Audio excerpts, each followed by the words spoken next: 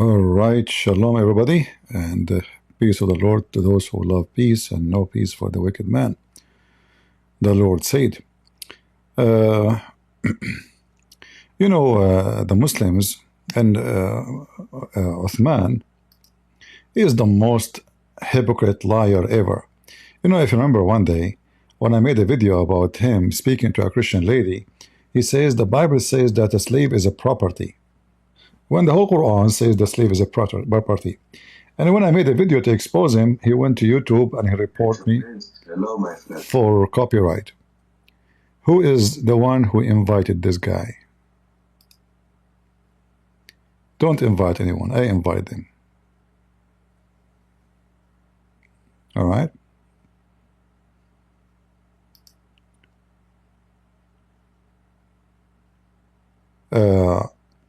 So when I expose his lies, that the very thing he is complaining about is in his own book. He went to YouTube, and actually I have still until now a screenshot of the copyright claim by Uthman ibn Affan, ibn Farug, the son of Ketchup. And today is just the same example of his stupidity, trying to make Islam look like a religion, and other believe are not really. I mean, come on. Islam is not a mythology. So here, Uthman is speaking to someone about the Hindus. So let us see what he said. I said nobody except Muslims, and they put their hands up. And no, nobody want to listen. I just said only Muslims, put your hand up. They don't listen. If we say Christians only, they will not put their hand up.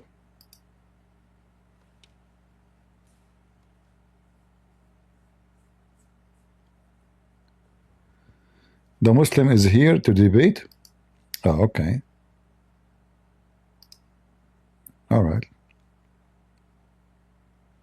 Finally, Christian Prince, you allow me to talk on stage. Hello, man.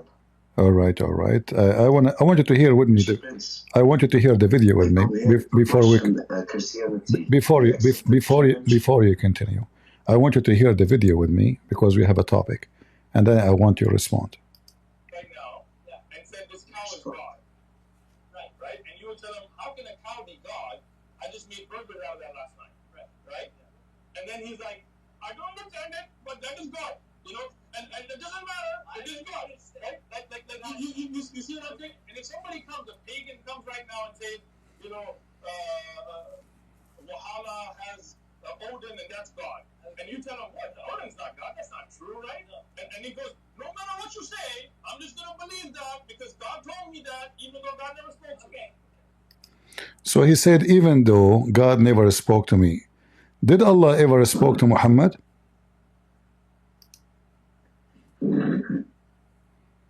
I'm talking to you.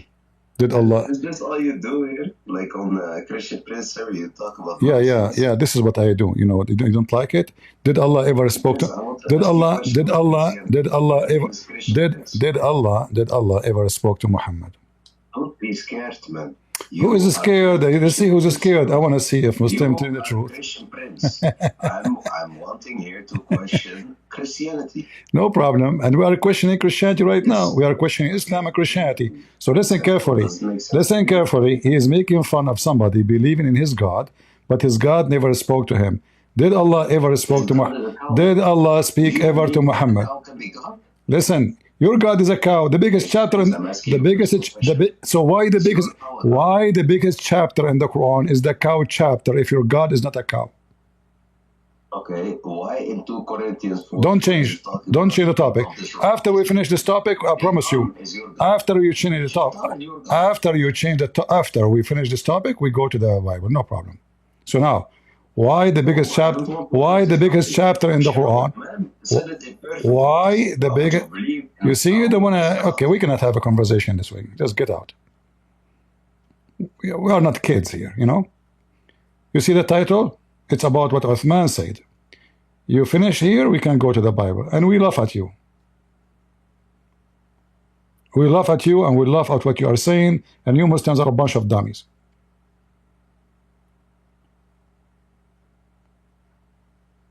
The Muslims, they claim that they have religion, and they are asking how somebody believe in God and this God never spoke to him.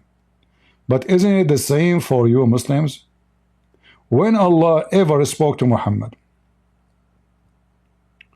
Muhammad never saw Allah, never spoke to Allah, never heard the fart of Allah. And he have zero witnesses of anything he's done. Muhammad, he go to heaven, Muhammad come back from heaven, nobody saw. Muhammad fly in the top of a flying donkey, Muhammad come back with the flying donkey, nobody saw. Even his wife, she said, his body was next to me. So when the Muslims, they question, they are dishonest. And every Muslim is a coward. You see, the reason he want to just talk about Christianity, because he is terrified. I promised you, I said to you, we finish this, we go to the Bible, but you don't want. Do you know why? Because you know you cannot answer. Anyone who read the verse you just quote from the Bible will laugh at you.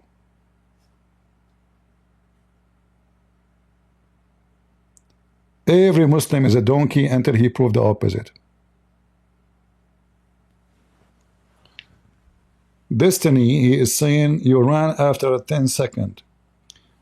You can say whatever you want, but donkeys are not to talk to. I'm not going to repeat my question 1,000 times, and then still you want to answer. The one who ran is the one who come and he tried to change the topic. If you are brave enough, you answer, and then you ask me, and I answer. But you don't want to talk about it. You see, I spend my life speaking to donkeys, so I know them. You have to force them to talk. They will not talk. It's like, you know, when you talk to a Muslim, it's like taking someone of them to the CIA and try all the tricks you have to make him talk. They have nothing to say. And this is why all of them, Christian Prince, I have a question about the Bible. No problem. The funny is, he come to the mic to make fun of the Bible, but his stupid Quran agree with my Bible.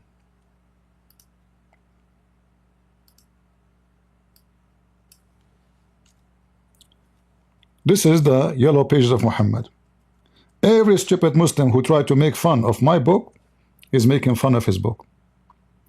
Chapter 241, chapter 289, chapter 291, chapter 297, chapter 101, chapter 2, I mean, it's all over. And then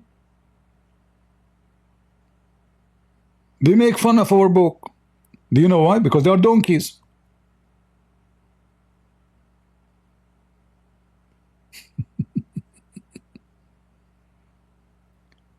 They are certified donkey. The Quran confirm our book, every single letter in it. And then they make fun of our book. But the second they give a question, I can put him in the stage up, but he's going to answer it. Let's give him a chance. Let me put you in the stage again. Let us see if you will act like a man or you will act like a kid. I will ask you the question once.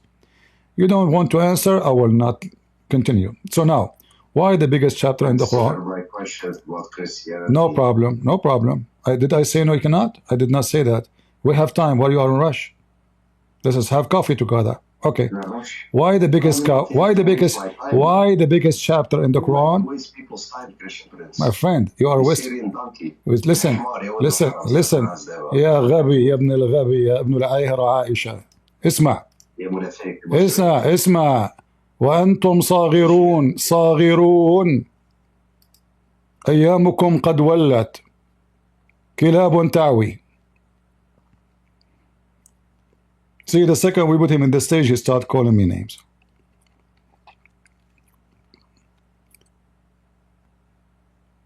Did Muhammad ever spoke to his God? So why this filthy idiot making fun of the Hindu says, well, you know, your God never spoke to you. How you can talk to him? Do you even have a God? Here, or let me show you this one here. And look at this. This is glasses, you know. So if you worship the one that's sent from God, not God, there's a problem. All of that.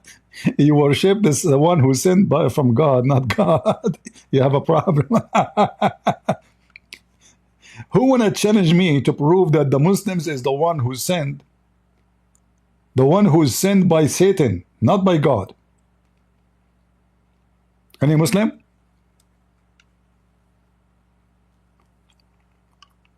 Any Abdul?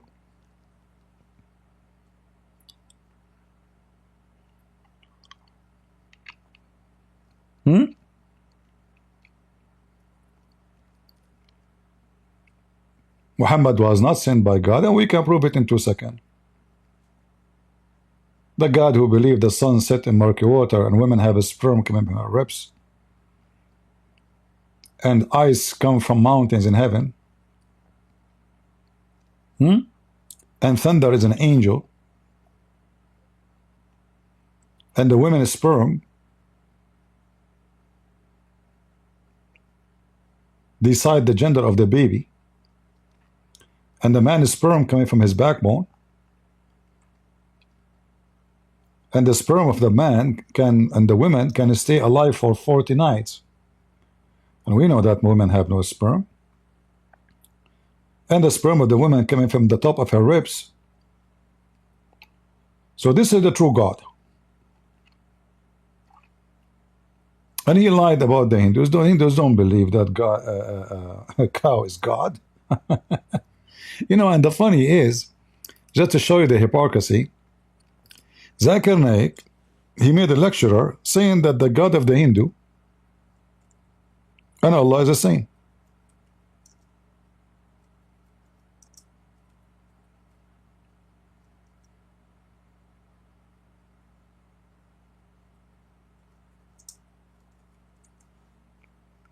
The same God. Both they believe, both according to Zakir Naik, the Hindus have the same concept of God, and they are monotheist. The first is the concept of God. Let us understand what is the concept of God in Hinduism. If you ask the common Hindu that how many gods does he believe in, some may say 3, some may say 10, some may say 100, some may say 1,000, while others may say 33 crores, 330 million. But if you ask a learned Hindu who's well versed with the scriptures, he will tell you that the Hindus should believe and worship only one Almighty God. Here we go. But the common Hindu, he believes in a philosophy known as pantheism. The common Hindu says that everything is God. The tree is God, the sun is God, the moon is God, the human being is God, the snake is God. What we Muslims say, everything is God's. G-O-D with an apostrophe S. Everything belongs to God. The tree belongs to God, the sun belongs to God, the moon belongs to God, the human being belongs to God, the snake belongs to God. So the major difference between the common Hindu and the common Muslim is the common Hindu says everything is God. We Muslims say everything is God's. G-O-D with an apostrophe S. The major difference is only the apostrophe S. If we can solve this difference, Hey! difference of apostrophe S, the Hindus and the Muslims will be united. How do you do it? Ta'alaw ila kalmatin sawa'in bainana bainakum. Come to common terms as between us and you. Which is the first term? Allah na'budu illallah. That we worship. See here, he just lied. He cannot say that to the Hindu, you filthy liar. You can say that only to the Christians and the Jews. What a scumbag fraud you are. However, that's good, because now he admitted that the Muslims and the Hindus worship the same Almighty God. He called him Almighty, remember. None but one Almighty God. Let us try and understand what the Hindu scriptures have to speak about Almighty God in Hinduism. Amongst the Hindu scriptures, one of the sacred scriptures are the Upanishads. It's mentioned in the Chandogya Upanishad, chapter number 6, section number 2, verse number 1. It says, Ekam evidityam. It's a Sanskrit quotation which means God is only one without a second. It's mentioned in the Shvetashvatar Upanishad, chapter number 6, verse number 9. Nacha se kasij, janita na chadipa. Of him there are no lords. He has got no master. Almighty God has got no parents. He has got no mother. He has got no father. He has got no superior. It's mentioned in the Upanishad, chapter number 4, verse number 19. Na tasipatima asti, which means of him there is no likeness. Almighty God has got no likeness. It's mentioned in the Shvetashvatara Upanishad, chapter number 4, verse number 20. Almighty God is imageless. No one can see him with his eyes. No one can see his form with his eyes. He just get himself busted. If this is what you agree upon, that means Allah is not God, because according to Islam, in the day of judgment, Allah will come to you in two shape. So how is shapeless, yet Allah have hands, Allah have foot, Allah have fingers, Allah have shin, and in the day of judgment He will change His shape. In fact, Zakir Naik himself, he agree in different video that Allah have hands, and Allah have fingers, and Allah have a leg.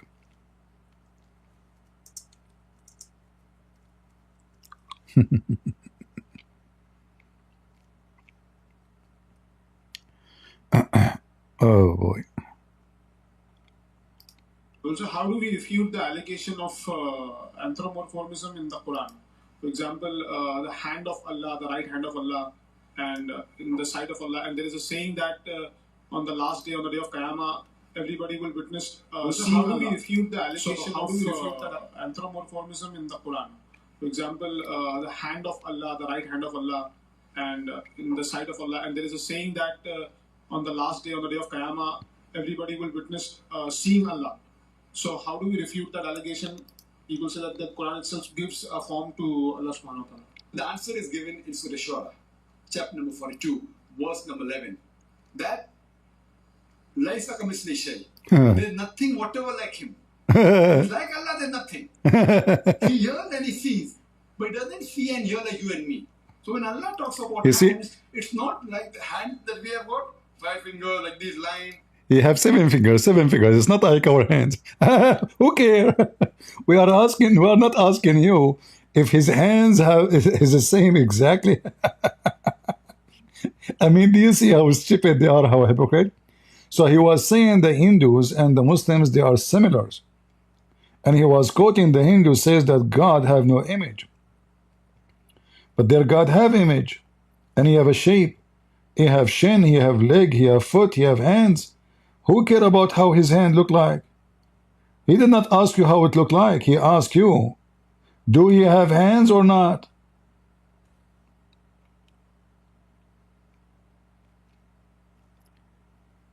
Do you see how they run away from the question?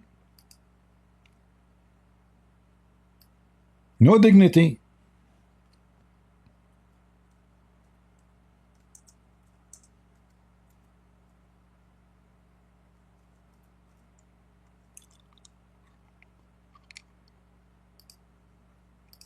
Let us see another Abdul. Shall we?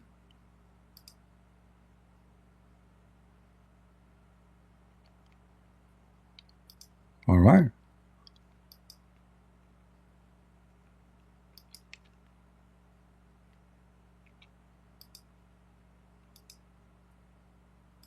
Look how many videos we have open. And Allah has 2 hands, as mentioned in the Quran. Now the other deviant sects totally disagree and say, no, Allah doesn't have hands.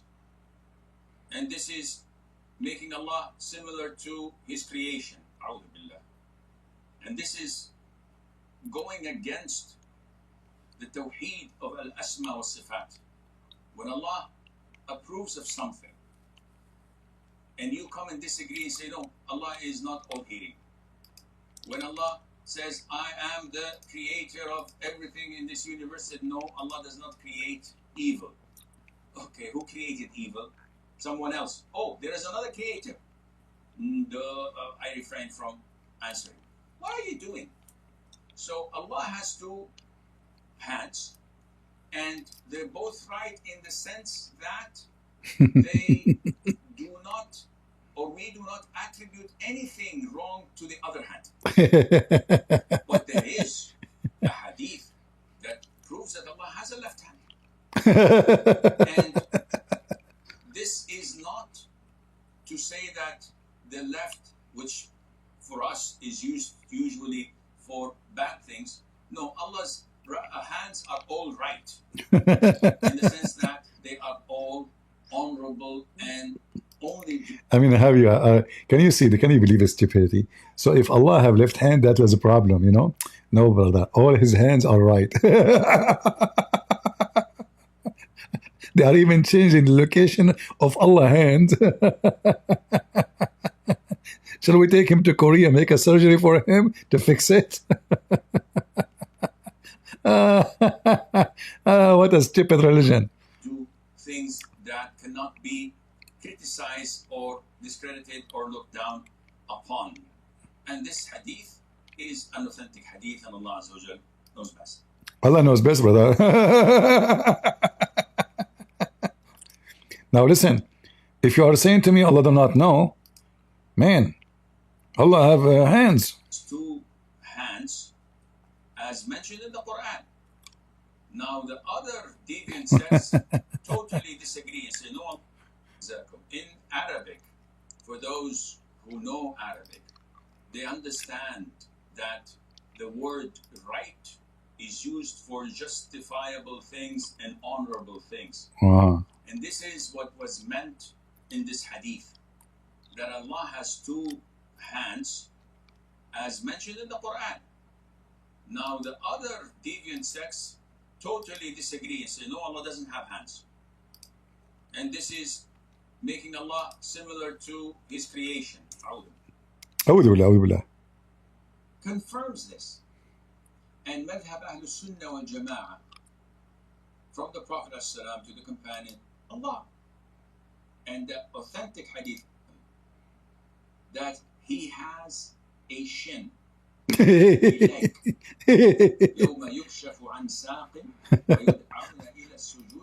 I like the shin of Allah. So Abdul, Zakir Naik, Uthman, they are talking, making fun of the Hindu gods. But look who's their god. Is he an elephant?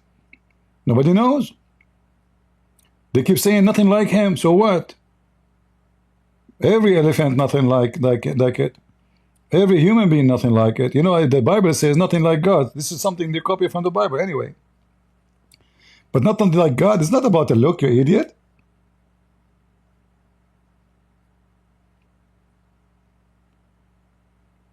Every human being nothing like him.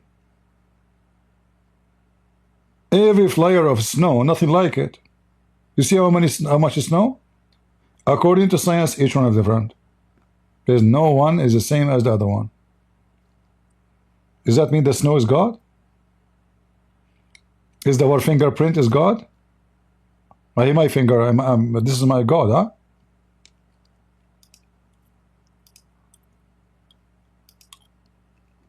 Uzayr says from Holland, when Allah mentions in Surah Al-Qalam that He has a shin, a leg, يوم يكشف عن ساق ويدعون إلى السجود فلا يستطيعون. This shin, this leg, belongs to Allah. And the authentic hadith in Al-Bukhari confirms this. And madhab Ahlul Sunnah wal Jama'ah, from the Prophet ﷺ to the companions, to the Tabi'een, to the Tabi'in, all agree upon this. So he says, how can we refute and reply to those who accuse the Muslims of giving Allah Azza wa Jal a figure?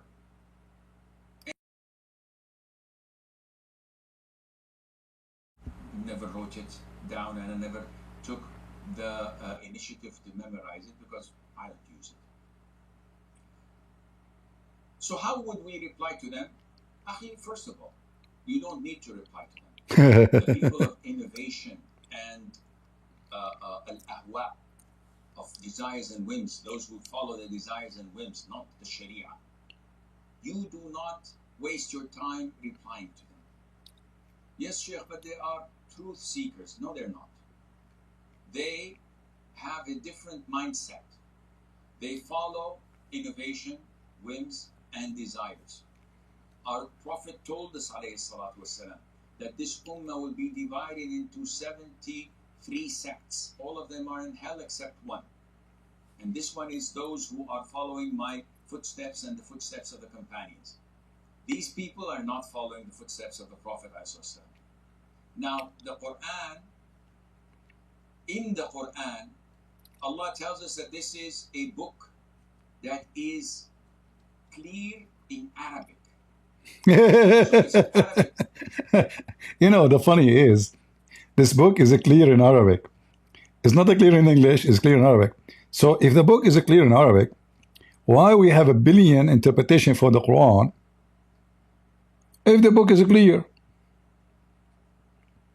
And why the Muslims disagree about what to agree? Like how many places the Muslims they say the scholars agree about not to agree about what this verse meant. So the Quran says that the Quran is clear. Allah in the Quran he says supposedly Aka Muhammad, there's no Allah. What Allah? There's no Allah. So according to Muhammad, Allah explained the Quran. Allah himself, he explained the Quran. So if Allah explained the Quran, then why nobody understand the Quran?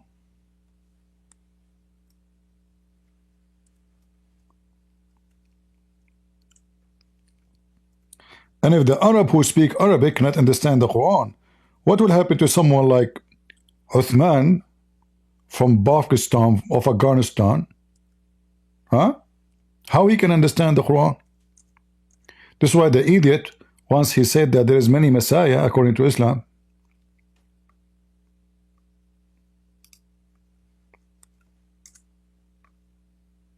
This is the stupid Quran.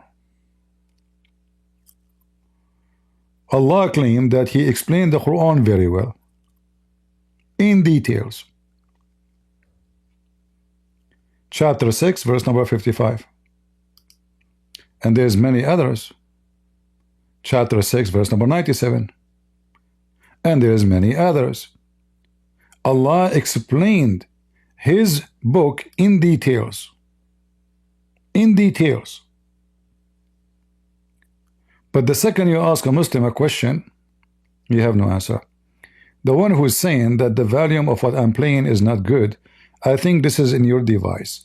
Because, guys, is it for the same for everybody? Is the sound of the guy is down? Is the sound of the video here we play, is it not good for people in guys in YouTube? Is it good or bad?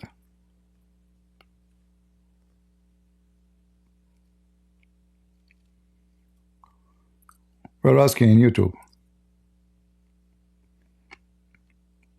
It is low?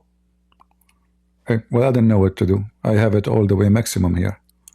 So, what I can do? There's nothing I can do. Let me see if I can go to setting and do something here. Which I don't think so, because this is software issue.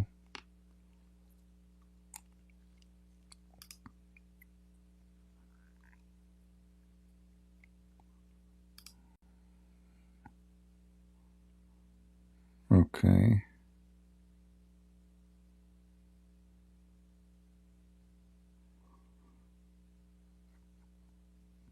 Let us see if that will be better. All right, let's give it a try. Book. And it was made clear so the Arabs understand it.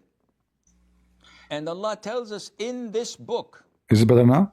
That he has eyes, that he has a face, that he has two hands. Specifically, he did not say one hand or hands. He said two hands. He specified this so that there's no ambiguity of it being a metaphor. When I say I have a hand over you, means that I have a favor of you. So I use one hand. That's it. But when I say two hands, this cannot be a metaphor.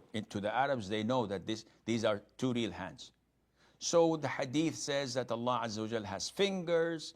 The Quran says Allah has a shin. So Shaninu, Shaninu, Shaninu, Alalu.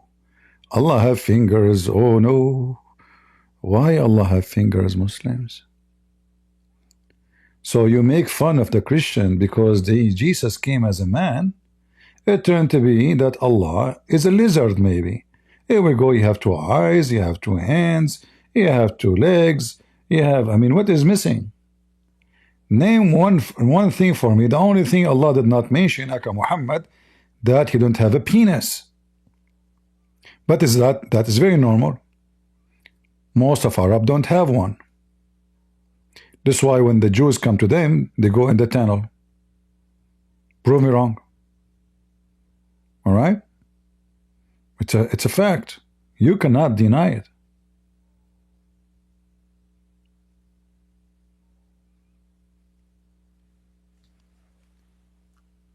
As you heard,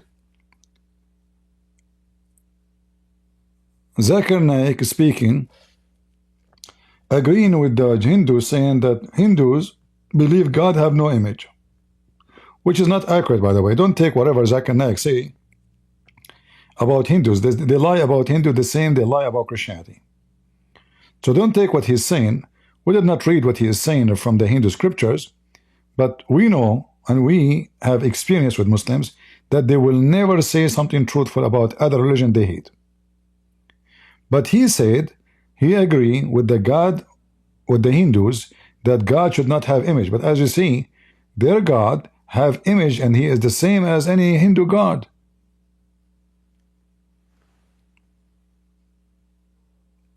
Any Muslim would like to join us? Any Muslim have the guts and the power to have a real debate with us, not to speak like a kid? Do you question Islam like you question Christianity? Assume you are not a hypocrite, right? Well, you know, first of all, Christianity is the most questioned faith ever. Do you know why?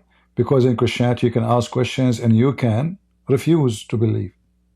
In Islam, nobody dare to ask questions because this is a religion of terrorists. The second, if you are a Muslim and you ask question about the faith, you are questioning the faith, that means you left. They will kill you. So don't talk about hypocrisy. The most hypocrite people in the world is Muslims.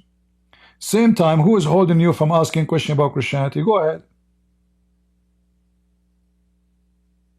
Who's holding you? Anyone?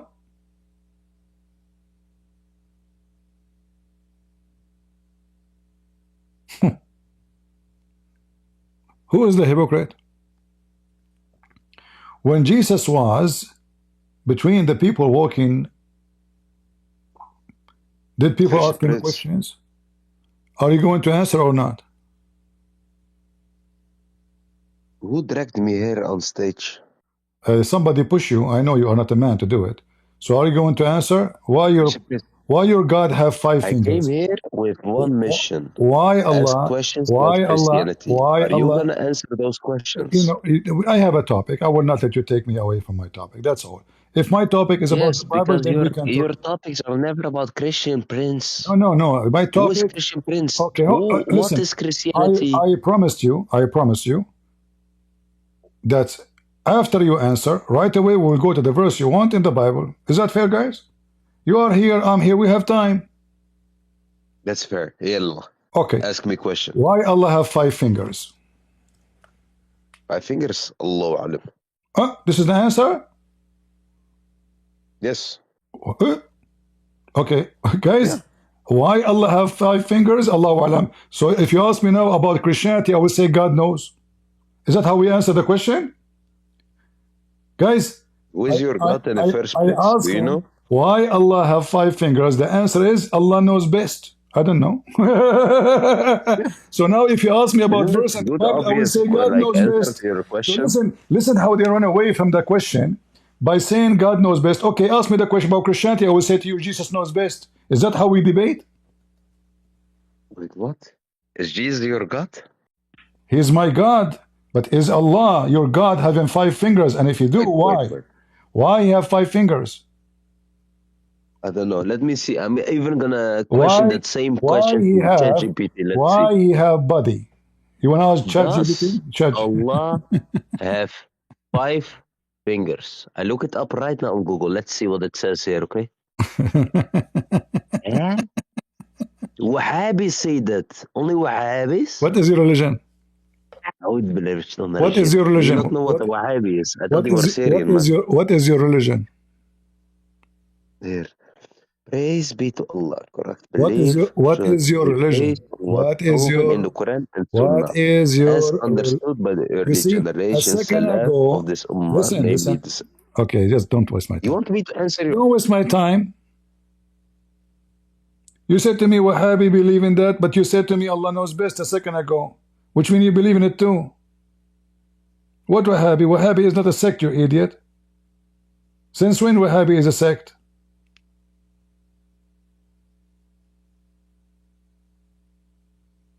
The follower of Abdul Wahhab is people believe we have to follow Muhammad as he said, as simple as that. Suddenly now Wahhabi is a sect? Since when? They will not answer. He will ask ChatGPT. ChatGPT have the answer for you for anything. So why you want to ask me about Christianity? Ask ChatGPT.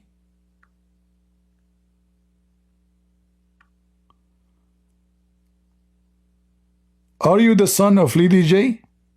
ChatGPT, is it true that the prophet penis was 6 foot? You want to ask ChatGPT, you idiot? This is how the Muslims learn their religion.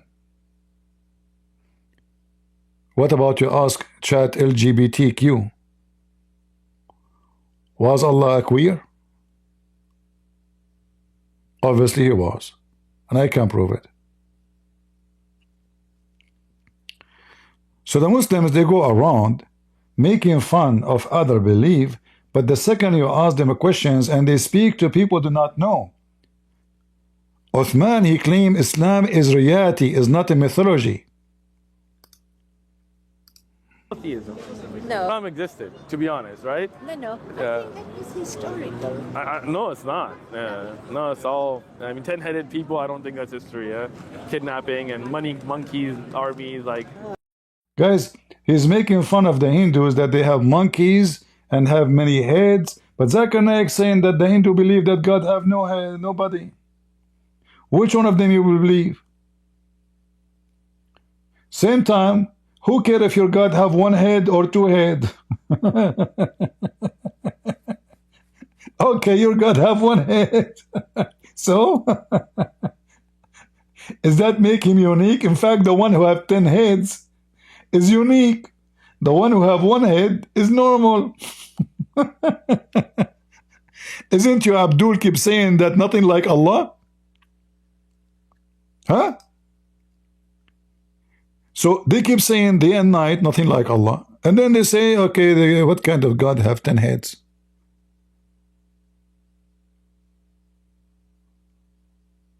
Well, that will make him nothing like Allah. How many heads your God have? And why Allah have two eyes? How he can see with them? How he can see his back? If Allah have 2 eyes, where is his eyes located? In the front or in the back?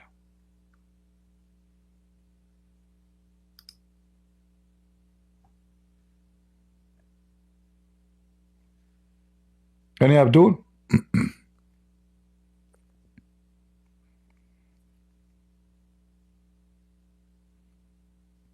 Any Muhammadan?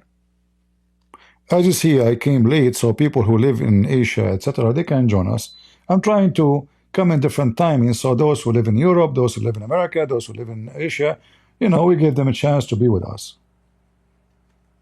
Any Muhammadan?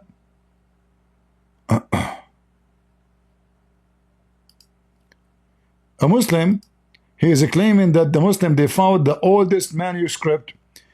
In fact, Muslims have no manuscript, and just let me prove it to you.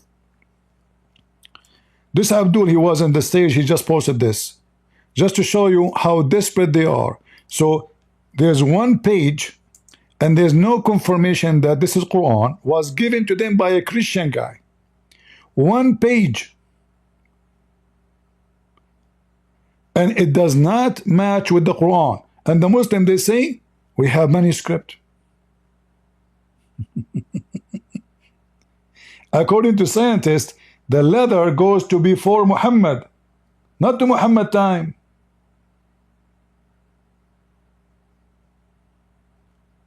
So, if this is true, that this is what Muhammad was copying from, and it's one page.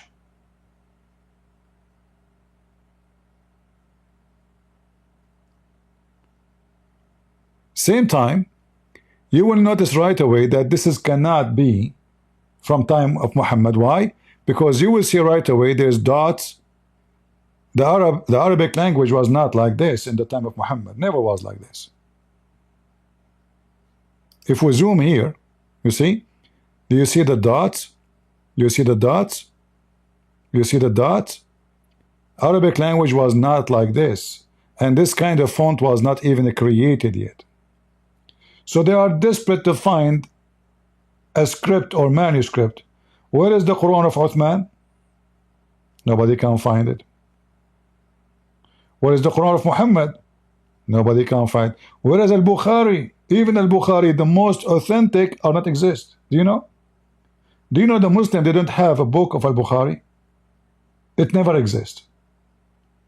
What they have is someone's or a student of Al-Bukhari claims that Al-Bukhari said this. And Al-Bukhari was blind. The blind guy, he wrote Al-Bukhari. And a man, he remembered tens of thousands of hadith. Who in the world would believe that? Who in the world can believe that there is a human being, he remember every single word Muhammad he said? And they are by tens of thousands.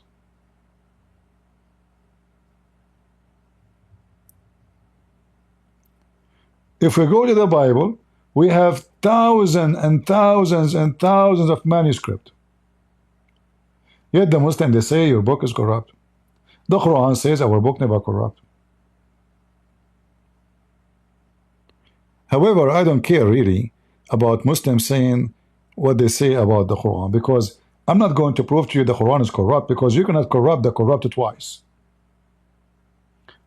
As long as Muhammad is a false prophet, so I'm not going to waste my time to speak about if the Quran is corrupt or not. It's enough for me to know that all the talk Muslims they have about the Quran preservation is a joke.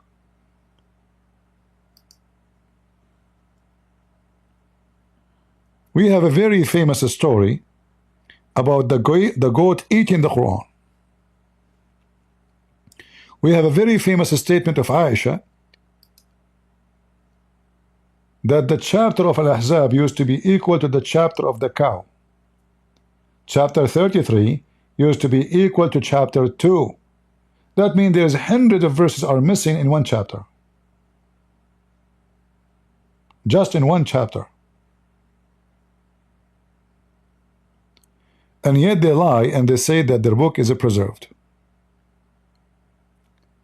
Secondly, speaking about monotheism, as long as Zakir Naik agree that the Hindus are monotheist, Muslims are monotheist, that will prove my point always that who care about monotheist? We care about if it's true God or not. As an example, those who believe in Satan, they are monotheist. They have a temple, they worship Satan, and Satan is their God, one God. How that prove that you are following anything is right? And amongst Hindu scripture, the most popular is the Bhagavad Gita, It's mentioned in Bhagavad Gita, chapter number 7, verse number 20. All those whose intelligence has been stolen by material desires, they worship demigods. Bhagavad Gita, chapter number 7, verse number 20 says that all materialistic people, they worship demigods, including idols. And amongst the Hindu scriptures, the most sacred are the Vedas. It's mentioned in Yajurveda, chapter number 32, verse number 3. Na tasya pratima asti. Of him, there are no images. Almighty God has got no images. He is unborn. Only he should be worshipped. It's mentioned in Yajurveda, chapter number 40, verse number 8. Almighty God is imageless and pure. It's mentioned in Yajurveda, chapter number 40, verse number 9. Andhatma pavishanti ya asambuti mupaste. Andhatma means darkness, pravishanti means entering, and asambuti means the natural things like fire, water, air. So Yajurveda chapter number 40 verse number 9 says, they are entering darkness, those who worship the natural things like fire, water, air, etc. And the verse continues, they are entering more in darkness, those who worship the sambhuti, that is the created things like table, chair, idols, etc. It's further mentioned in the Atharva Ved. Conclusion, you can watch the video by your own. The God of the Hindus and the God of Muslims is the same God. This is what Zakir Naik is trying to say to you. But look what this guy, he said, those who worship items are going to go to hell. So who is the one who kisses a black stone? And who is the one who teach that black stone will erase your sin? In fact, the Hindus, they have a black stone in their Kaaba. They have the same as the Muslims. They have, and I believe strongly, the black stone is originated from the Hindus. The private part of the male, the private part of the female.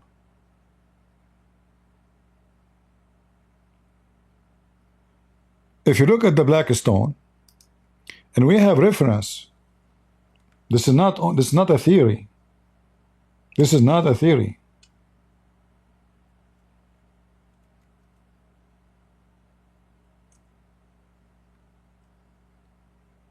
According to Muslim books, interpretations, the black stone was white like milk. But when the women in the pre-Islamic era used to put their vagina blood on the black stone, that make it black because of their sin. So what those Arab women they used to do, they go to the black stone, which is made and designed to be in the shape of a vagina. A woman, she cannot have a child. She go with her husband, and they walk around the Kaaba totally naked. Totally naked. And the women go there specifically when they have their period. When? When they have their period. And the men and the women, they are walking naked with no shame. And then the women, when she arrived in the front of the black stone, she put her hands over her vagina, which is bleeding from period. And why she have her period? Because simply she is not getting pregnant. The whole purpose of this pilgrimage is to go and get pregnant. So she go around the Kaaba. When she arrive in the front of the black stone, she touch her vagina, and she place her hand inside the black stone, kissing it, asking the god of the black stone, Baal, to fertilize her vagina. And this is not a fiction. Any Muslim he dare to challenge me to prove and give the reference, I will do it right now. If there's any Muslim would like to challenge me to show him that this is absolutely true, and I have evidence from your books, any Muhammadan, they don't dare. And then Muhammad, and you know, like about women and men going naked around the Kaaba in the time of Muhammad. You will not find one verse in the Quran complaining about people going naked around the Kaaba. How come?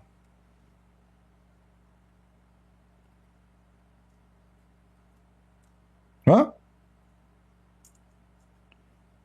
Neither hadith, neither Quran, ever. You know, when people they go around the temple in Jerusalem, in the outskirt, you know, the temple have many squares. It's a massive, a huge. So they are outside. What Jesus did for those who they are buying and selling, he flipped their tables. He said, "You made you know, the place of my father a bazaar." How come Muhammad never ever spoke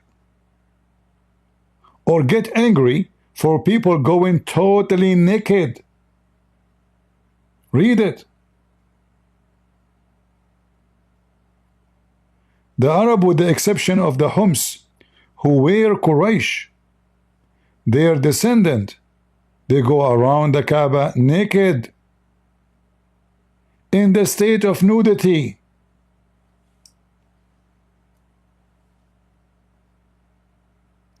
In the state of what? Nudity.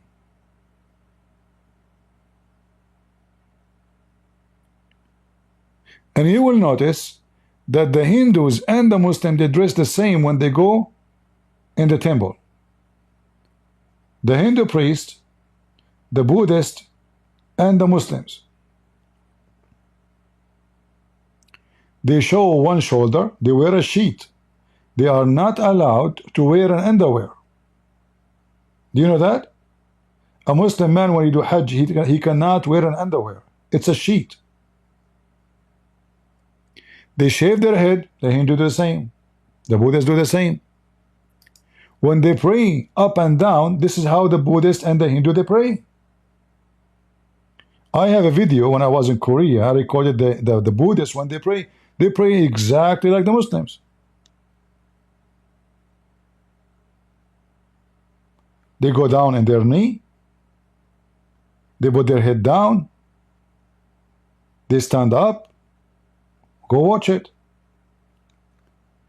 If we check how the Hindus and how the Muslims they dress when they are practicing their rituals, you will see it's exactly the same. The Hindu, they wear sandals. Muhammad, he told them you have to wear sandals. Why? Because this is what he learned from before. The Arab before Islam, they do that because they get that from the Hindus.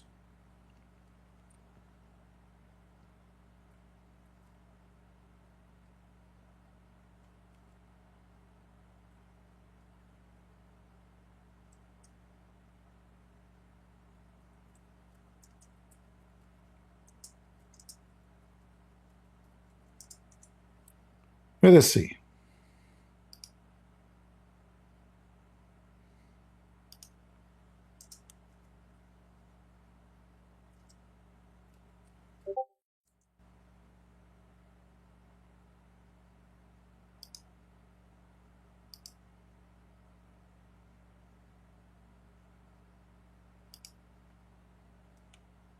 Take a look and tell me who is copying who.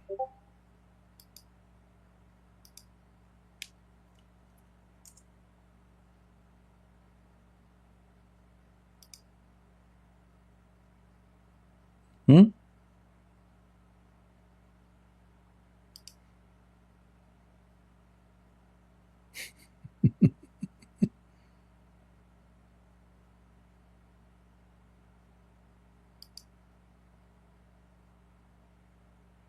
Who is copying who?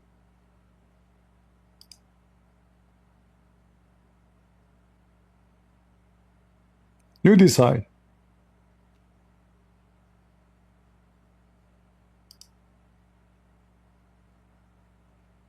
You see it? It's the same exact clothing. They show the same shoulder. They have to shave their head. They have to wear a sandal. The sandal have to be one piece.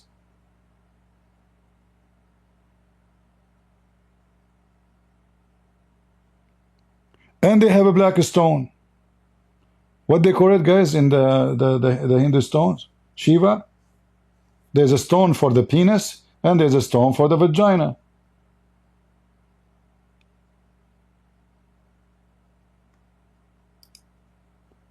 So they claim that they are, like they have religion, but the fact they don't have religion. I mean, and look how silly they look like.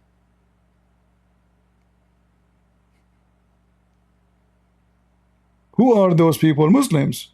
No, they are Hindus. They are hippies. But this is what the Muslim dress.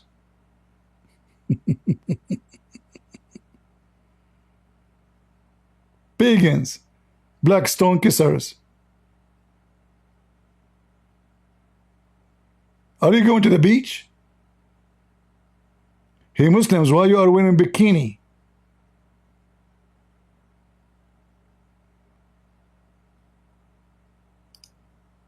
I mean, they are naked.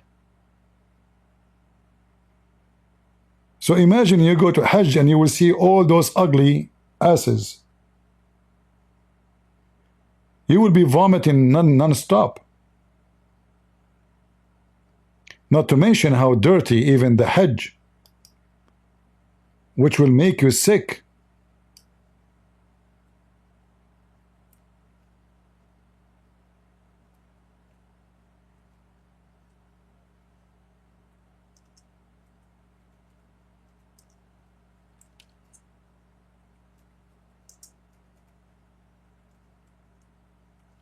Let me show you the beautiful Mecca during the Hajj.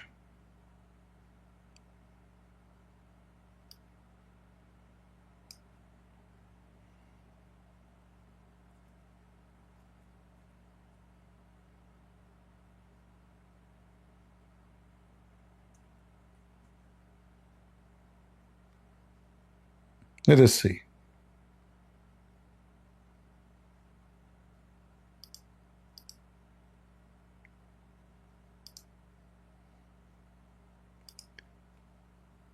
This is the beautiful Mecca during the Hajj.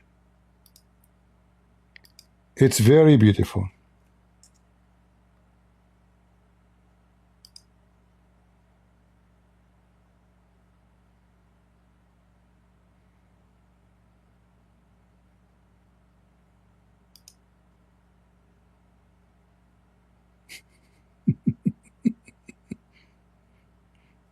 The whole streets, every corner in Mecca is nothing but a dumpster.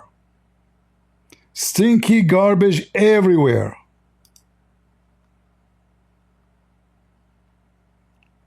Welcome to Mecca, the city of Allah. Unbelievable, so beautiful, brother. So beautiful. People sleeping in the street, garbage everywhere, they shit everywhere. I mean, it's so good.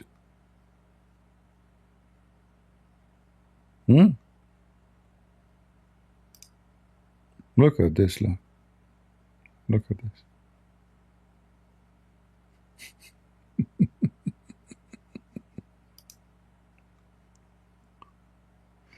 Look at the garbage around them. Oh boy.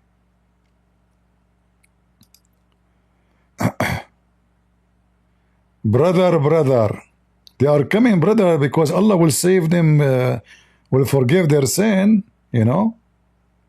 Yeah, I mean, don't think, and not to forget about how many people die in the street, in the garbage.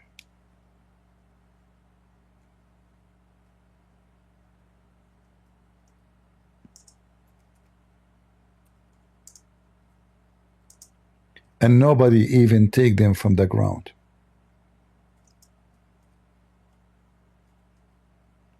As if they are cats or dogs.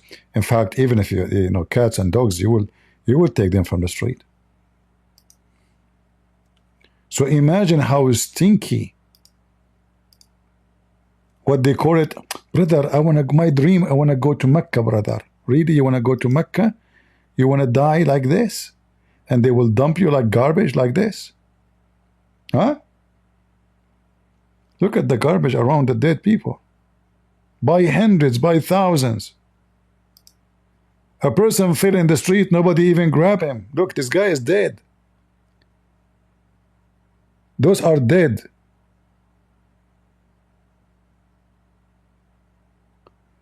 You can translate, you can use your phone to translate if you don't believe me.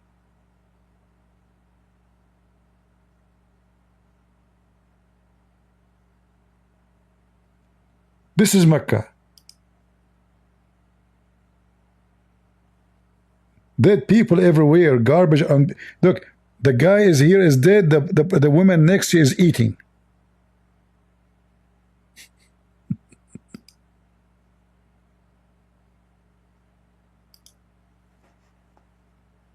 Praise be to Allah.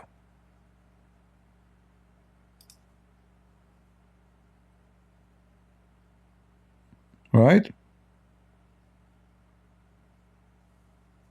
Garbage in, garbage out, my friend. Pagan, horrible, disgusting.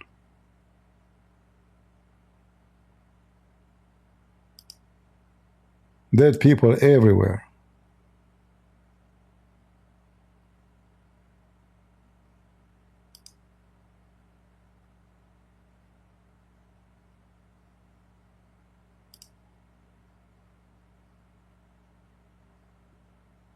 Carry him, dump him. Pagans. This God, he have a house, brother. If you touch his stone, he will erase your sin.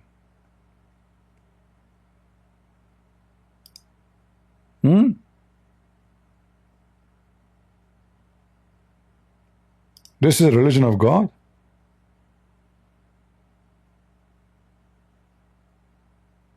Look, those are all dead. This is not people sleeping. Look how they dump them in the top of each other. I don't know if you can see. They dump them in the top of each other as if they are cats or dogs.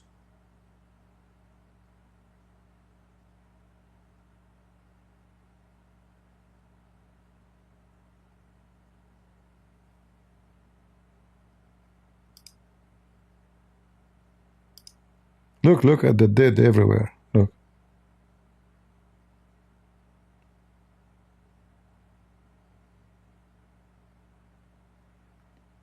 Dirty, garbage, diseases, sickness, illness, death, killing, drugs, you know, carrying viruses from around the world. Like, actually, the world should ban going to Mecca, because this is how you can spread viruses so easy.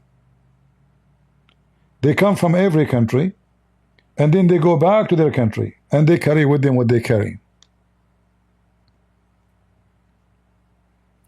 And then the Muslim, they lecture you about who is God, who is not, and who is pagan, and who's not. When one day I went to a Muslim website, if you remember, and I paused the chat actually, I recorded, and I asked them in the chat, why the Prophet of Allah kissed the black stone? Took them 5 minutes to answer, and then the answer, they said, because it's holy. I said, okay. And why the black stone is holy? Took them another 5-10 minutes to answer, and they said, because the Prophet kissed it.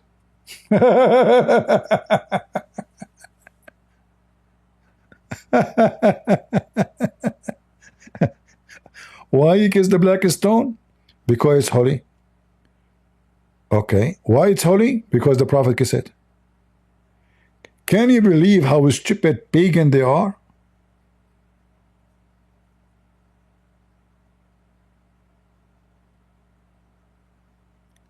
And then they accuse everybody else that you are pagan. We are not.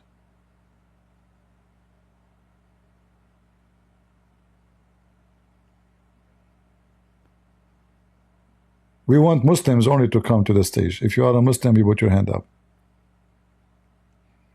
Any Muhammadan?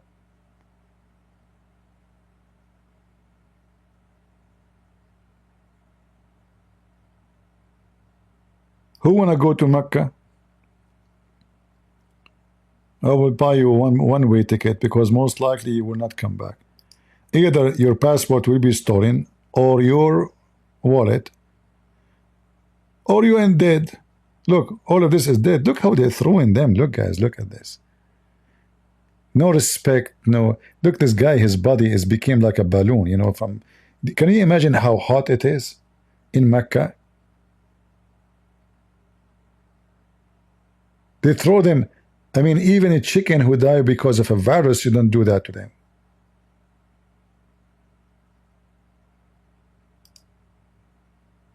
Look at the garbage around them. Do you see the garbage? Guys, do you see the garbage? The garbage is all over them.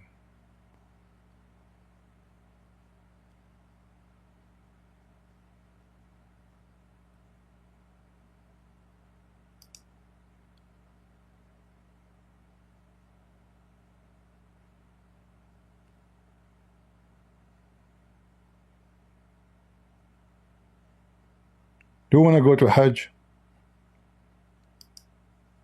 Anyone?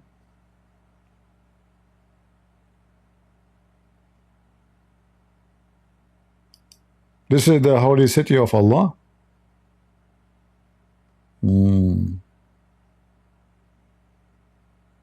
Yeah, we are learning about how holy it is.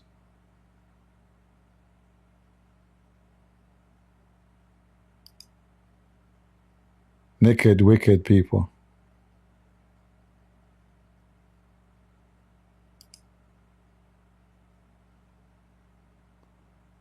Any Abdul?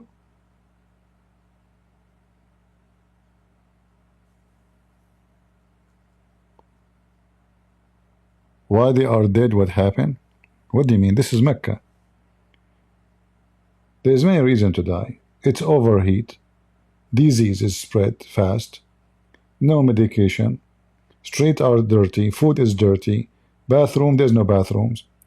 In the top of that, when you go around the Kaaba, if somebody push you a little bit and you fall down, that's it, you're dead. Because he cannot stop the thousands of people behind him. They will step on you. You cannot stand up. That's it. It's over.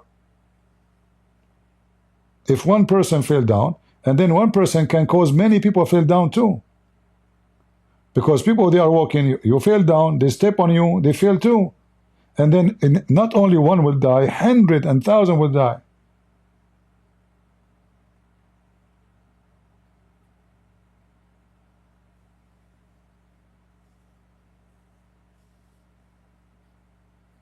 Why they are dying?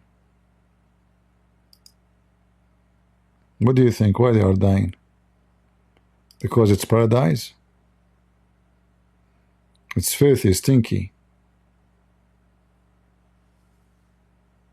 Just imagine how stupid you are to spend your money to go to be like a dog there.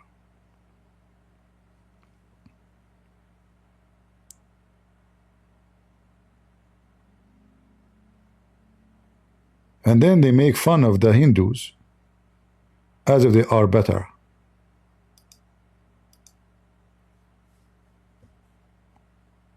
Let us see, we have a Muslim maybe, possibly.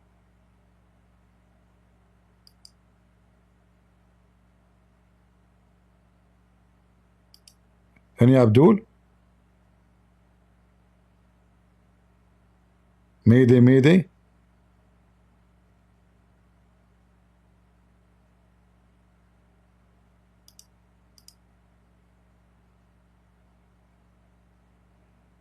I see Abdul putting their hands up. We invite them, they don't come. Go ahead, Muslim.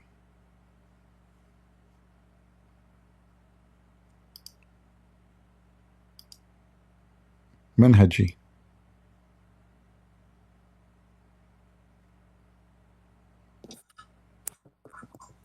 This Abdul here got a lot of work from him.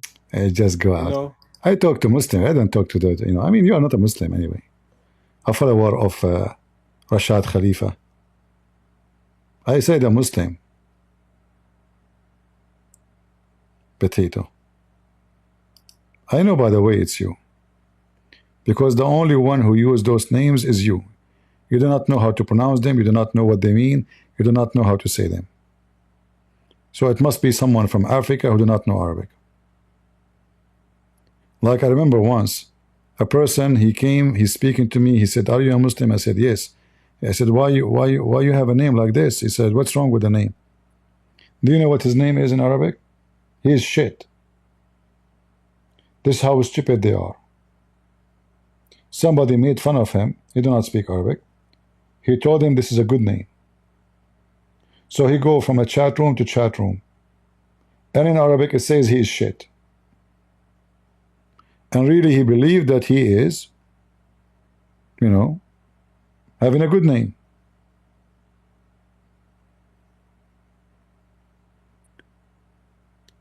All right. Do we have any Muhammadan would like to join us? Like even Zakir Naik in Arabic. Do you know what Naik in Arabic mean? If you. I'm not joking. Those Muslims who they are not Arab, they have the most weirdo, stupid, garbage names. The Pakistani one day, they decide to send an ambassador to Saudi Arabia. Okay. They send an ambassador.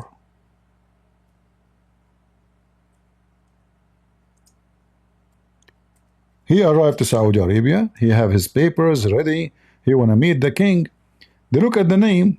Oh, what the heck is that?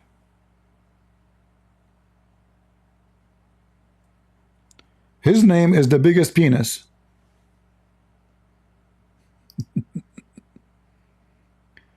What his name is? The biggest penis. Those Saudi, they said, how we can put him in TV and how we will introduce him to the people. His name is the biggest penis. If you think I'm making things up, read it.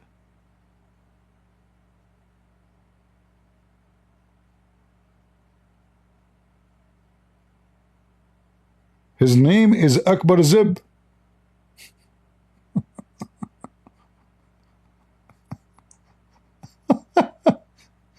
The Akbar Zib story is too good to be true.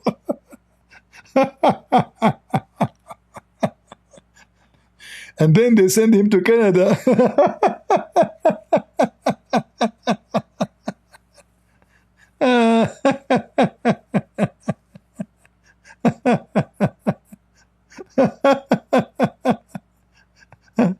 And this is ultimate fault.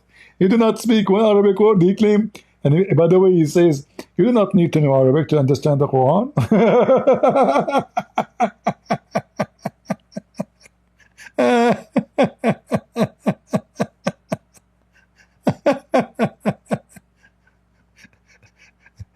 The difference between this guy's story and ultimate fart, that ultimate fart is the smallest zip. The Akbar zip is the real guy. Excuse me. You are driving? Be careful, be careful. Sorry, guys. I apologize. We are using language we should not. But this is, it's reality. What we can do? I mean, sugar code. This is how stupid they are. Zakir Naik. Like, what Naik mean?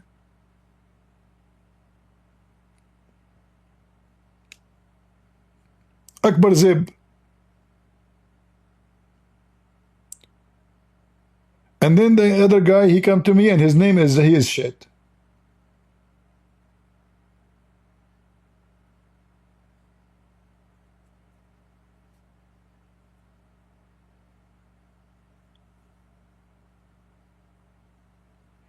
Do we have any real Muslim would like to join us? He is from the Akbar Zib party. Listen carefully. They might make you an ambassador in Canada. It's for his luck. They reject him in Saudi Arabia. They send him to the Canadian. Canadians are donkeys. Do not know what does that mean. Okay, biggest penis, so what? I mean, we have a lot of gays here. You can imagine how many people they were lining up from the LGBTQ to meet the Akbar Zib. Sir, there's a lot of people outside and they're having the gay flag. Why they are there? They want to meet you, sir. Why? They heard about your name. Oh, what? No. Tell him I'm busy and tell him this is the name. It's not true. I don't have. No, it's not that big. And yeah, it's true story. As you see, this is the news in front of you. We are not making things up, you know. Foreign policy, Pakistani ambassador rejected because of his name. His name what? Is Akbar Zip. It's in front of you. And this is his picture.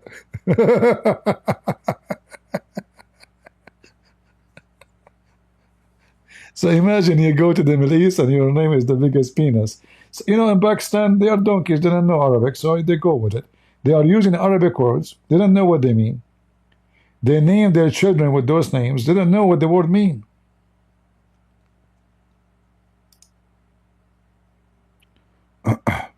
And the guy, he have no beard, which means according to Zakir Naik and according to, you know, he's not righteous. Oh, Lord have mercy.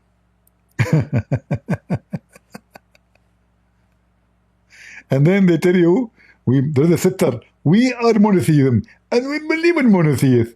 We get the black stone because we are not pagan, and we believe the black stone erase our sin, and we worship one God, but we take what Muhammad said over what Allah said. And they are monotheists, come on, you know, I mean, come on. They are very, very, very monotheist. And then they associate the knowledge of Muhammad with the knowledge of Allah. And the Shahada itself is a clear evidence that Muslims are not monotheists, because Shahada is what?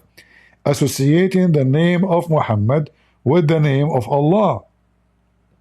In fact, this guy, Rashad Khalifa, which is killed in Arizona, and the ultimate fault, he follow him.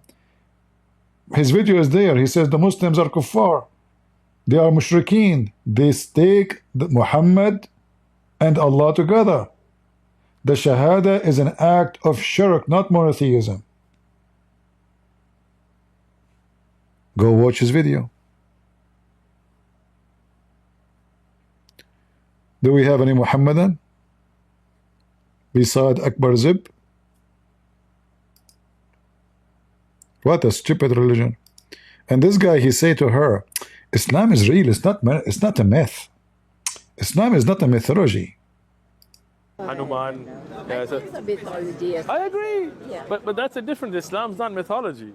This is reality. No, but you see, that's where I can't understand, because it's just a name people call their God by that name. No, but there's a difference between mythology and reality.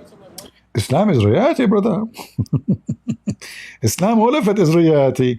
Muhammad, his penis stopped working, so he invoked his God, and his God, he sent him a dish of shish kebab. He ate it, and his penis got the power of 40 men. This is reality, brother. This is reality. Teredam. Hello. Assalamu alaikum. Ali Dawa. Dude, this is a Prophet Muhammad. Oh, your voice like him. Exactly. What happened? I have a lack of hormone. My penis is not working. Testosterone is yuck. Are you Turkish? Exactly. Because you said yuck. Exactly. And my penis right now is yuck. It's not working at all. Okay. I will talk to Allah and see what we can do for you. Jibreel, he go to Allah and he report the severe situation of the penis of his prophet. Imagine you are the most beloved person to Allah, and your penis, Aisha, she played the anthem, it doesn't stand up. She played the dancing, it doesn't stand up. She did striptease, nothing stand up. She turned the fan on, it's not even moving. Even the wind did not move it. So he gave up. So he invoked Allah. Jibreel told Allah. Allah, he started thinking about it. How we can fix this penis. Remember, Allah is God, supposedly. And the Quran says if Allah wants something to happen, he say be, is going to be. Allah, I guess, he tried. He said, Muhammad, penis, be strong. It's not working. Okay, let me repeat again. Muhammad, penis. Function, man. Function. Huh? Anything is moving? No. Nothing. Jibreel, do you see anything moving? Is like doing anything? No. Nothing. At all? No. Didn't even blink with the one eye it have? No blinking. It's dead. Allah, he don't know what to do. So Allah went to the kitchen and he decided to send Muhammad a dish of shish kebab. The angel, he fly all the way to Mecca and he have a dish of shish kebab made by Allah himself, brother. Prophet Muhammad, when he saw the shish kebab, he said, I invoke for my penis. What is this? The angel, he says, shut up. You just eat it all, okay? However, Muhammad, he made a mistake. He ate the shish kebab with Fatima. So based on the story, if Muhammad get the power of 40 men in bed, Fatima, she got the power of 40 men in bed.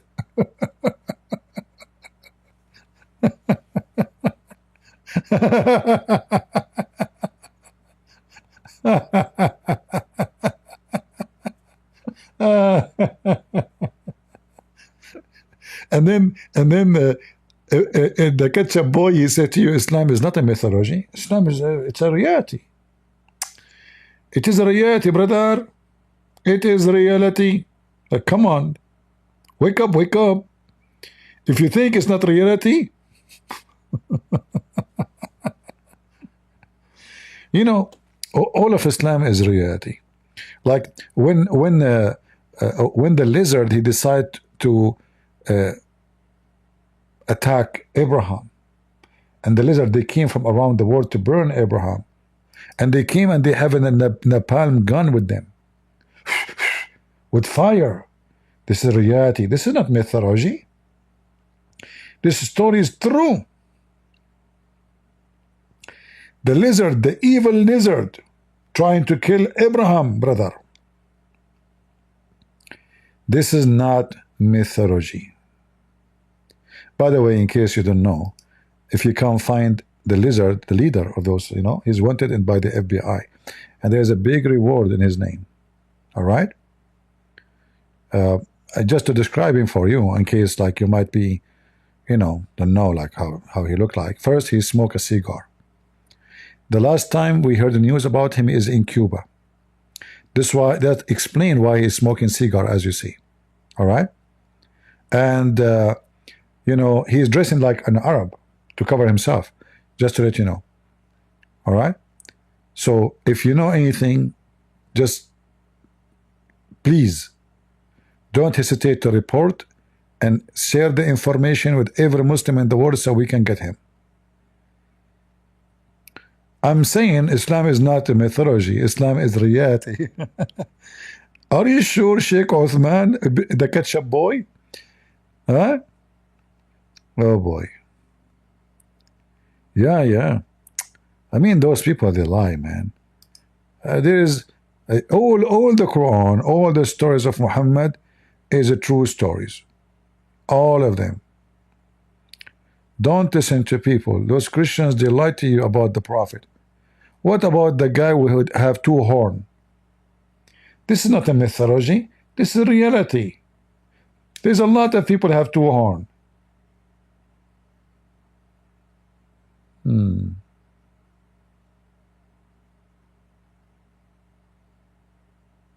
Potatoes. Any Abdul? This is not a mythology. Come on, this is reality. Reality. Other religions have mythology. We have reality here. When the sun sets in murky water, this is not, you know, this is true. Yeah. Zulkarnain. I mean, have you ever heard of a guy? His name is the one with the two horn. Like, what his name? Until now, we do not know.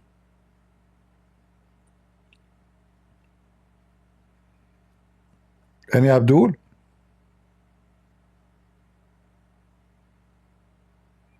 Huh? If you are here first time, don't forget to subscribe. If you are here second time, don't forget to unsubscribe. Because according to Allah, the one who subscribed to Christian Prince, Allah will take from his good deeds minus. So if you subscribe, Allah will take 1 minus. If you unsubscribe, Allah will double your reward. So you will earn 2. So I advise you, Muslim, subscribe, unsubscribe, subscribe. By the end of the day, you double your money. Spend your day subscribing and subscribe. The logic of the God of the Abdul. Akbar Zub. Any Muhammadan?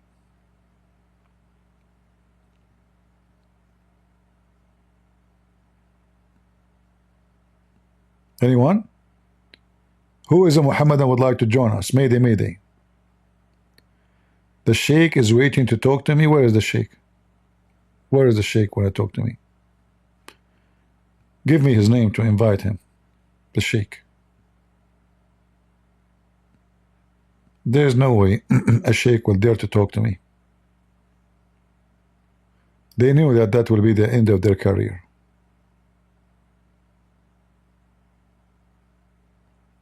Do you remember, guys, the Muslim who says to me, I will invite my Sheikh? And then he invited his Sheikh. His name is Abdul Wadud.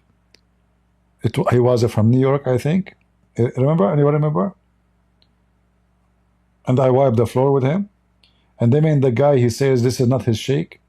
He was lying.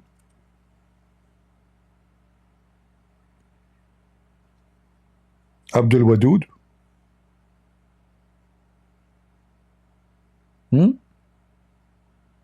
Wadudu, wadudu, dudu. Scooby, Scooby, Doo.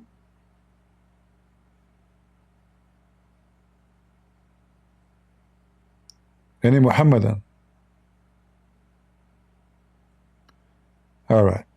So I came late in my time, so we can get it, give a chance for people who live in different territory around the earth, especially in Asia, Indonesia, Korea, Australia, etc. So they can have their time, because always we come in a time where they cannot really join us. So I'm trying to, come in different timing, so everybody will have the good time with us. Is having a good time with me, guys, is a good time? Is it?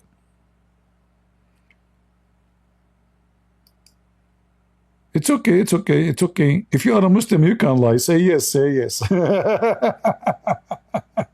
Remember, if you are a Muslim, you can lie. It's okay. It's okay. Say yes, Muslim, say yes.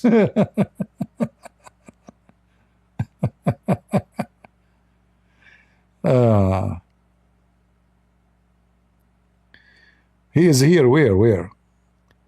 Sardaji, are you the Sheikh? Sardaji, are you the Sheikh? Okay, let me invite you. Keep saying to me the Sheikh is here, the Sheikh is here. Okay, go ahead. I think he's your daddy. Run. I'm your dad. Just get out of here. You have the most ugly voice ever I heard. Unbelievable how ugly your voice. Stupid idiot, the one who called his prophet the F word.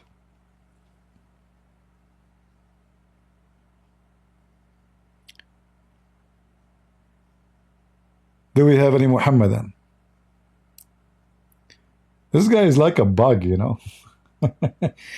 I feel sorry for him, right? By the way, You know, like when you go to the casino and you gamble and you lose, you know what happened to those stupid people who gamble? They play more, because now he lost. He said to himself, oh, they took my money, I'm going to play more and get it back. And he lose again, and he lose again, and again, and again. And this is what happened to Ultimate Farug. This is why he is so upset to talk to me. It's not enough how many times I spanked the hell of him. I mean, I have my fingerprint all over his butt, if he have any left. And he want to come back.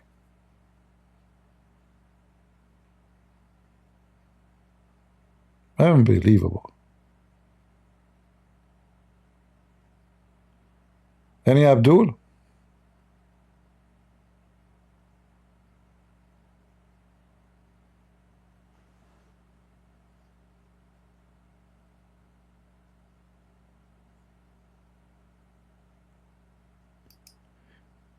You see, the potatoes, there's a reason they don't want to talk about Islam. Because they don't know. They can't answer anything. And the hypocrisy of them, we answer every question they have about Christianity. And then they will come the second day and they ask the same exact question. And the same person will ask the same question. Because they are bankrupt.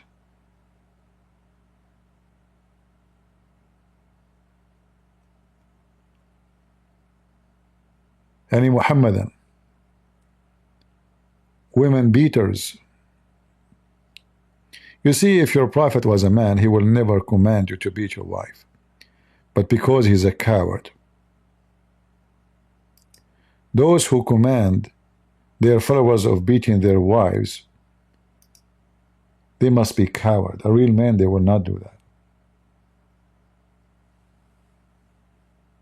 This is why you see a lot of cheating in the Muslim community, because you beat your wife, you treat her like garbage, and then she will revenge from you, even if she is not a bad woman.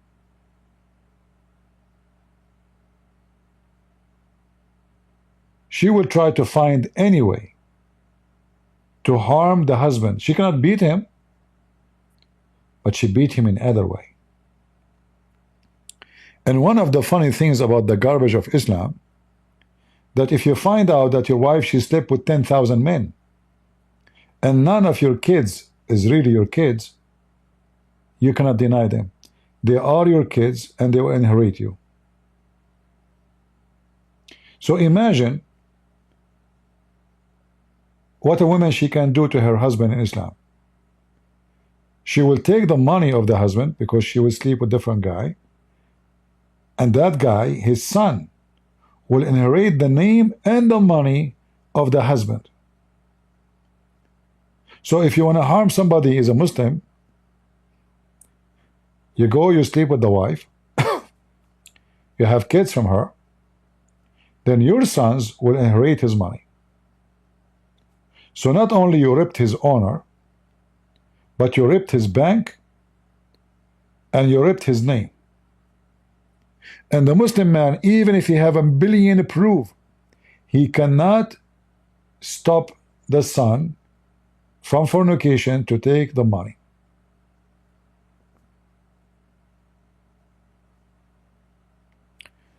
This is Islam.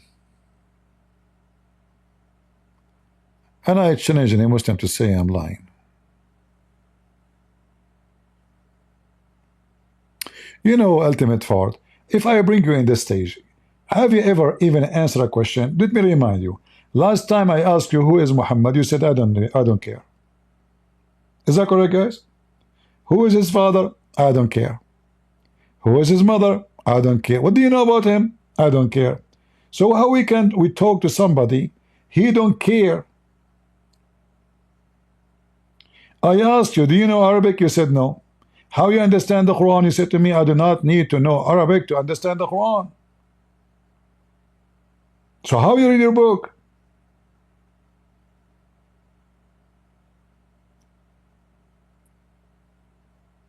I asked you about a miracle. You said to me, the number 19.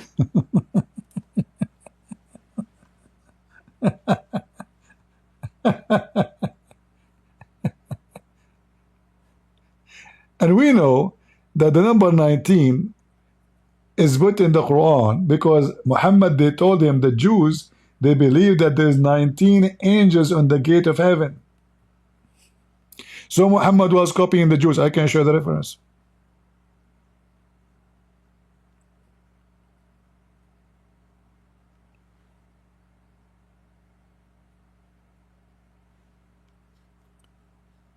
No, he cannot debate. This guy is an idiot. He's a kid. If I put him in the stage in 2 seconds, he have no answer for anything. Anything. I will invite him to the stage just to show you.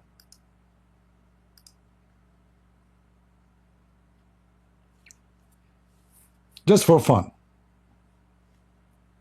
Just for fun, CP. Just do it. Just for fun. I want to ask you. Yeah. Zulqarnain, who is Zulqarnain? Zulqarnain, that's a personality that will be coming to build a wall. What? Between the people and the Gog and Magog. What? I'm asking you, who is Zulqarnain? I said that's a human being that he's prophesied. How do you know he's a human being? How do you know he's a human being? Yeah, because he came as a human being talking to the people. Where it says he is a human being, show me the reference. If his name, the one with the 2 horns, have you ever seen of a human being have 2 horns? You can have a hat with 2 horns on it. No, it doesn't say the guy. It doesn't say the guy with the 2 hat with the hat. It says Dhul Qurnain, which means he have 2 horns. So if I put a hat with 2 horns and get out of the plane, does it say in the Quran he have a hat? I said if a guy comes out of a plane. Don't tell me if. I'm asking you. Does it say in the Quran that this person or this animal have a hat? Let's read the verses. I'm asking you. Does it say? Give me the answer right away. Does it say he have a hat? It says he had. It only says he had 2 horns. I said it could be any kind of. What do you mean it could be? What do you mean it could be? Maybe it could be a cow because a cow have 2 horns. A goat have 2 horns. So is that a human being? Would you say a cow with 2 horns? No, nobody says that because the cow already got 2 horns. So what? God don't talk like that unless you're sleeping. What? I said nobody says a cow with 2 horns because a cow has necessarily 2 horns. You can say a car with 4 tires. Hey, hold on, no, because this creature is unique. Okay, you said he is a human. You said he's a human. So if he's a human, why Allah did not say his name? If he is a human, why he says with the 2 horns? He said his name. He said his name is Zulqarnain. What do you mean? This is not a name, you idiot. This is with the 2 horns. With the 2 horns is name? Yes. Listen. Let me give you another proof. Let me give you another proof. Okay, listen. You give me a proof. You are a Quran only, correct? You are a Quran. You are a Quran only. You are a Quran only. Yes. So the Quran in front of us, where it says that this is a human being. Because Allah said He only sent a human being to human beings. Oh. If anybody comes to talk to human beings, is Gog and Magog are a human being? I said those are not sent to the people. Those are where it says he is sent by Allah. Go ahead. Allah said He sent him. Zulqarnain came to them. Listen. You see, I put you in the stage to show everybody that you are a dummy. You do not know what you are talking about. Where it says in the Quran that Allah He sent Zulqarnain to the human being. Go ahead, show me. Now, are you running away from the thing that he was a human being? Listen, you said he's a human being. You said he is a human being. No, it's you who mentioned that because Allah will send only human being to the human being. You said that. So I'm asking you, where it says that Allah He sent him. Where it says that Allah He sent him. Go ahead. I said, do you agree with me? You got a first debate. You gotta agree. I whooped you. You gotta agree. Just get out So of did you here. I don't have time for kids. You agree with me, I agree with you. See, guys, you have nothing to say. Donkey. The with the two horn. It doesn't say even a guy. It doesn't say a man. Who is this creature who have two horn? He said, because Allah will send only human being to a human being. It's stupid of you. Isn't it Jibreel? Is Jibreel a human being? You know what? Because your stupid Quran is made by a stupid donkey. His name is Muhammad. Allah, he said, Allah will send angels if the one who walk in the earth are angels. But look how stupid Muhammad is. They challenge him, why we don't see the angels coming to you?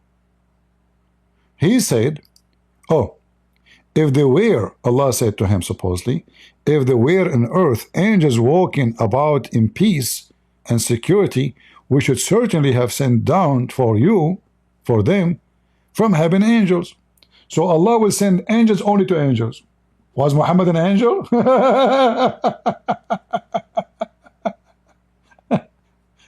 This is how you know that the author of the Quran is a donkey and certified donkey.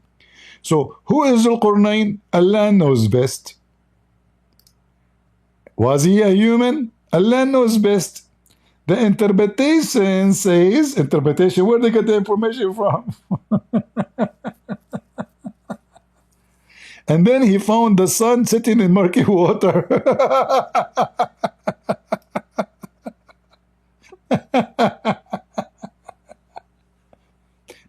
And then what ultimate fault will explain this verse? It appeared to him. Where it says appear,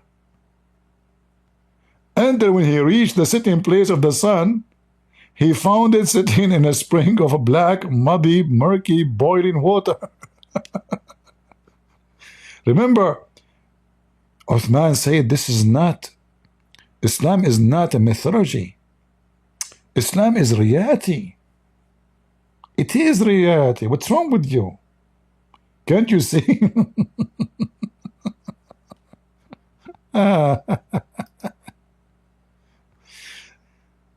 Sorry guys, I have no patience for this idiot. He's a kid who did not know how to say his prophet name, and then he claimed that he have knowledge.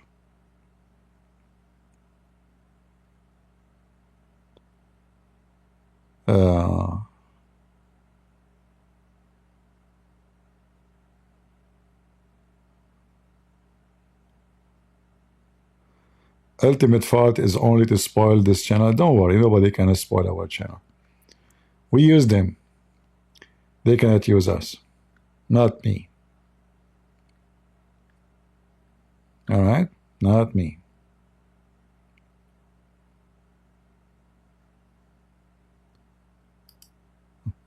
The one with the two horn. What a stupid religion. And then the one with the two horn,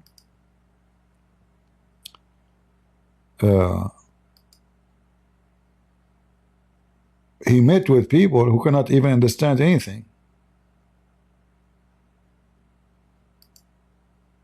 How those stupid people who don't understand anything, suddenly they became smart and they told him, build for us a dam, and you know, what?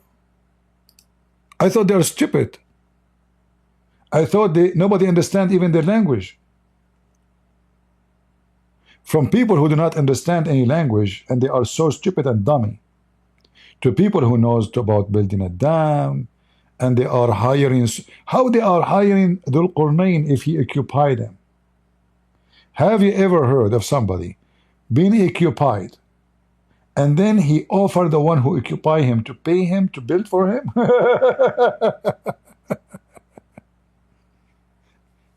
And who is behind this idea of building a dam? Allah or those stupid people? which mean the one behind the idea of building dam between us and those creatures is non-Muslims. How they are should be punished, and how they are the one who is coming with the idea of stopping Gog and Magog. And then when we ask the Muslims about Gog and Magog, you will find the Muslims, they come to you with all kind of funny images, which is nothing but imaginary about Gog and Magog. Those are Gog and Magog. Mean. Wow. This is Gog, by the way, and his son. I don't know if you know. Let me introduce to you Mr. Gog. Even there it says the name. You see the name? And even there's an address, by the way. But I did hide the address because I don't want anyone to target him. Sorry. Otherwise, in the picture there, if I move it a little bit up, you will see the address. If you don't believe me, I can show you, by the way. But I don't want to show his address. Come on. It's not nice. All right? Just keep it like hidden. Yeah, and this is reality, by the way. This is not mythology. This is reality. Yeah. And you know, I discovered many things about Gog and Magog. As an example, he speak Korean and Chinese. And then he go in a certain coffee shop in Korea. And this is his office in New York. Okay? Yeah. And he drink Pepsi Cola.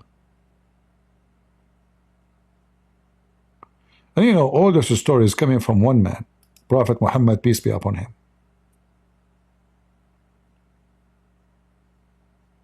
And all those stories are proven to be true.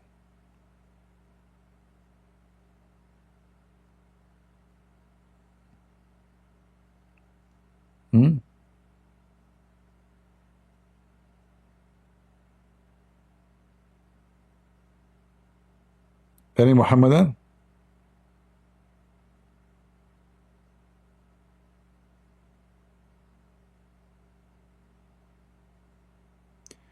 Angels are sent to messengers, not to people.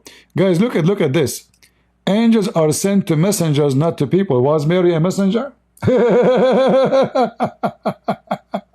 Abdul, ultimate fart. You just stupid, you know. Same time, you know, no. The Quran says, Allah, if there was angels walking in earth, then he will send to the earth messengers. So they are the messengers. The angels are the messengers. But the messengers, there will be an angel if the one who lives in the earth is an angel. So Muhammad, Mary, even Abu Bakr, he met angels too. He received Quran. Oh, sorry, Uthman, Omar.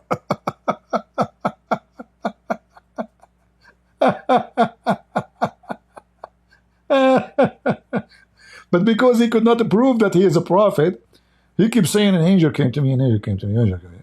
You know, just to show you, when Muhammad first time he saw an angel, was he able to did even the angel say to him, I am an angel? No.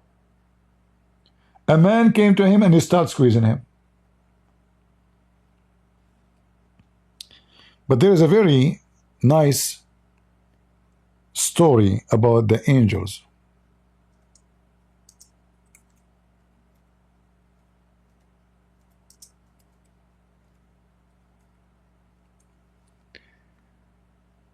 First time Muhammad, he saw an angel. It was in his Khadija wife.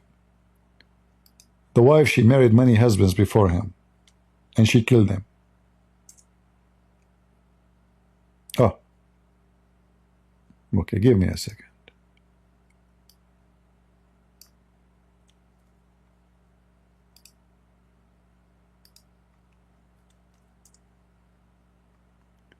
So this is the book of As-Sirah an-Nabawiyya, written by Ibn Hisham, volume number 1, page number 239.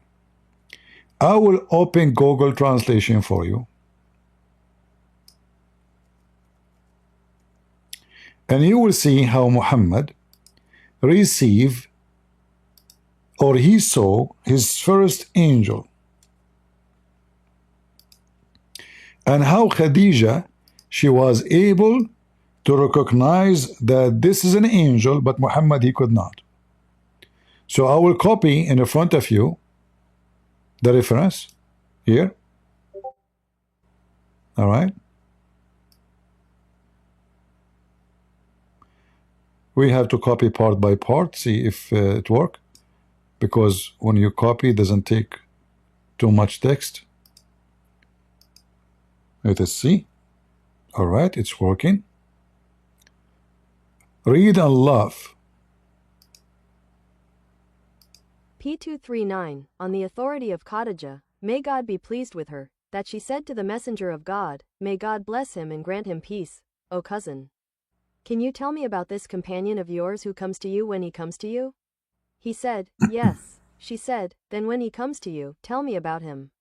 So Gabriel, peace be upon him, came to him as he used to do, and the messenger of God, may God bless him and grant him peace, said to Khadijah, O Khadijah, this is Gabriel who has come to me.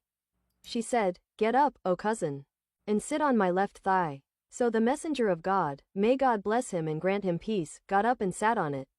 She said, do you see him? Guys, Muhammad, he see an angel in the corner, but he don't look like an angel. He don't look like anything to do with angels. He sees someone in the corner of his room. His wife, she can't see him. This creature, he sit in the corner, he keeps staring at Muhammad. So Khadija said to him, okay, listen, when next time this thing, your friend, come to you, inform me. So Muhammad, he told her. So she said to him, okay, stand up and sit on the top of my right thigh. Where? On the top of my right thigh, my left thigh. So Muhammad, he kept moving from the left thigh to the left thigh, and then Khadija, she asked him, she took off her clothes, and she have a sexual position with Muhammad. And each time she do a move, she asked him, do you see him? He say, yes. Do you see him now? Yes. So he moved to her left thigh. Then he moved to her right thigh. And then she took off her clothes. And he sat in her lap.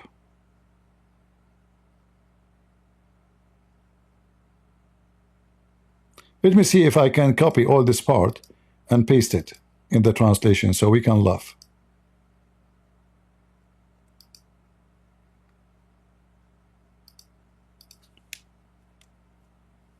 Oh, we cannot copy it all, so we have to take some of the text.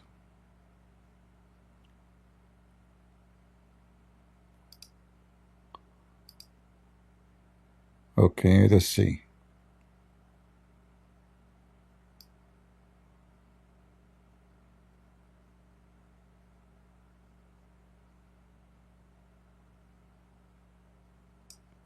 Let us copy this part and see if that will work. So how Muhammad, he proved that this is an angel. Khadija, she did striptease, and he was moving in the top of her legs like a monkey. She said, get up, cousin, and sit on my left thigh. So the messenger of Allah, peace and blessings of Allah be upon him, got up and sat on it. She said, do you see him? He said, yes. She said, turn around and sit on my right thigh. She said, so the messenger of Allah, peace and blessings of Allah be upon him, turned around and sat on her right thigh. She said, do you see him? He said, yes. She said, turn around and sit on my lap. She said, so the messenger of Allah, peace and blessings of Allah be upon him, turned around and sat on her lap. She said, do you see him? He said, yes.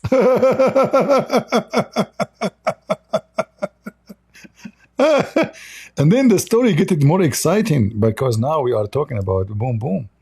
So now Khadija, she took off her clothing.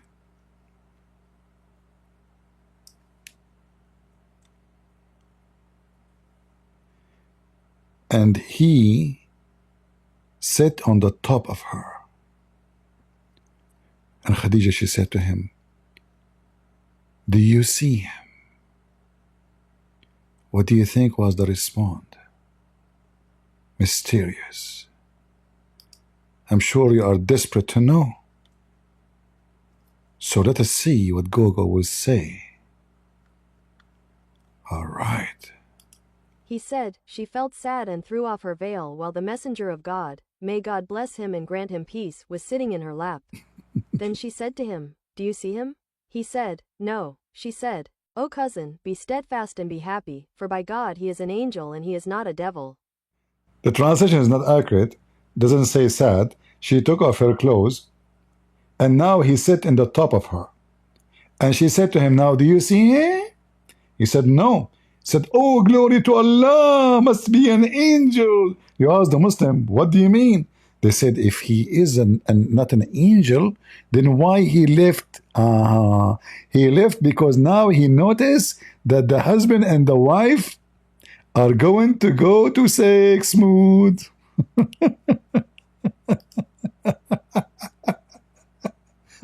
So because angels are shy, the guy will have sex with his wife. Oh, I'm a Muslim angel, I have to leave, I cannot stay here. So this is the proof that Muhammad is a prophet of Allah. His wife, she is with him in the same room, she cannot see what he sees.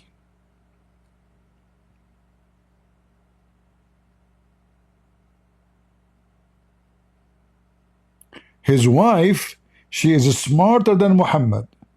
And you know, I asked myself, first time I did read this story when I was a kid, what about you take off your clothes from the beginning, and if he stay there, he's an angel. I mean, what this is set my life. I mean, imagine a guy in his, you know, he's a man, he's a growing man, sitting in the left. How big Khadija is. Obviously, Khadija, she is like 6 doors women. Maybe like 800 pounds. You want the link for the hadith? Okay, no problem. Here we go. Again, this is a Sirah Nabawiyya Ibn Hisham, and the Muslims cannot deny it, and this is the link.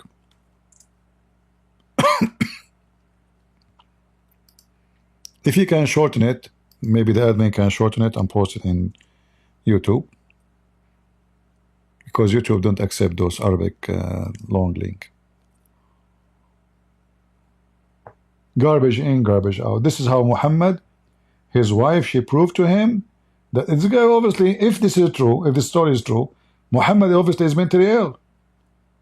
There's many reference, by the way, that Muhammad is suffering from illusion. As an example, the hadith says that the Prophet imagined himself having sex. In fact, he did not. Am I lying? They claim that he was under black magic, but we know that black magic does not exist. What black magic? If a black magic exists, the whole world is in chaos, because I can now control Trump from far distance by remote control. What black magic? Voodoo. Those who believe in voodoo, they are mentally ill.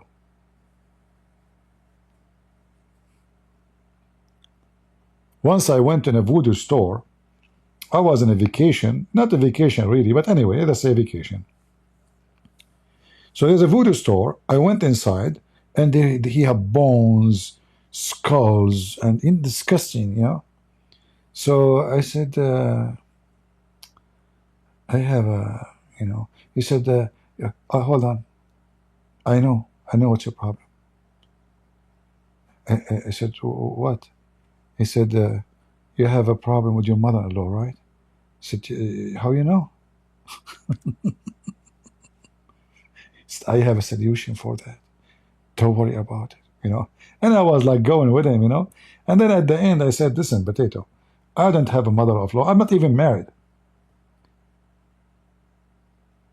All those who they are in the stores, they stop and they look at us because now my voice, I changed my tone from I green and Hello? you are right to potato. Go ahead. Hello? Are you a Muslim? Yes, I am. All right. What do you like to tell us about Islam? I found a very beautiful text in the Bible. All right. I want to be I Okay. want to be a Christian, No problem. but can you No, read? no, Malik, Can, let me warn you. You cannot be a Christian. Let me talk. You cannot be a Christian because we don't accept donkeys. Do you know that? oh my God! Do you know that? Can you read for us something in the Bible or not? I know. We can read, but why you are ignoring what happened to your prophet and his striptease But wife? wait, I want to give you a verse that the prophet in the Bible also met Gabriel. And did it striptease? Yes, you want to read it? We're Okay, go gonna ahead. read it together. Yes. Okay, go ahead. Okay. Can you go to Daniel 10:5 till All right. 12? Okay, read for us. Now, give me on the screen. I will read No it. problem. But read, as long as you know it, you have it. Read it. Are you ready? No, I don't have it. Can you show it? Oh, you don't have it. You are reading from a website. No, go to the Bible. Oh, okay, but what the story says, go ahead. Let's read it. Then you know what it's talking about. All right. And then if people laugh at you, is Daniel a prophet or not?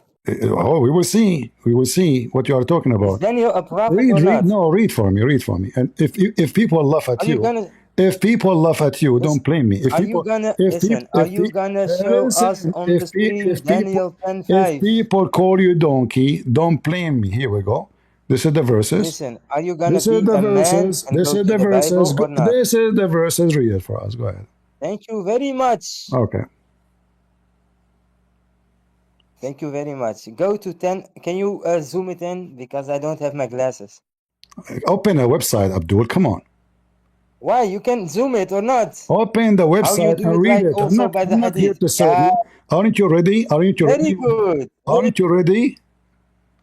Okay, read. Then, wait. By 5, you go, wait. All right. Then I lifted up mine eyes and looked, and behold, a certain man clothed in linen, whose loins were girded with fine gold of his. Wait, his body also was like the beryl, and his face as the appearance of lightning, and his eyes as lamp of fire, and his arms and his feet like in color to polished brass, and the voice of his words like the voice of a multitude. And I, Daniel, alone saw the vision, like the Prophet Muhammad. For the men that were with me saw not the vision, but a great quaking fell upon them, so that they fled to hide themselves. Therefore I was left alone, and saw this great vision, and there remained no strength in me, for my comeliness was turned in me into corruption. And can you go down, please? no, tell me now. Until now, what you Can get you from? go down? I want to read it all. Listen. I Okay, want to read it all. read. Let me finish it. Wait, Listen. No, Just go get up. out of here, Go son of up. Muta. I Go have no up. patience, you donkey. It says their vision. You donkey. It's a dream. It's a vision. Same time, where is God who is naked, you coward, you potato? People are dying laughing at you.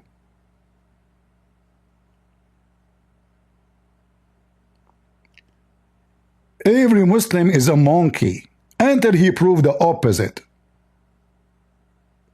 Prove me wrong. Can you find one Muslim is not a stupid?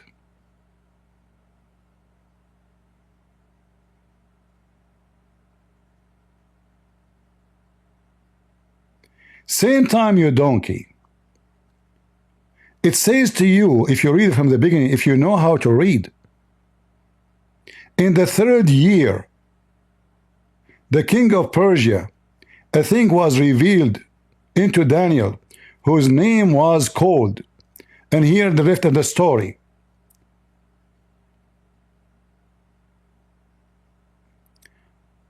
If we ask the Muslims, okay, what is the problem with those verses? They will not even tell us. We are talking about the prophet and his wife. They are doing striptease to recognize who is the angel of Allah. He brings us Daniel. We ask him, what is the wrong with Daniel 10? Let me read. Okay, you read. What the problem?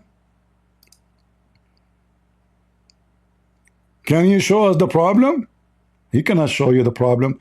I will invite you to the mic again, Malik. Tell me, what is the problem? And then we will laugh at you.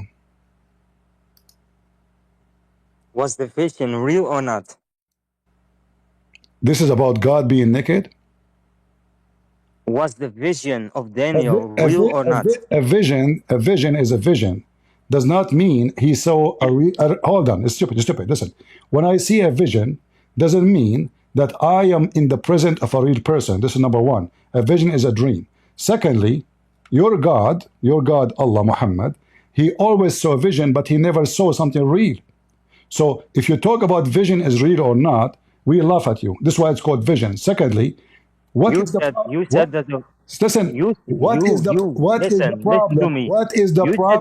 What is the problem with the vision? Nothing. But you said to me, yeah, but it is just a vision. If nothing, why you are reading it for me? If there's nothing wrong with it, so why you came with this? We were reading about your prophet and his wife doing striptease. You lie. You said he saw his God naked. You lied. Every Muslim is a liar until he proved the opposite, and never do prove the opposite. Why you are quoting for me those verses if it is not something bad? I said to you from the beginning, so we have in our Bible that somebody doing striptease? You said, yes, a prophet. He saw his God doing that. You said that to me.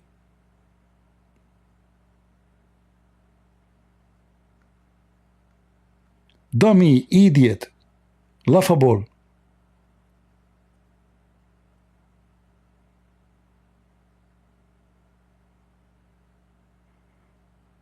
When we see someone in person, that is not a vision.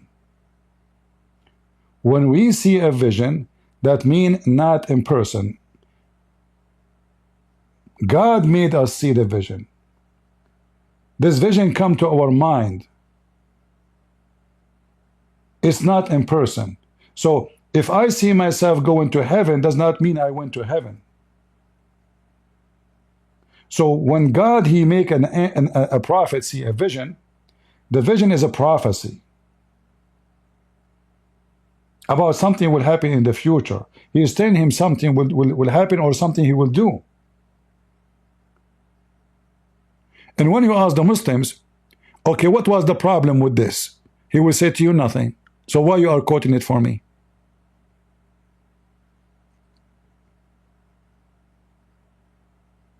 I never saw a Muslim, he knows what he's talking about. So instead of responding for his prophet wife doing striptease to recognize that the prophet, he see an angel, he come to me, he says, I found something funny in the Bible. Well, I don't see what is funny there. Do you? And even we ask him what is funny, he refused to say. He said nothing. This is why I don't respect the stupidity of Muslims. Every Muslim is stupid. They think they have something. And yet, by the way, you stupid prophet, he took an oath in the book. So was he taking an oath in a stupid book or a smart book?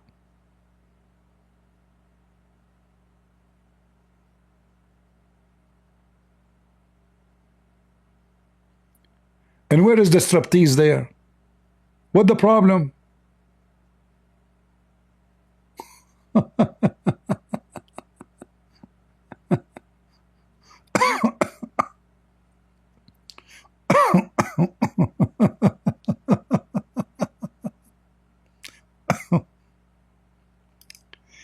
I challenge any Abdul to go and read Daniel 10 and tell me what the problem there. What is exactly the problem? There was Khadija doing striptease. There was somebody doing belly dancing.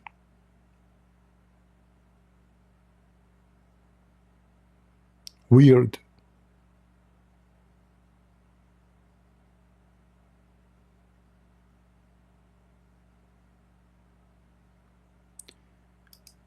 Let us play the whole chapter and laugh at the Muhammadans and their Daniel fictions. 10.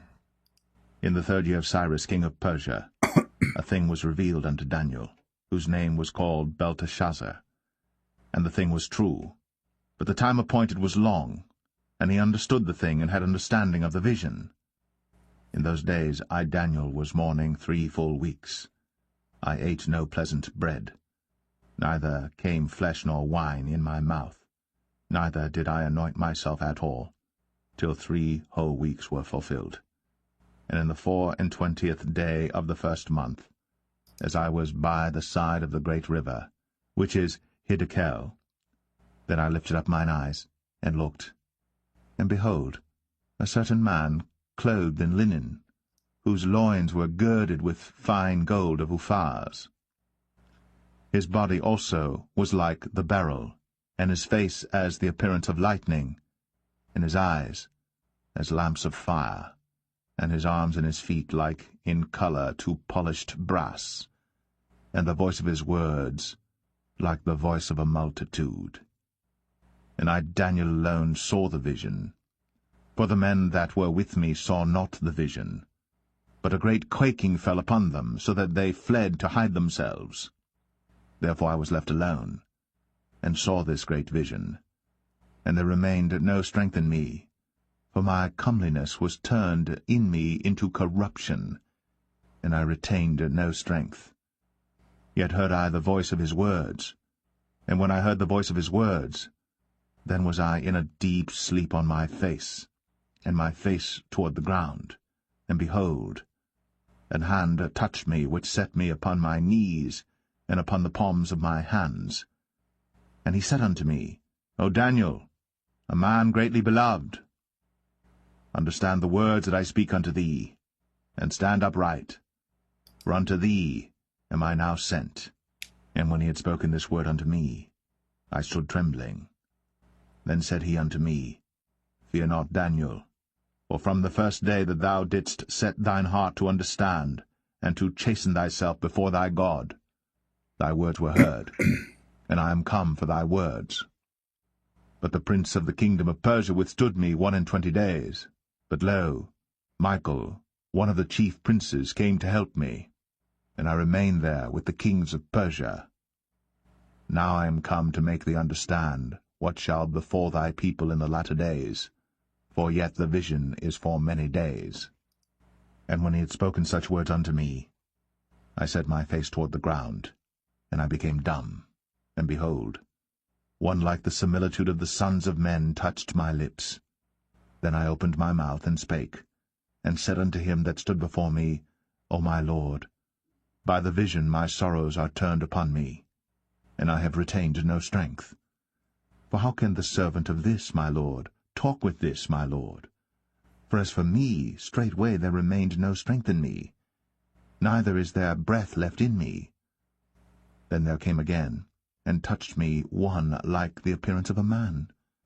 And he strengthened me, and said, O man greatly beloved, fear not.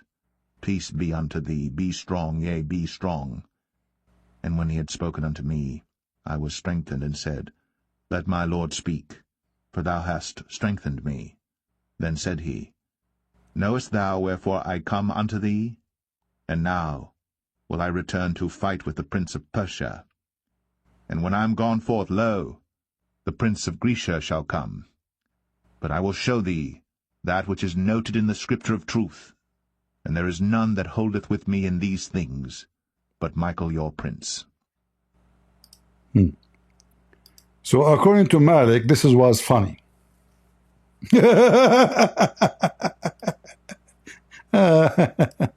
Okay, Malik, I will invite you one more time just for the sake of entertainment.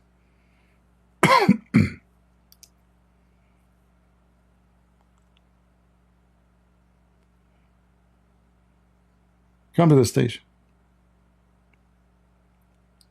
The crowd, they want you. So now we go back. You know, if I listen, can I be without that you kick me out? Because you always do that. I don't have patience. Every time you, I don't have patience for your every stupidity. time you I kick me said to out, you, you don't even let me to talk. you, no, I said to you, what the problem with this chapter? You said nothing. So why you quoted for me? There is no problem. Did I say there is a problem? So why you are quoting it for me? Why you change my topic? Because when I read this Bible verse of Daniel, it sounds very familiar what the prophet also, when he also saw Gabriel, he was also very feared. Because a lot of Christians say, Hold on. how a prophet, how a prophet In the can front be, of how a you. prophet can be, Listen. how a prophet can be afraid of Gabriel. First of all, he is not afraid.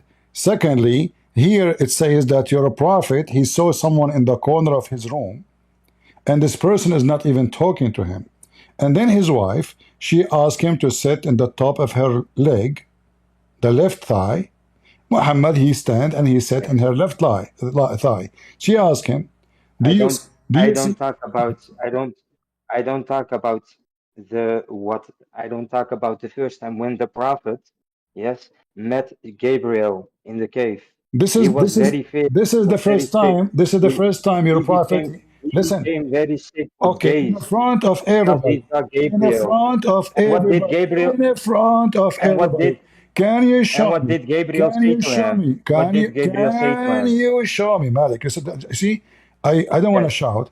Can you show me where in the story it says that he met an angel? Muhammad, he said, I met an angel. Can you show me that? I challenge you. Okay, go to the hadith. You know every hadith of the prophet. I know every hadith for sure, yeah. I challenge you to show me where it says that Muhammad, he says he saw an angel. No, the Gabriel said to him, I am. No, listen. Nowhere, Jibreel, he said to him. Let's go to the hadith. Let's go to the hadith. Malik, why you are lying? I am not lying. Okay, are you sure? Yes, I am very sure. All right, here we go. The one who told him that this is Jibreel is Waraq ibn Nawfal, not Muhammad. Muhammad is the last one to know. So what? Because no. See, guys, now see, you say that the prophet, he said he met with Jibreel. I said to you where it says that. You said you know every hadith. So it turned to be that your prophet is the last one to know. So why you're a prophet? Why the angel? Why the angel? Listen, why the angel did not say? Why the angel did not say to Muhammad, I am an angel? Because he had I don't know. Okay. Ask Gabriel. Why you ask me? How Muhammad will know that this is an angel? Do he look like an angel? Who? Who? He saw something, and he was very feared of. No, you said he saw something. That's not true. A man, he came to him and he started squeezing him. Is that correct? Let's read it. I didn't read it. Let's read it. So you are the Muslim. So you were able to read Daniel 10, but you do not know what happened to your prophet when he received. But you know what's weird? It is like the same like Daniel because he had also a dream. Yeah, right. This is a dream. Yeah, right. He never had a dream. Listen, this is a dream. That's also what. Listen. With Daniel. Listen. So when the angel he came to Muhammad about the dream, he gonna meet something. Malik, you are a kid. You are making poo-poo now. So when you're a prophet, he met with the angel and the angel squeezed him. What was that, a vision, or it was something happened for real? No, of course something for real. So it's not a vision. Why you said a dream? I talked about the vision of Daniel. Listen, let your parent talk to me.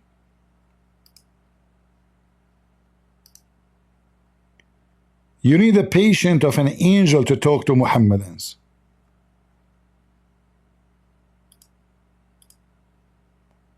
What does have to do with this? Your prophet never says, never, he didn't know even who is the one to speak, and how your prophet is a gay. Why the angel is squeezing him non-stop and Muhammad don't say, stop touching me?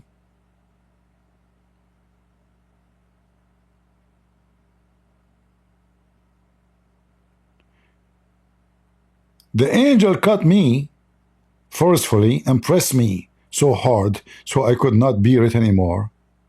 And then he released me again and he asked me to read. Why he is oppressing him?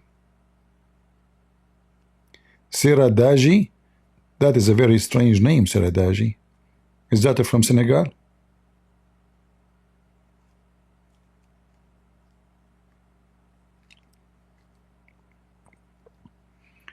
He was squeezed.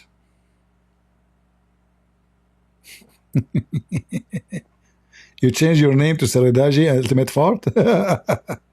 Hey, Ultimate Fart, why the angel squeezed Muhammad? Allah showed you in 2 occasions in the Quran when the Prophet met the angel. One from the distance, show him, there was no squeezing. You go in for the hadith, you go in for the lies. Allah tells you that he met him twice. Physically seen him from the horizons. All right. Became close. Okay. And, okay, hold on. Everybody will laugh at everybody will laugh at you. Everybody will laugh at you in 2 seconds. You accept with Rashad Khalifa. Everybody will laugh at you in 2 seconds. So you agree with Rashad Khalifa? Listen, Mr. Rashad Khalifa boy, listen. Show me where it says that you agree with Rashad. Listen. You said the Quran says that Muhammad he saw the angel twice, correct? Yes. What verse? If you go to chapter 53, he described him there, and he said he saw him before. No. He said he saw him before. Okay, hold on. Potato. Give me the verse and the chapter exactly, so you don't play games later. No, chapter 53, and read the first 8 or 7 verses. Okay. You see there that he saw him before. Do you promise me you will laugh at yourself and you will agree that you are a donkey if the verse doesn't say what you are saying? I'm confirming 1 billion%. How much you bet? Do you want to bet $1,000? All right, read it. Do you want to bet $1,000? Okay, read it. Do you want to bet? Say yes or no. I bet I will put you in the zoo by the end of 5 minutes from now. No, just say you bet $1,000, because if you don't pay me, you know what I'm gonna do. Okay, read it. You said it says he saw an angel. We agree now. You said we betting $1,000. Everybody heard you saying he saw an angel. Agree first. Are we betting $1,000? Listen. Everybody heard you saying and listen that to you me. Listen. Say yes. I'm betting $1,000. I will bet for $10 million in front of everybody. Can you show me where it says what you are saying? Listen.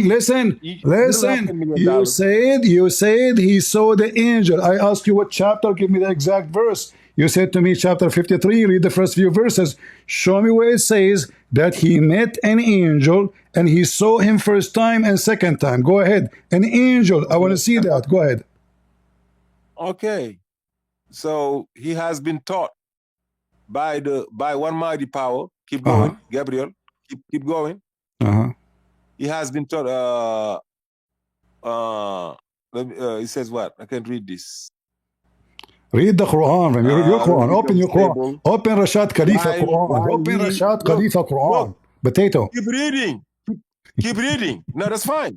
Okay. While he was in the highest part of the horizon. Keep going. All right. And then he approached Nespa. Was visited. No, don't move it. And came close.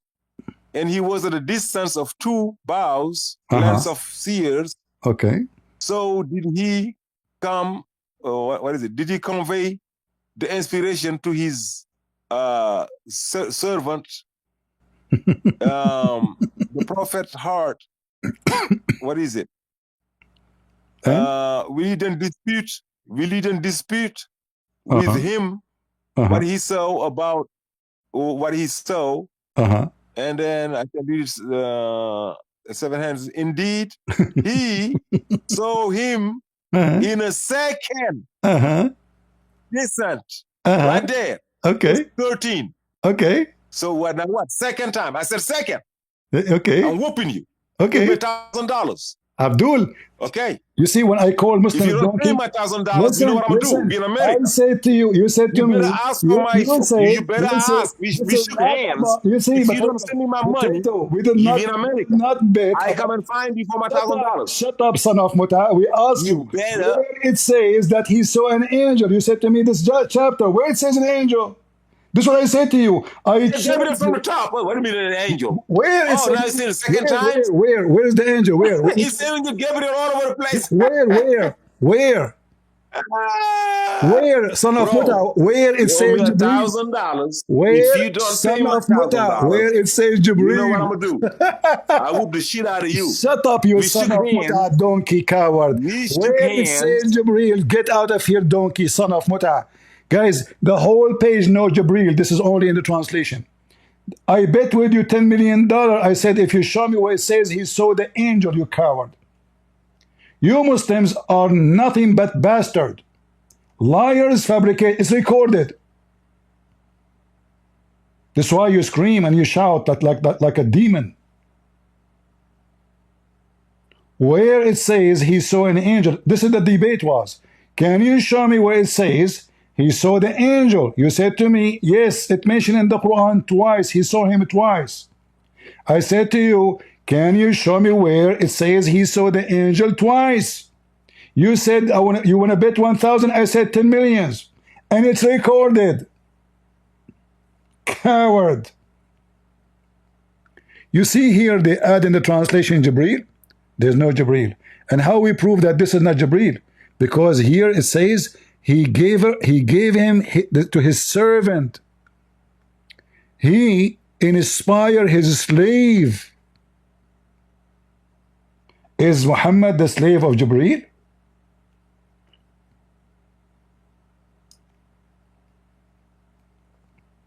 If Muhammad the slave of Jibreel, that means the God of Islam is Jibreel. And all the text you see here, Muhammad and Jibreel, this is fabrication, does not exist in the Quran.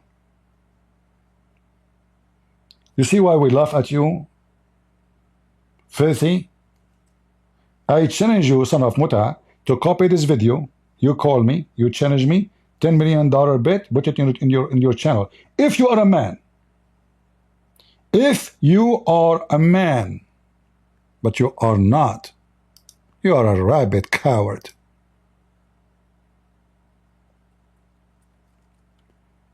This verse, it cannot be about Gabriel. And the proof in front of you. It says, he inspired his slave.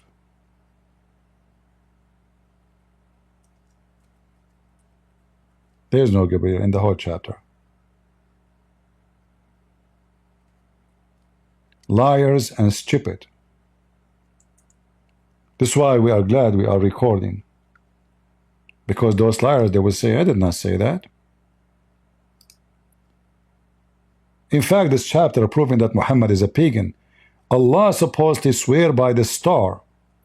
When the star come down, if you ask the Muslims who is the star, we say star. Well, star come down to earth. Who is the star? Is that Allah?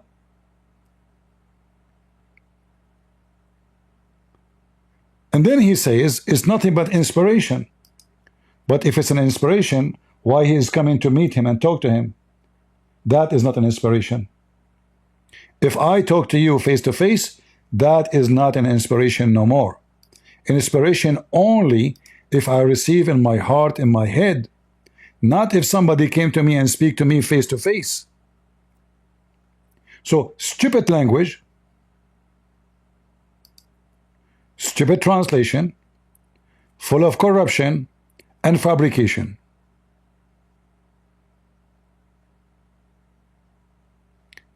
And this is the translation of Rashad Khalifa.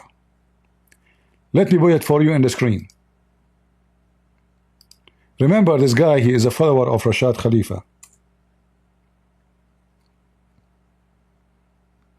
And this is the chapter. Rashad Khalifa Quran is different from the other Quran. He took some verses because he believed those are corruption.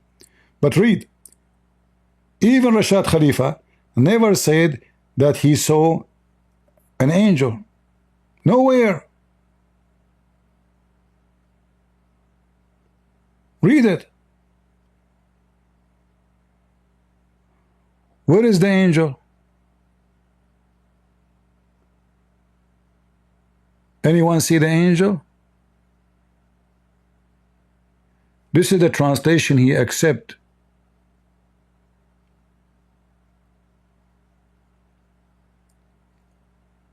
Same time, Rashad Khalifa, he said, he saw him the other time. Where? At the ultimate point. But the ultimate point is in heaven. Sudratul Muntaha is supposedly in the seventh heaven, not on the earth. So if Muhammad he saw the angel only twice, so how Muhammad was receiving Quran?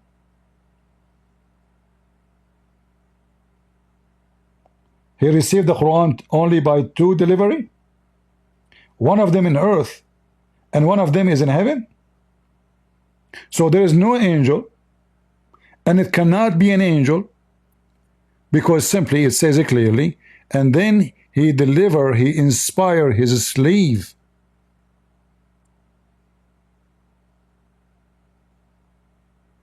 Here in this translation, they are adding Muhammad and Jibreel to fix it. It cannot be Jibreel because it says that he is the mighty in power, that is God. He is Dhu Murra, he is the one, he have no defect in his body and mind, that is God.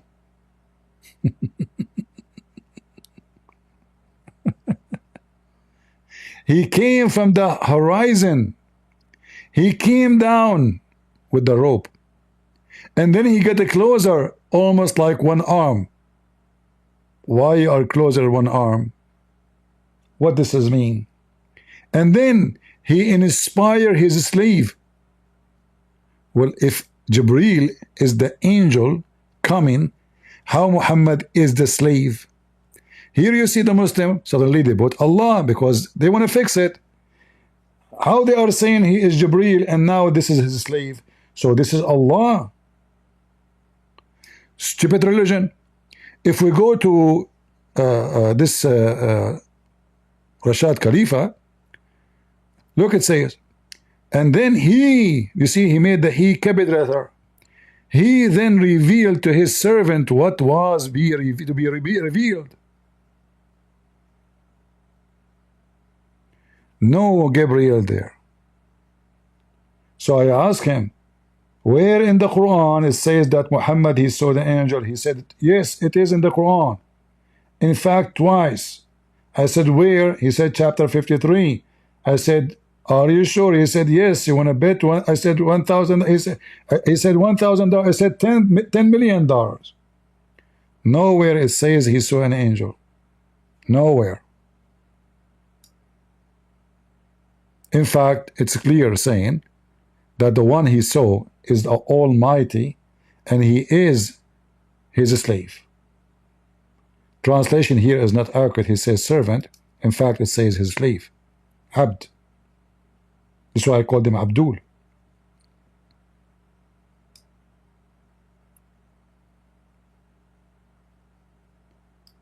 Let you in?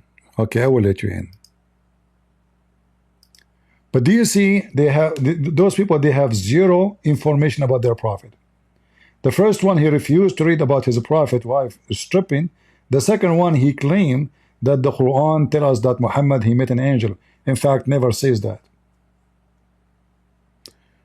Okay, go ahead, Ness.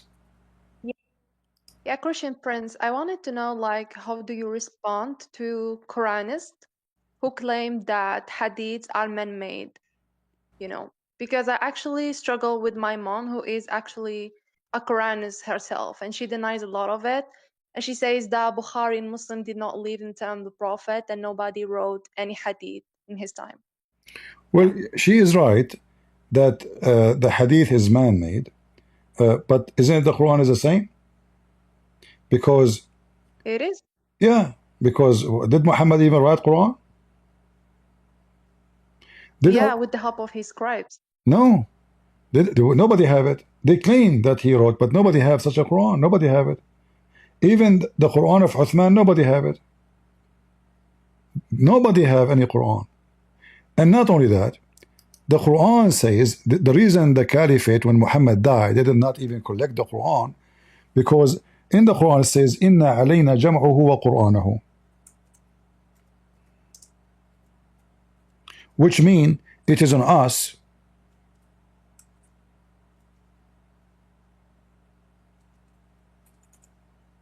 to write it and to collect it. Who? Allah. So the one should collect the Quran is Allah only, not Muhammad, not the caliphate. And this is chapter 75, verse number 17. And this was given to Muhammad, saying, you just recite the Quran, we collect the Quran. So when Uthman, he collected the Quran, was against the other caliphate, they said to him, why you want to do something the Prophet did not do? And then even the Quran of Uthman, so he did the opposite. Yeah, and even the Quran of Uthman, nobody have it. And Uthman, he burned all other Quran. If they are the same, why he burned them? Because each one is different. In fact, until now, all recitation of the Quran are different from each other. So when your mother, she says it's a man-made, it's true, but this is not what the Muslim believe. The guy I just hang up on him, ultimate fault, he is a Quran only too. But this guy don't believe in the Quran too. He believes the Quran is corrupted. So the Muslims, in order to escape the embarrassment, they deny something. So now they notice the Quran, the Hadith is stupid. So they say, okay, this is man-made. But isn't it the Quran is a man-made? There's no proof even Muhammad was exist. The whole Quran. Exactly. Like, how do you know about the seerah of the Prophet? Like, if you don't read hadiths, you know? How you know that this is even Muhammad in the Quran? Like, who is Muhammad? Yeah. When the Quran says Muhammad, Muhammad, it's mean Muhammad mean the praised one. Okay, if somebody says to me, George. Okay, George who? What George?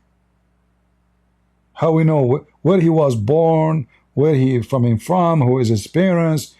Why the Quran tell us Jesus the son of Mary, Maryam the daughter of Imran?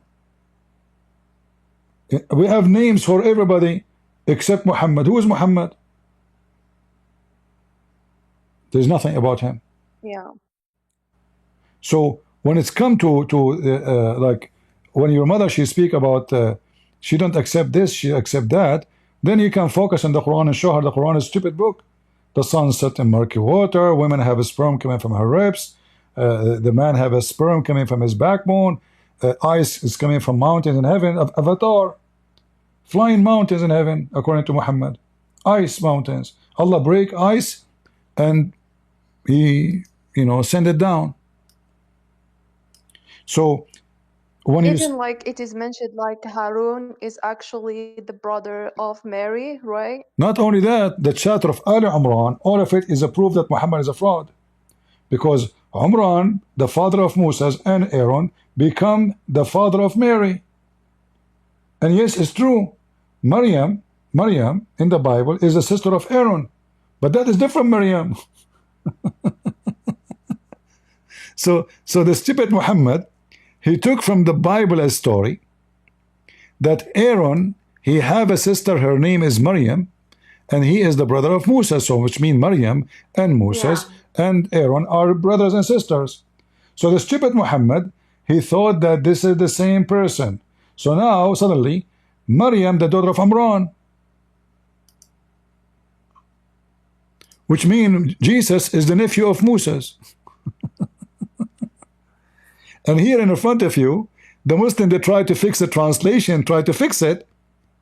But in Arabic, it says, I don't know if you speak Arabic, it says, وَيُنزِلُ You speak Arabic, right? وَيُنزِلُ مِنَ السَّمَاءِ مِنْ جِبَالٍ فِيهَا مِنْ بَرَدٍ فَيُصِبْهُ بِهِ مَنْ يَشَاءُ. So according to the stupid Muhammad, in the sky, there's mountains of ice. Allah, he break ice and he throw at us. So if your mother shouldn't believe in the hadith, we have a lot of poo-poo in the Quran. You know, show her the poo-poo. Yeah. You know what you can do. So I mean, who is the world gonna believe in the? And not only like in the chapter of the thunder, chapter 13, verse number 13, the thunder is an angel, and his name is Thunder, Rad. His name is Rad, and he is in charge of the cloud. And this is not metaphorically. Really? This is not metaphorically. This is real, supposedly. So your mother, she believed that the hadith is full of garbage, it's man-made. Well, the Quran is no better. In fact, the Quran is a hadith. Yeah, it's not exactly. Yeah. The Quran is a hadith, you know? Yeah. Completely. Yeah. No, even the Quran itself, it says the hadith. The Quran is hadith. Allah, he described the Quran as a hadith. If you go in the Quran right now and type the word hadith, you will find that the Quran is a hadith. You see? Hadith. Hadith. وَمَنْ أَصْدَقُ مِنَ اللَّهِ حَدِيثًا. Allah described his Quran as hadith. Chapter 4, verse number 87. Chapter 7, verse 185. Chapter 4, verse number 87. Chapter 4, chapter 12, verse number 6. Allah, he teach his prophet how to explain the hadith. What is the hadith we are talking about? The Quran.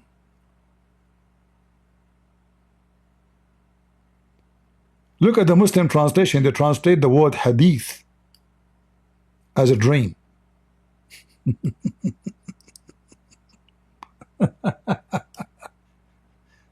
Potato. But anyway, so the Quran confirmed that there are like even new teachers who have new tafsirs, like they have reformed tafsirs for Quran now.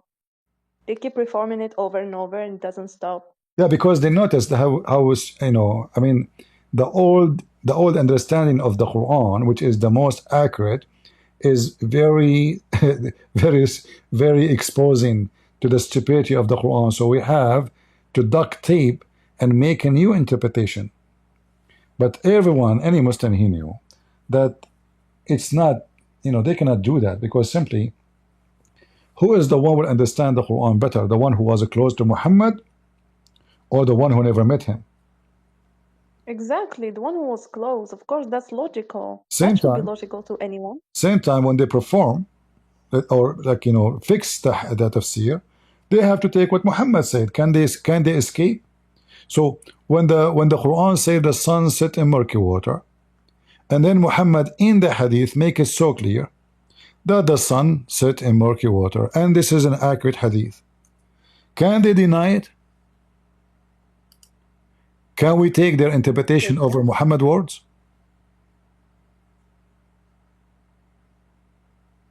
Obviously not. And then what we will do with Hadith Qudsi? Hadith Qudsi is Quran, is holy, you know. Yeah. Allah suddenly he's speaking normally. He don't want to make rubber music.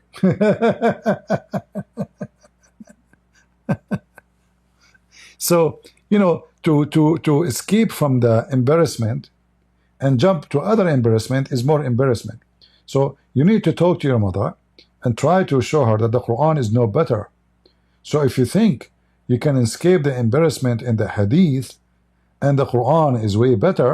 The Quran is more horrible, very stupid, full of errors.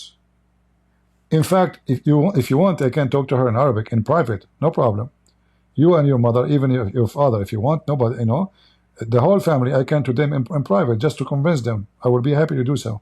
So, All right, that yeah. would be good. Yeah. If you want in public, I'll be open. even better for me. If you want like everybody open, if you don't mind, that even better for me.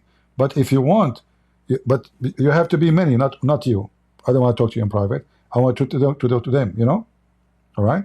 So, Yeah, sure. yeah. Of course. So either you will do it in public. If they refuse to be in public, we can do it in private, and then I will speak in Arabic, and that will make it way easier actually. All right.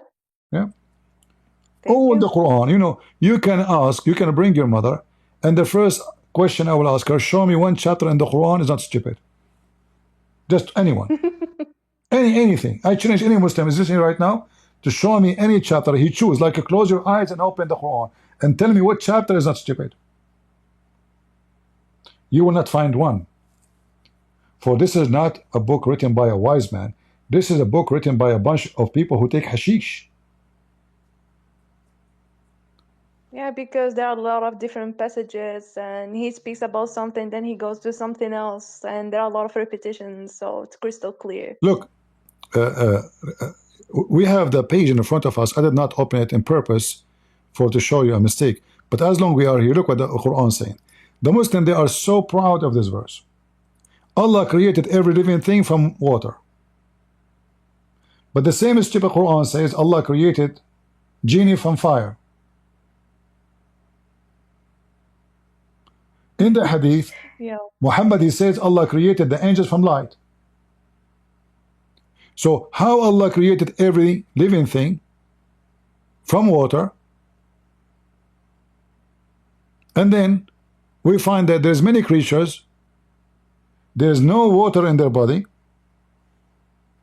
One is created from pure fire, and one is created from light. Which one? Same time, in the same verse we are reading, Muhammad, he claimed, if we go back here, Arabic, it says here, كل دابة من ماء فمنهم من يمشي على بطنه. Have you ever heard of a stupid language like this? If an animal go in his belly, we don't say يمشي. He creep, يزحف. That's true, يزحف, at least. Yeah, exactly, يزحف, yeah. So they say to you the Quran written by amazing Arabic language, and look, the Muslim in the translation they fix it. So in the translation they say some of them they creep, but in Arabic it doesn't say creep, it says yamshi. Look, the same word appear in the verse more than one time, just to expose their lies. So here, number one, here number two, here number three. How come here they translate it as woke? Here they translate it as a creep. Unbelievable. Like if you don't understand Arabic, you won't notice that. Exactly. They knew that those people do not know Arabic, so we can fool them. They will not notice how stupid they are. And look how stupid the verse. So Allah created the following creatures. Some, they walk in their belly. Okay. Some, they walk in 2 legs. No problem. Some, they walk in 4. But what we would do with the creatures, they have 40 legs. That's it? That's it. That's it. By the way, I was going to debate a sheikh.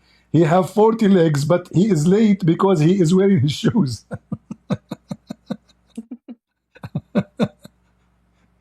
And the story continue. Like Allah is very good in the Quran as an example. So he say, Allah created from everything. His creation from everything in pairs. Okay. And then he give us how many pairs? So he say ثمانية أزواج. Okay. ثمانية أزواج is 16.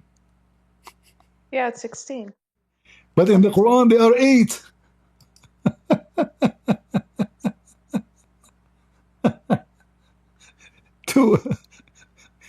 Two sheep, 2 goats, 2 cows, 2 camels, and that's it. So all the creation of Allah is this.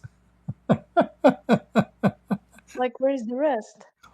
What about the cat I have in my backyard? You know, I created 8 pairs, really, and then we count them. It turned to be there are 8 animals, not 8 pairs. What kind of Arabic this Arabic is? And trust me, they will find a solution for it.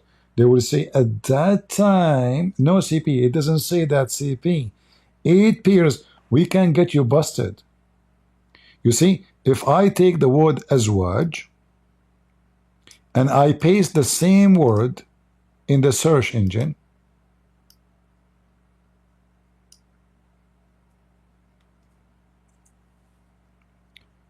read with me. Azwaj, when we say zawj mean 2. Yeah. And like here it says zawjan, this is for 1 person. Zawj is 2. And then there is a verse. Let us see which one. Let us add. Let us search for this one. This one is a pure poo, manure.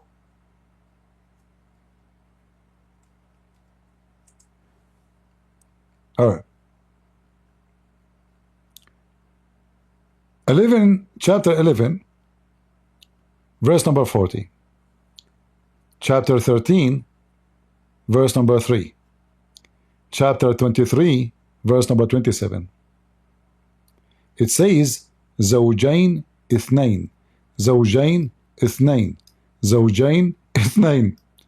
If you just say they are already couple, why you are saying 2? So yeah, the Muslims, why 2 couples? Yeah, you cannot say 2 couples if you meant only 2.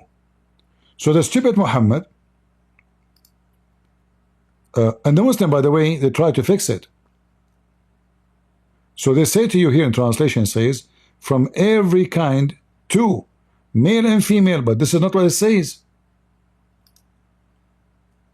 This is chapter 11, No, verse number 40. It's not the meaning. Yeah. If you go to chapter 13, verse number 3, it says, and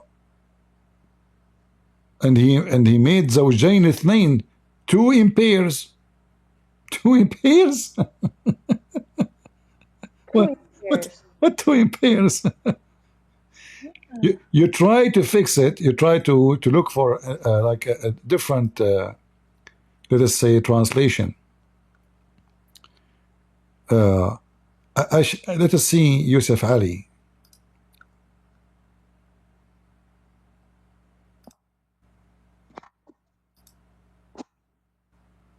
Okay, so Yusuf Ali says he made pairs 2 and 2.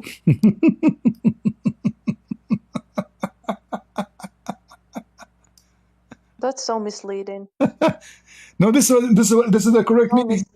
This is the correct meaning actually. 2 and 2, but in the previous translation, it was false. So this guy, he tried to fix it. Exactly. So okay, it says zawjayn is 9. That means 2 and 2. So guys, Allah created from everything 2 and 2. So there was 2 Eve and 2 Adam.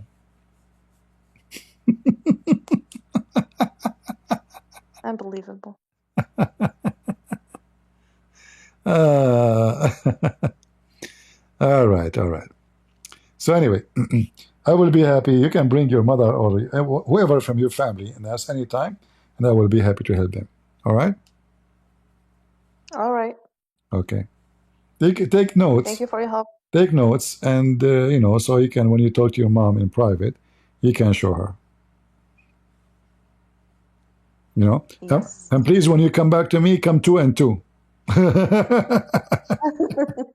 Don't come alone. Yeah, sure. Don't come alone, okay? All right, yeah. All right, take care. What God is bless you. Take care. God bless you. Thank you very much. See our sister here. She is an ex-Muslim. Okay, James, let me invite you. As long as we are out of Abdul, we will take some Christians. Hello, Christian Prince. Hello, James. Go ahead. How are you? I'm fine. Go to the topic, my friend. Okay, so I used to be a Muslim 20 years. I left it. Now I'm trying to, preach to Muslims. Not preach, but debate them, because if I preach to them, they wouldn't care, right? And I saw lots of times in your videos, you said that if you didn't say anything that's offensive, you said nothing. So I strongly agree with you on that. So like I have like 3 questions. The last 2, maybe we can look at them as a same question, but once you showed from a tafsir that Paul met Jesus and Jesus gave him sight. I tried to find it. It was in a Shia website. So if you could pull that up, No and we problem. can look at it. Yeah, and so I can find it and show to Muslims, because KSU, the Kingdom Saudi Arabia website, doesn't mention any of that detail. No, we can find it even there. The website is just a website. Oh. Yeah, it's just a website. It's not because it's a book. This is a Muslim book. Ibn Kathir is just a Muslim. This is a Muslim Sunni. The Shia website is just a library. Oh yeah, I heard it. Oh yeah, so yeah, I'm asking where can I find the exact words All right. from Ibn Kathir that he met Jesus met Paul, right? Because I read Surah Yasin. It only said we sent them a third messenger or something like that, so it's very short. Yeah, we have to go to the interpretation, and then we can find the reference. Let me see if I can find you.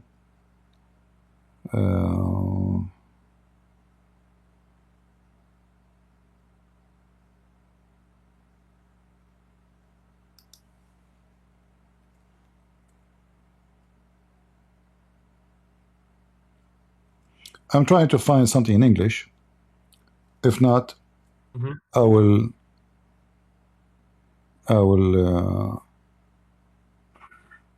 go to Arabic. It's okay. It's okay. I can web translate that. No problem. You speak Arabic? No, I do not. I'm from Kazakhstan. We don't okay. speak Arabic. All right. We don't speak the language of God. All right. The language of God. Do you know even when I fought in Arabic? I don't know if you know that.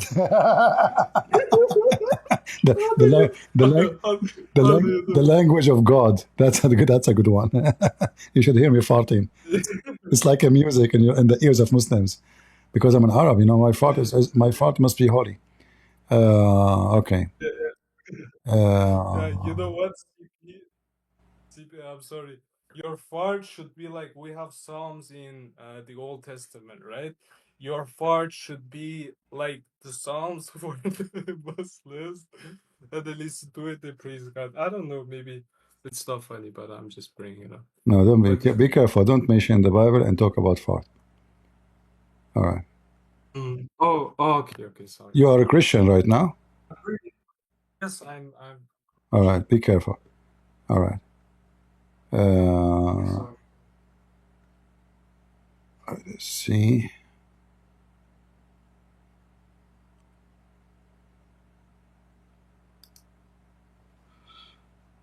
All right.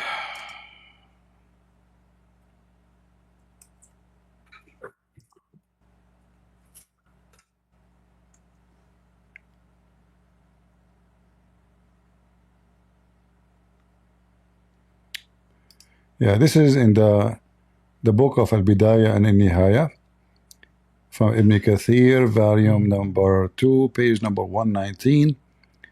And do you want it just from the Shia website, or it's better to find it for you in different website? And I think Sunni is better. Then they wouldn't like. All They right. wouldn't say, "Oh, we don't accept." Okay. Let us see here.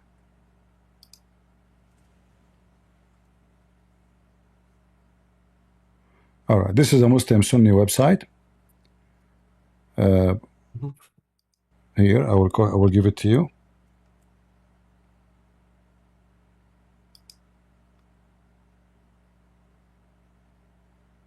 This one is English. This will be difficult for you. The page is like a 1,000 page connected. Let me see something else.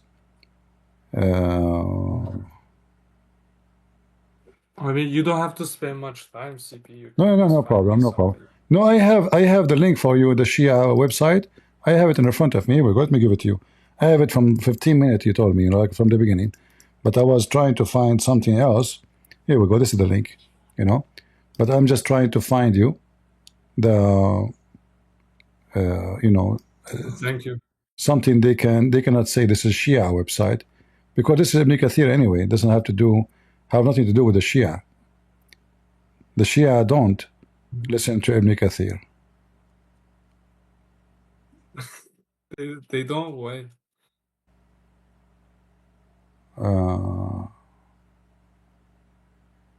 Like they think he's a kufar.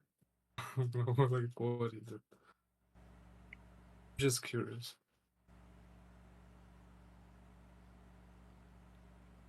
Yeah, it's better to have that website only, because the rest, I can give you other website, but you will see it's English connected. Like you will find a very hard time to find it.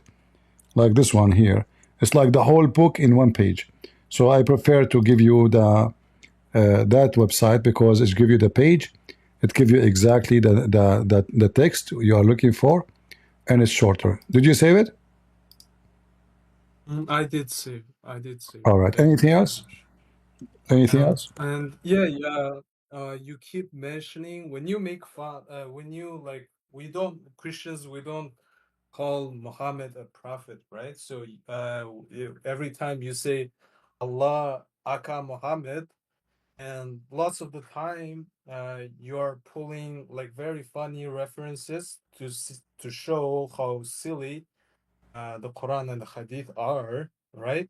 But how else would you say that Allah and Muhammad is the same person, other than, oh yeah, Muhammad is very silly and stupid, and also he's the praised one, because you keep saying that a lot, right? So if I just give the Muslims these two options, he might even run away and say, but No, you don't have. No, listen, you don't have to talk like me.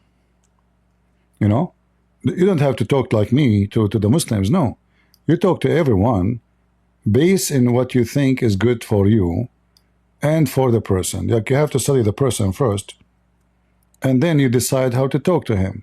So don't use words I use. This is me.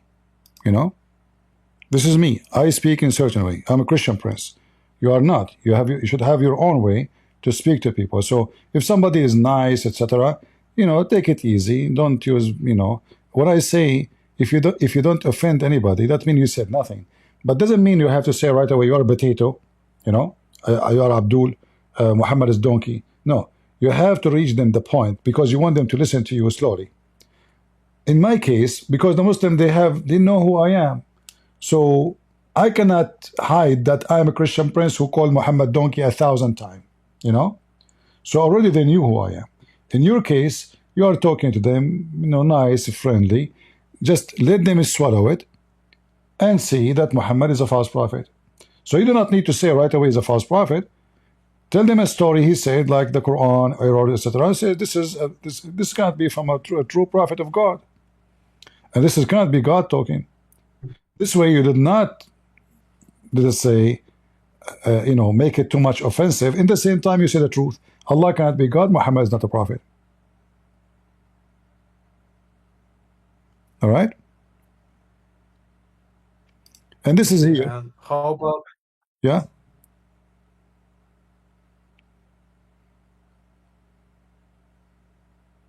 Go ahead. You're showing the tafsir. I did not hear you. Say again.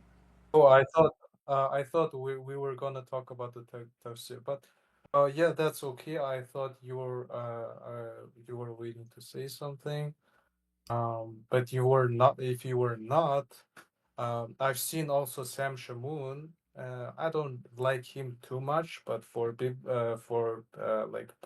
biblical studies, I watch him sometimes. But you know, he tries to sell, and I've heard you say Holy Spirit this, Holy Spirit that, and he's trying to sell. But you know, like the Quran and the Hadith, I cannot. It's not like the Bible, you know. Like I read it, it just consumes my brain. It's not like the Bible. It's sweet word of God, full of wisdom. Yeah, my question is, Sam Shamoon and others, they don't know Arabic, but they talk about, write articles, and they say, gosh, I just forgot what I was gonna ask. Oh yeah, they write articles and they say something about Muhammad and Allah. No. But I just forgot what I was going to say.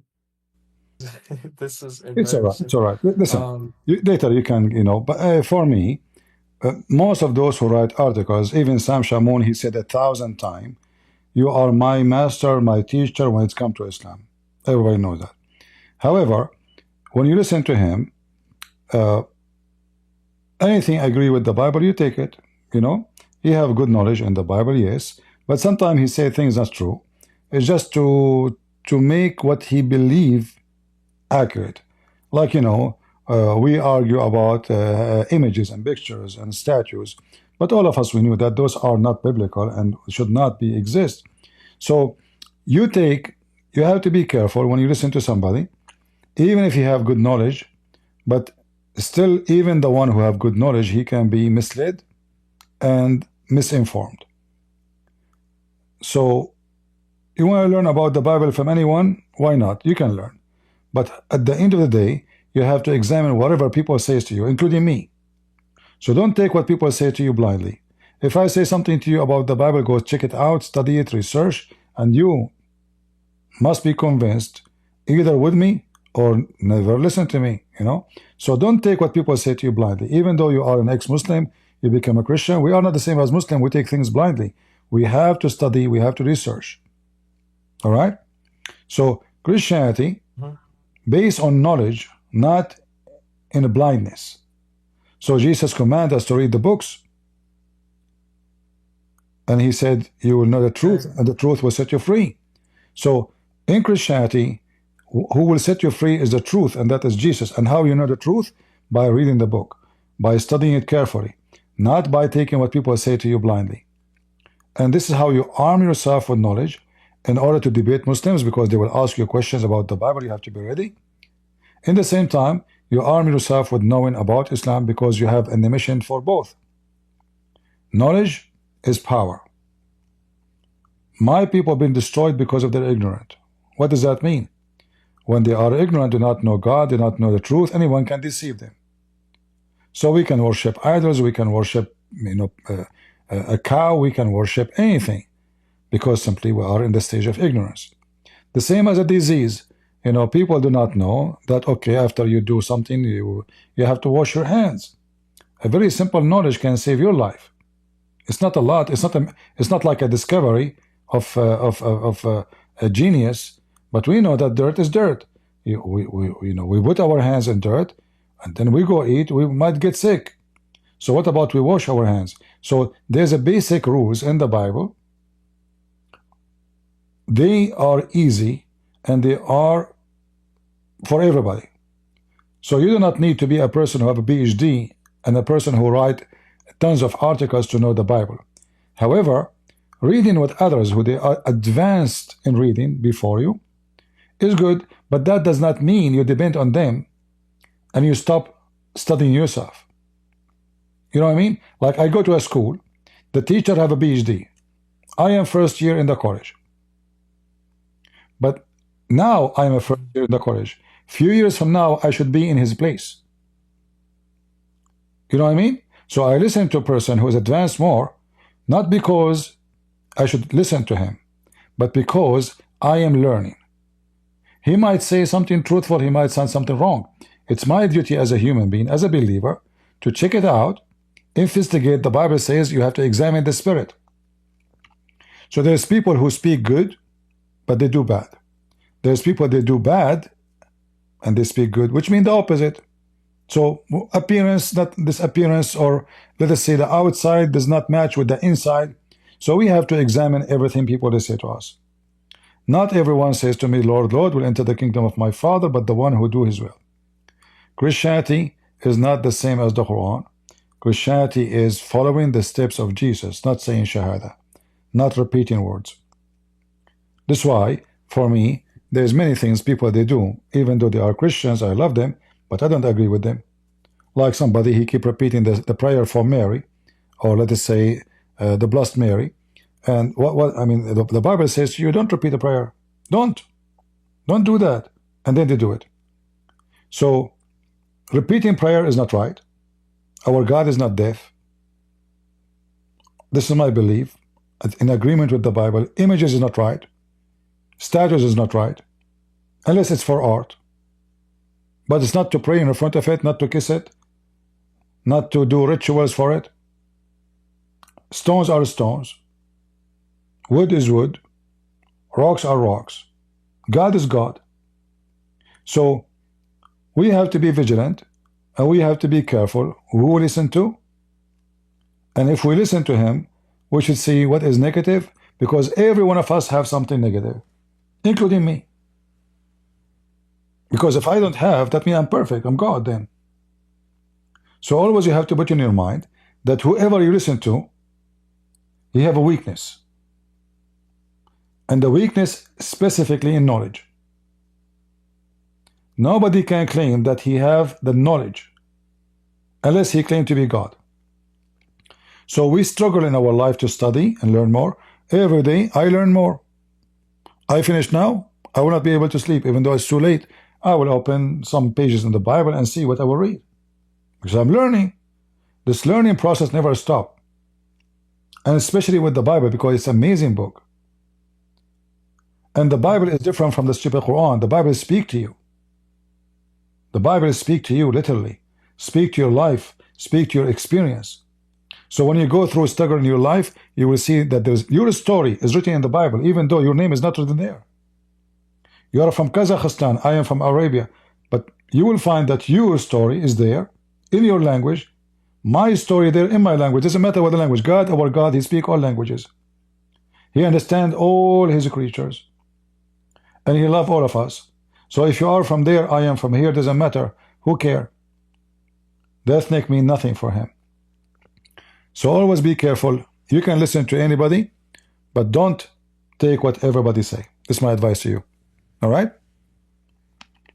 Thank you. But yes, I just remembered my question. All right. I'm listening to you attentively. I just remembered what I wanted to ask. So this is about Muslims worshiping Muhammad, right? I want to know a little more about it. If you can give me what you think, because obviously Sam Shamoun thinks other things, right? And I'm trying to learn what you think of it. I don't know what you think. I don't care. But simply, when somebody, his book says something and his prophet say the opposite, which one he take? He take what his prophet said. So the Quran itself says that those who took, supposedly he's talking about us, the Christians, they took their rabbis and their monks as gods instead of Allah and the Messiah and Allah. So according to the Quran, the one who listen, the religious men, but not God, he is false. All right? They are worshiping them, in fact. The Muslim, they do exactly that. because they took their Muhammad as God instead of Allah. So Allah, he says you do mut'ah. Muhammad says don't do mut'ah. Which one the Muslim they follow? Muhammad. Why? Because they claim that Muhammad in the Quran, Allah said, obey Allah, obey Muhammad and obey Allah. So obedience to Muhammad is equal to Allah. So the Muslim don't worship Allah. Muhammad, he replaced Allah. He is Allah. You see, in Christianity, there's nowhere we're going to say to you, you obey this person, and by obeying him, you are obeying God, unless this person is God. Even when Jesus, he promised Peter, he spoke to him, he didn't say to Peter, you are always perfect and always right. When Peter, he speak wrong, Jesus says to him, stay away from me, Satan. That is Peter. So when Peter speak wrong, he was rebuked by the Lord himself. And this is what we need to remember always. There's no man is perfect. There's only the Messiah who come to us in the flesh of a man is perfect. The rest are not. And because of that, we have to be careful and we have to be very vigilant. I might say something, I don't mean to, like say something not right, but I'm a human at the end of the day. I might, why not? I might think I'm being decent when I say that. I might think, well, I am being decent, but I'm wrong still. What decency have to do with this?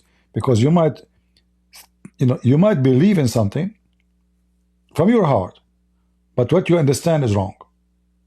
So understanding of a human being can be wrong. However, when we the Christians, 3 billions, we join together and all of us we agree and we understand that there is only one Lord, one Savior, one truth, one name can save us. That is Jesus. That is the truth. There's no question about it. We can disagree about images. We can disagree about statues. We can disagree about things, but those are not what make our faith and salvation. What make our salvation is the Messiah. And to stay away from sin. So any church will teach us to commit sin. This is a church of Satan. Any church teach us to stay away from sin and to follow the step of Jesus. That is a good church to us. Muhammad, obviously, his name proved that to us that the Muslims, they don't worship Allah, they worship a man. They call him the praised one. This is not his name. His name is Qatham. Other name for him, we mentioned it in the previous broadcast. Anyone remember? What is the name I mentioned to you in the previous podcast? Who remember? Who was here in the morning? Can you show? I'm sorry. The previous. Can you show reference for the name?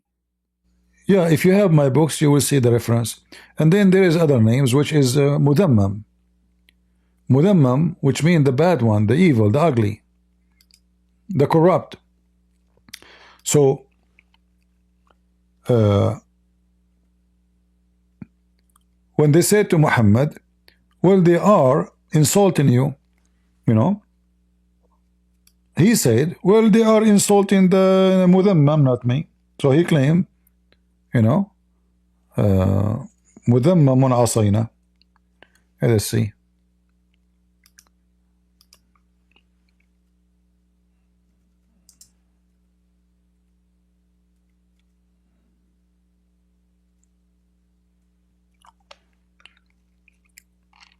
Mudammaman, not Mudammam. Okay.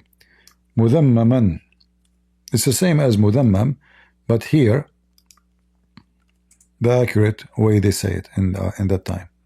So as you see those hadith, all of them Sahih al-Bukhari, the Arab they call him Mudammam. So either this was another name for him as a name, or this is a name they gave him for he is an evil man. Here you notice that the Muslim, they did not translate the word. They put it there as it is. Allah Messenger said, does not astonish you how Allah protect me from Quraysh, abuse and cursing. They abuse Mudammam and curse Mudammam while I'm Muhammad. So Muhammad, he think by changing his name, they are still not cursing him. But he just admitted that he is mudhammam, because he said, doesn't astonish you how Allah protect me from Quraysh abusing and cursing? So Quraysh is accusing and cursing who? Him. What they call him? Mudhammam. Ugly, evil. And the other name is Qatham, which can be found in Ibn Kathir when the uncle of, or the grandfather of Muhammad, he used to have a son. His name is Qatham. He died, and the Arab tradition is the first boy in the family after the one who died, they give him the same name. So Oh, you said that's in the tafsirs, yeah? yeah, Can you show it? no problem. Give me a second. Okay, this is not what we want.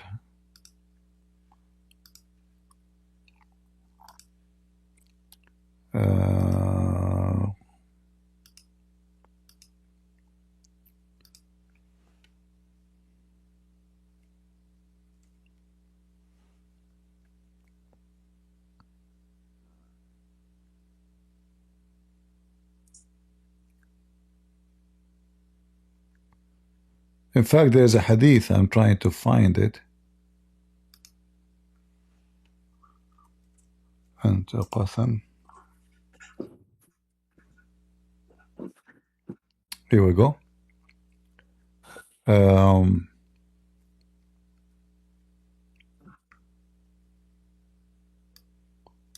Let me see if I can find the hadith here in English.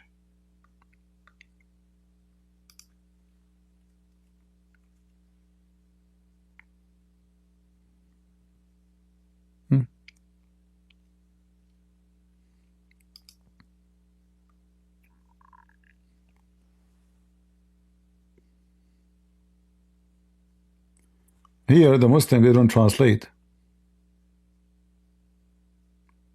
Let us see here.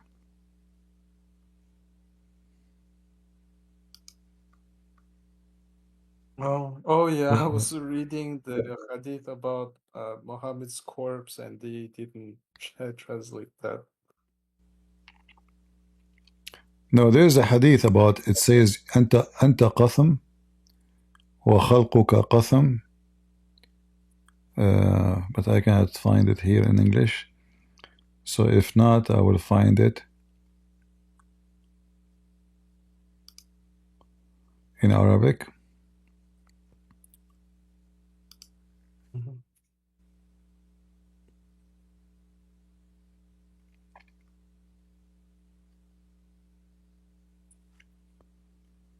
Let's see.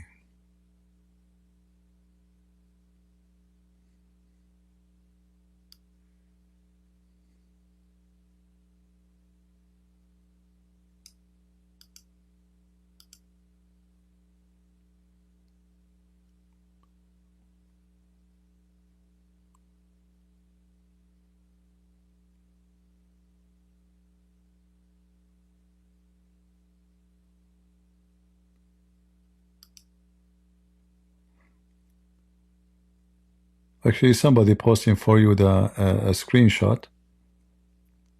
If you have the page, post it for him then, if you have the page. Let me see. Is this trustworthy? Let me see. I will find you.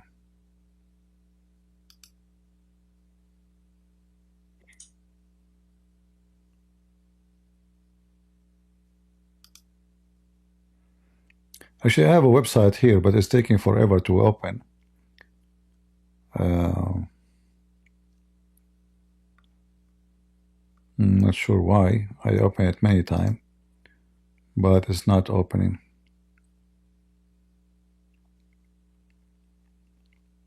I mean, it's okay. You're the host, so we're just here to learn.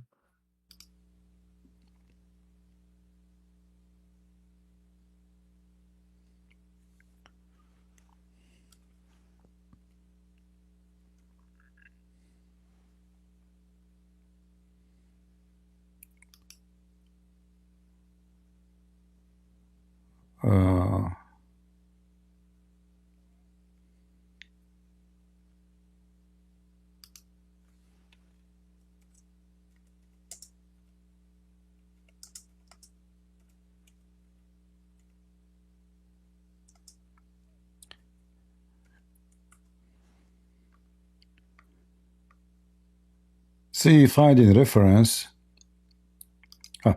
Okay, here. Let me show you this hadith.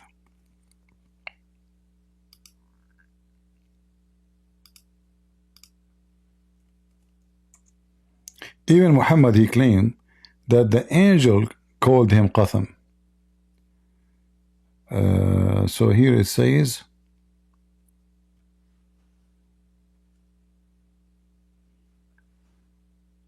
Qatham.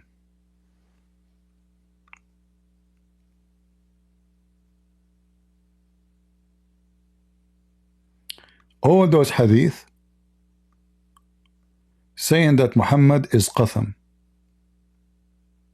Look, can you post this? Yeah, I will post the link. All the yellow ones, it's Qatham. All the yellow ones. Were you able to open it? Even actually the title says, أتاني ملك فقال أنت قثم وخلقك قيم ونفسك مطمئنة. You are Qatham and your creation is valuable and you have secure spirit, or let us say you feel in peace. This is what the angel says to him. Let me shorten the link and give it to everybody in the chat.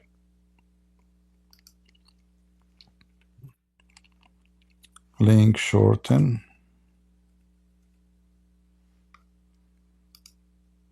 We translated as a king came to me and said, you are a pervert, and their creation is valuable, and your soul is rich. I mean, this is translation with. All right, this is the link for those who are in YouTube. I will post it in Rumble.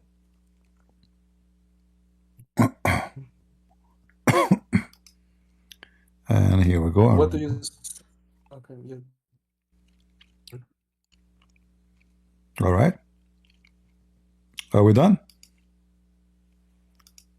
Oh, yeah, one more, and yeah, since it's about the names, you mentioned that there is a guy, supposedly he's the father of Muhammad, and Muhammad had been receiving Quranic verses from this guy, and then he died, and Muhammad tried to commit suicide.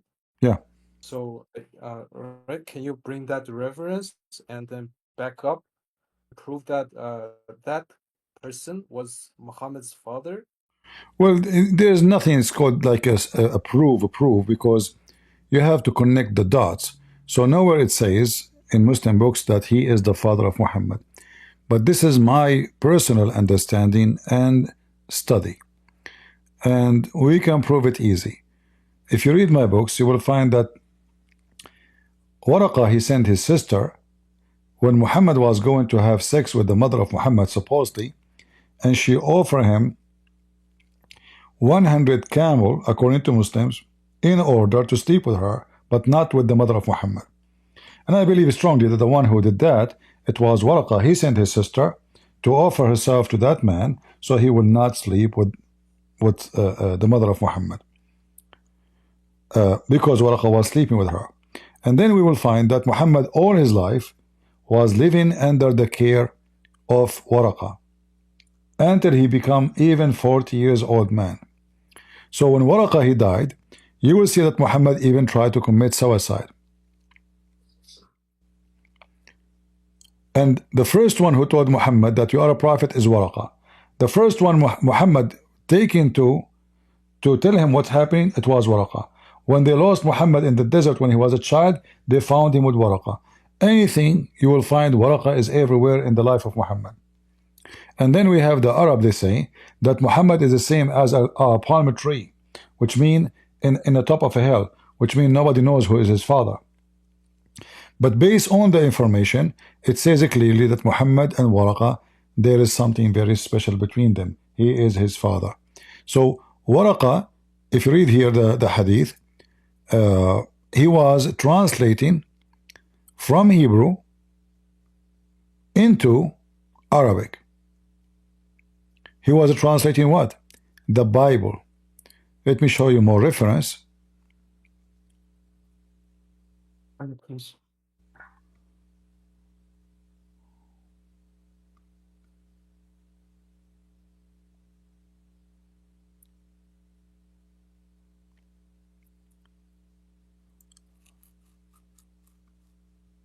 This story repeated many times. It's very authentic.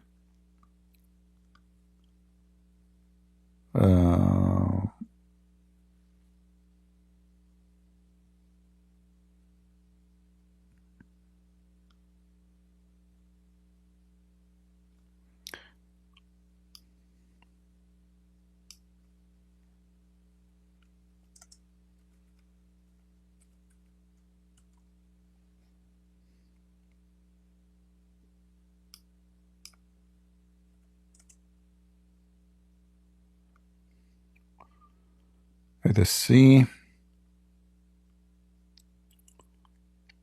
Here we go. So here it says that this man Waraqa, he was writing in Arabic whatever Allah made him write of the Bible. So he was translating from the Bible into Arabic. That is the Quran. Oh, he's copying that. Huh? He's copying it for Muhammad. Yeah, this is why when Muhammad when Waraqa died, Muhammad, he did not know what to do. So here it says Waraqa was the son of blah blah blah blah and her father, and then in the pre-Islamic era he became a Christian and he used to write the Arabic writing, and he used to write of the gospel in Arabic as much as Allah wished him to write. That is the Quran. He was making a summary book for his cult, and he was preparing his son Muhammad to take after him. He's a very old man. Remember, Muhammad at that time, Muhammad himself is 40 years old. So how old will be the father?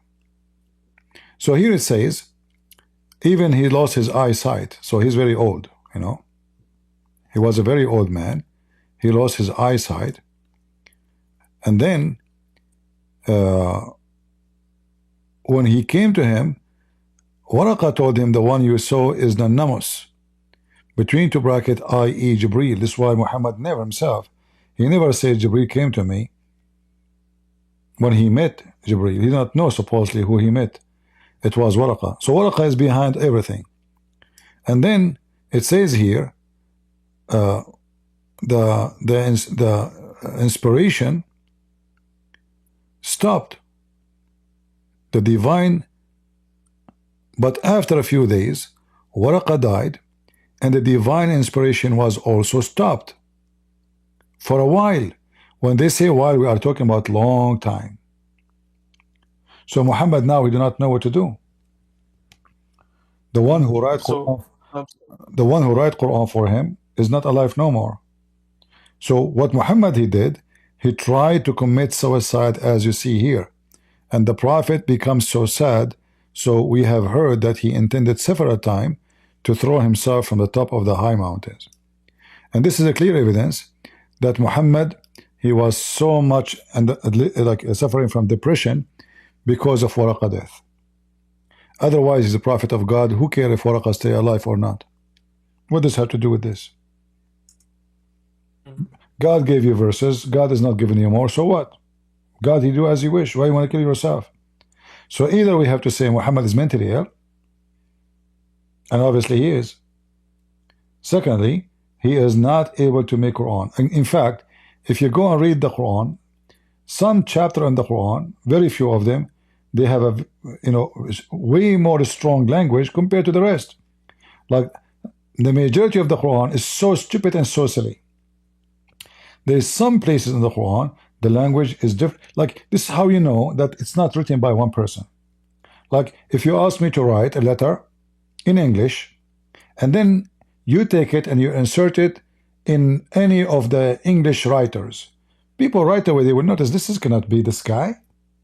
I mean, look, there's errors, there is a mistakes in the grammar, there's no way. And this is how the Quran looked like. So when Waraqah was alive, oh, sorry guys, you don't see I apologize, in YouTube. But anyway, I was sharing the links with you. I wish you guys you told me from the beginning. So anyway, people in Discord, they can see it. So the man, he died. Muhammad did not know what to do. Muhammad, he felt he will be exposed, that he's a false prophet. The wife of his uncle, she said to him, like, did your shaitan left you alone? And then Muhammad, he come with this verse actually.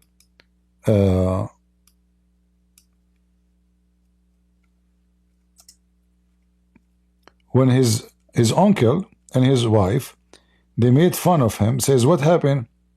Your shaitan, he stopped inspiring you? So Muhammad, he come with this verse. وَمَا وَدَّعَكَ رَبُّكَ وَمَا قَلَى. Your God did not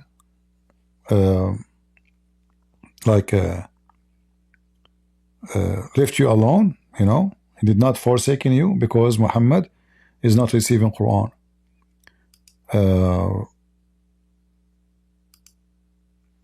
Does the tafsir say the same thing? Yeah, tafsir say the same. You can read it. Yeah. And I think you, Christian priest, I think you said that. Did you save the hadith first? Did you save this hadith I gave here? Let me give. I do see. Okay. No, did you save it? Let me give you the link. Yes, I did. All right. Yeah, I've saved it. This is here, Sahih al-Bukhari, 6982. If we go again in the same, we can find the hadith, the uncle of Muhammad saying to him, did your shaitan forsake you, Muhammad?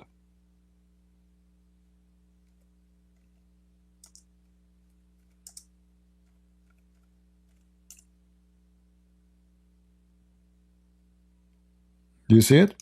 And this is al-Bukhari. This is his uncle wife. She's saying to him, she came to him, the wife of Abu Lahab. She said to him, O Muhammad, I did not see, but your Satan has left you. And this is in the same time where Muhammad is not able to make Quran.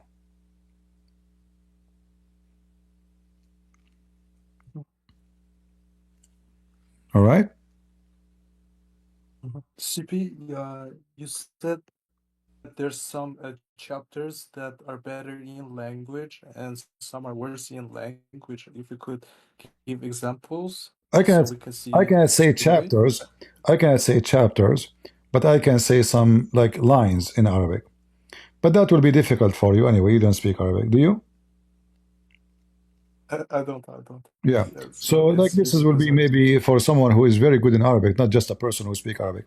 However, the Quran is horrible. You see, in Arabic, if you repeat the sentence twice, you lost. Especially if you are trying to make a poetry. And Muhammad, if you read the Quran, is very silly and very stupid, because Muhammad trying to make a poetry, but he could not. So it come as a form, as a sajah. And because of that, it's so funny and so stupid. So a Muslim, Muhammad, you want to promise Muslims to go to heaven. So now because he is stuck, you see in Arabic, the easiest way to make a rab is to add a-in at the end. Any word describing an object or even a person, anything is supposedly physical. you can make it 2 by adding an, which will make it fit perfectly to make a rap. As an example, a Muslim should have a heaven when he go to heaven. But Muhammad, because he was trying to make a rap music or rap song, suddenly the Muslim, he will have 2 heaven, not 1 heaven. Why he did that? Because simply he is trying to make a rap song, and then he have to add the an at the end. So in one time in the Quran, he says a Muslim, he will have one Jannah, which means 1 garden, and then he says Jannat here, many gardens, and then in other verses he says Jannatan, 2 gardens. So because he is trying to make it fit with the sajah or the rap, the Quran became very broken and very funny and very, very stupid. So here, look, Jannatain, okay, what, Jannatain, 2 heaven, Jannatain, Jannatan, 1 Jannah, many Jannah. How many we will have? You cannot even understand how many heaven we would have, and how a person would have 2 heaven. How I can live in 2 heavens, and what's wrong with the first heaven?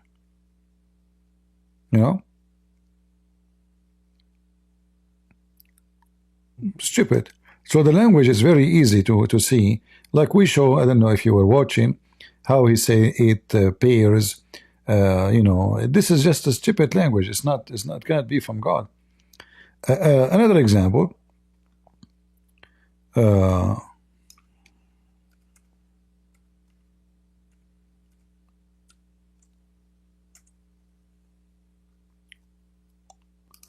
If we go to chapter 55, and I will copy in front of you 1 sentence. Look what I will do. I will copy 1 sentence. I will search in the page for it. Look what we will find.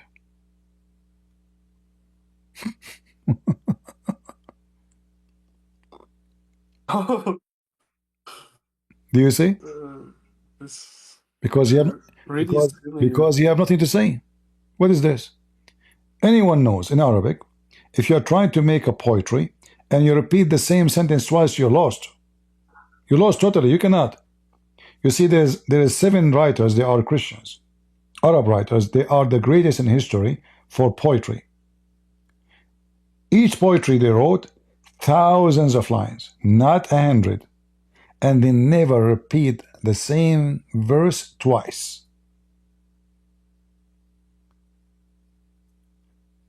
Because they are really so good. They have, they have 1 million words in their mind, and they are so good in poetry. So Muhammad trying to make a rap music, which is way far from poetry, yet he could not make it. He kept repeating the same stupid thing.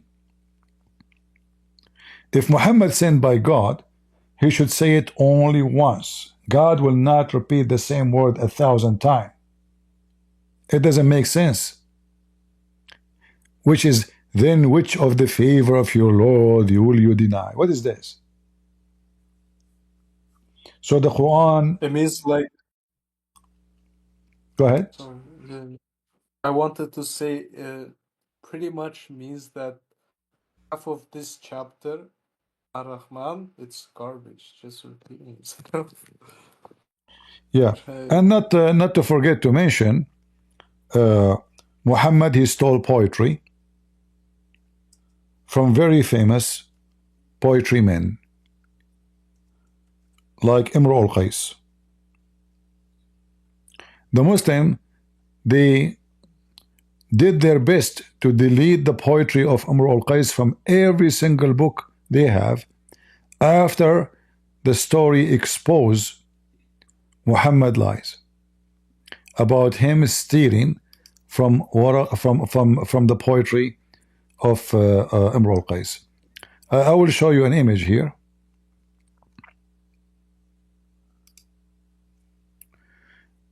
This is the poetry of Imru al-Qais.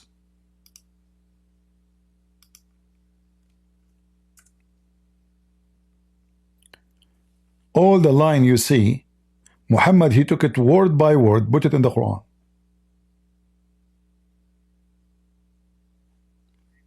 This is a very strong language.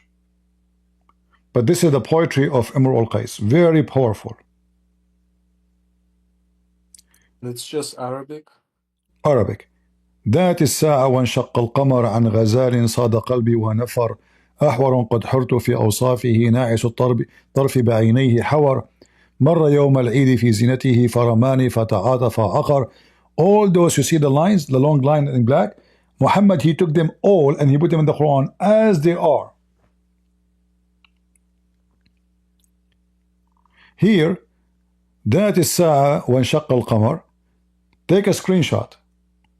You see it? You go to the Quran, Muhammad, he changed only the first word. He said, اقتربت الساعة. Let me show you.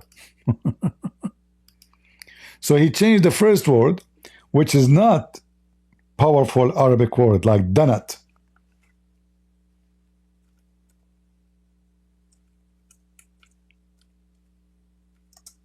And that was a poetry about a man. He saw his beloved women, so he was making a poetry for her. She's so pretty. So when she come, he saw her. He says, the judgment day is near and the moon is split. Muhammad, he took the poetry, he put it as it is in the Quran. And now the Muslims, they deny it. And then the same goes for every line we see, as you see in those pages. Where is? Could you go back to the page? Let me close some pages, too many pages.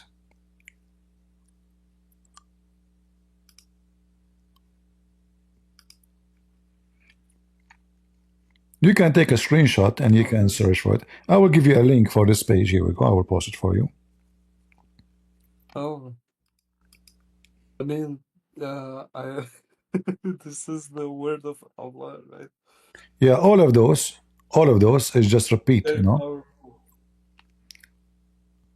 فتركني كهشيم المحتضر فرماني فتعاطى فعقر ناعس all of this Muhammad, كأنه من حدب ينسلون.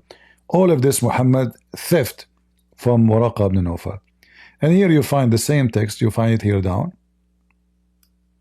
The same poetry, very powerful poetry, lovely, very lovely poetry. But the Quran comes very stupid, very silly. All right? So if Muhammad exists in our time, Imru al-Qais can sue him and take him to court and make him pay big fine.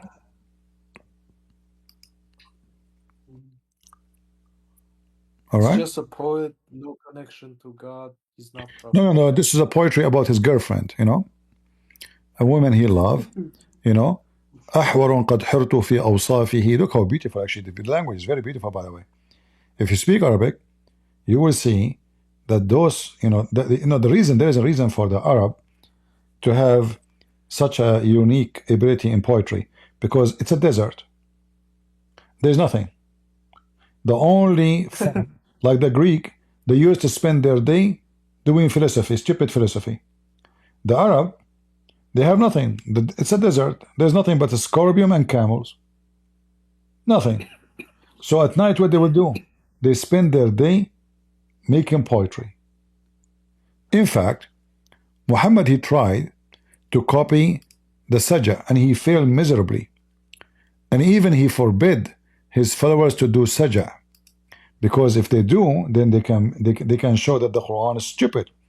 So if you go and read the books of about the Sajja in Arabic, you will find a very strong language.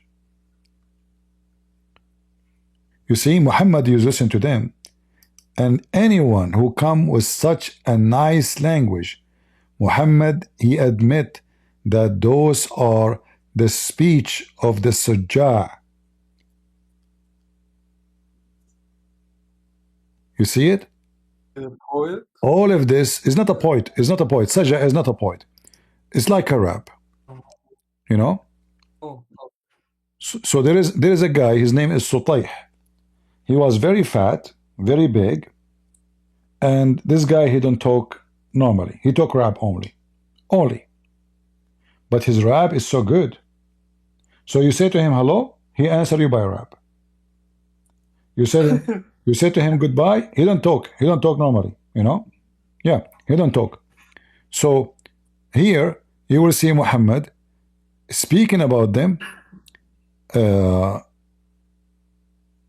No Muslim can ignore that they are, like you see here, Muhammad, he saw a person speaking a very eloquent language. He said, oh, this is one of the brother of soothsayers. Right? So Muhammad, he used to listen to them and try to learn from them, but he failed miserably.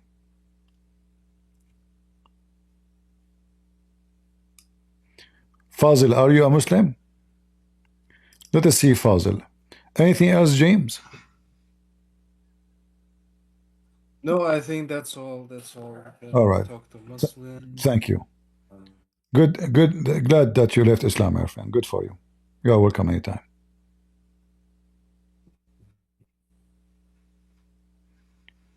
You want to come to the stage, Fadil? Hello. Hello. Can you hear me? I hear you. Yes. You are a Muslim? Yes, I'm Muslim. All right. Yes. What do you mean you are a Muslim? What do you mean by saying I'm a Muslim?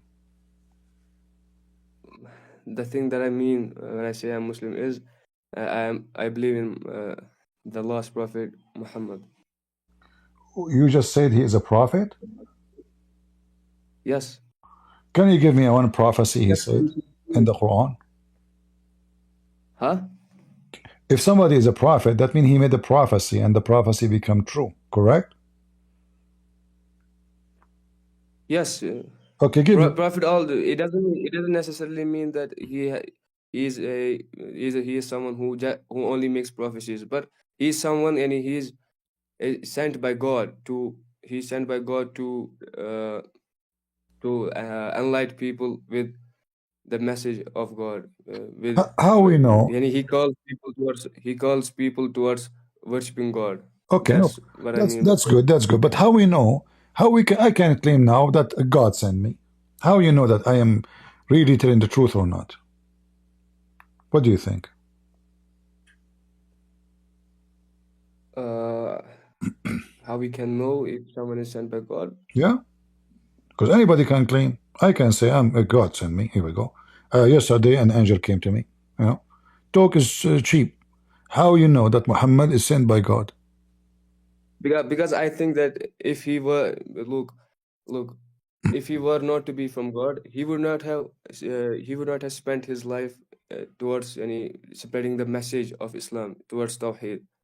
He would have, if he were not from God, he would have just sit and thought, why would I call people towards Islam? So are you saying to me the Hindu priests who spend their life trying to spread Hinduism is sent by God because he spent his life trying to spread Hinduism? No, he suffered so much. I'm not saying he suffered so much. Even his relatives, his uncle, they used to beat him. For what? Can you show me? Can you show me one place where his uncle had beat him? Not beat him, but they used to. How can I say this? They used to. Well, have you heard the story of? Based on your statement, the Christians who live in Pakistan, they are sent by God because the Muslim, they beat them, they kidnap them, they kill them, they burn their houses, so they must be sent by God. No, because even though he suffered so much, but he still had this mission that I have to okay. I wanna see. Let us make it simple. If I say to you, I am sent by God, but I want to take your wife, is that acceptable? Why? Why would you take my wife? No, I'm asking. No. Is it acceptable to believe that someone, he says, if I see your wife, I like your wife, I have to take your wife because I'm sent by God? Is that what the prophet of God do? No. Okay. According to Muslims, Muhammad, he have 16 privilege. More than 16 privileges? 16 privilege. More than 11 of them is about his sex and his money. So one of them, it says, if the prophet eyes, What do you mean? if the prophet eyes What? fall in a woman, which means he saw a woman, her husband, and he like her husband must divorce her so the prophet can F her.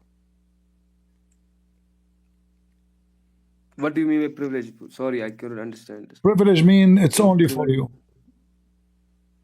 Only for Muhammad. Privilege? Yeah. Privilege, like, you know, an exception.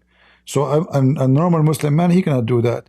But Muhammad, if he look at your wife and he like your wife, you have to give him your wife. Is that no? No. What do you mean? What do you mean? What do you mean? No. This is not true. Actually, I came here to speak with you on because you said that the Quran is so stupid. I came here to talk on the Quran. No problem. But as long we open this topic, let us finish it and I will go with you. Here we go. This is your Quran, and we are talking about the Quran. This is the Quran giving Muhammad a license, chapter 33, verse number 50, to if every woman he like, any woman she can give herself. And here they are talking that the Prophet, he have 16 privilege. Privilege number 10, إذا وقع بصره على امرأة وجب على زوجها طلاقها وحل له نكاحها. If his eyes fall into a woman, her husband must divorce her so the Prophet can F her. So, is Muhammad really a prophet of God? Or he is a gang leader? I cannot make decision on this because I don't know much about this. What are you talking about? Actually, no problem. I'm giving you the reference, my friend. I'm giving you Al-Qurtubi. This is the government of Jordan website at tafsir.com. You can check it out. And this is the book of Al-Qurtubi. تفسير الجامع لأحكام القرآن القرطبي. All right? You speak Arabic, there is no problem, then you can read it. Okay, read Arabic as long as you speak Arabic. Do you see it? No, I cannot speak much Arabic. But I can speak Arabic. I heard you reading Arabic. إذا وقع بصره على امرأة وجب على زوجها طلاقها وحل له نكاحها. Correct? وحل له نكاحها. Yes. Okay. So is that really a behavior of a prophet, that if I like a Muslim man wife, I force him to divorce her so I can F her? Is that from God? I said I don't know much about this matter. No problem, my friend. Listen, Fazal.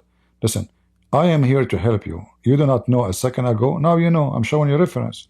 I'm not showing you my own statement. This is Al-Qurtubi. This is the Quran. And this is what's written in your books. So you cannot say anymore, I do not know about it, because now you are informed already. So what do you think? Be honest. A second ago I asked you, do you accept somebody because he claimed to be a prophet to take your wife? You said, why you want to do that? I agree. Did he take somebody's wife just because of this reason? He took the wife of Zayd. His son. His own son. No, I don't know. Yeah. He took the wife of his son, and not only that, he flirted with the wife when the husband was not in the house. You know, you heard of the 10 Commandments in the Bible? Muhammad, he broke them all. I don't know about this.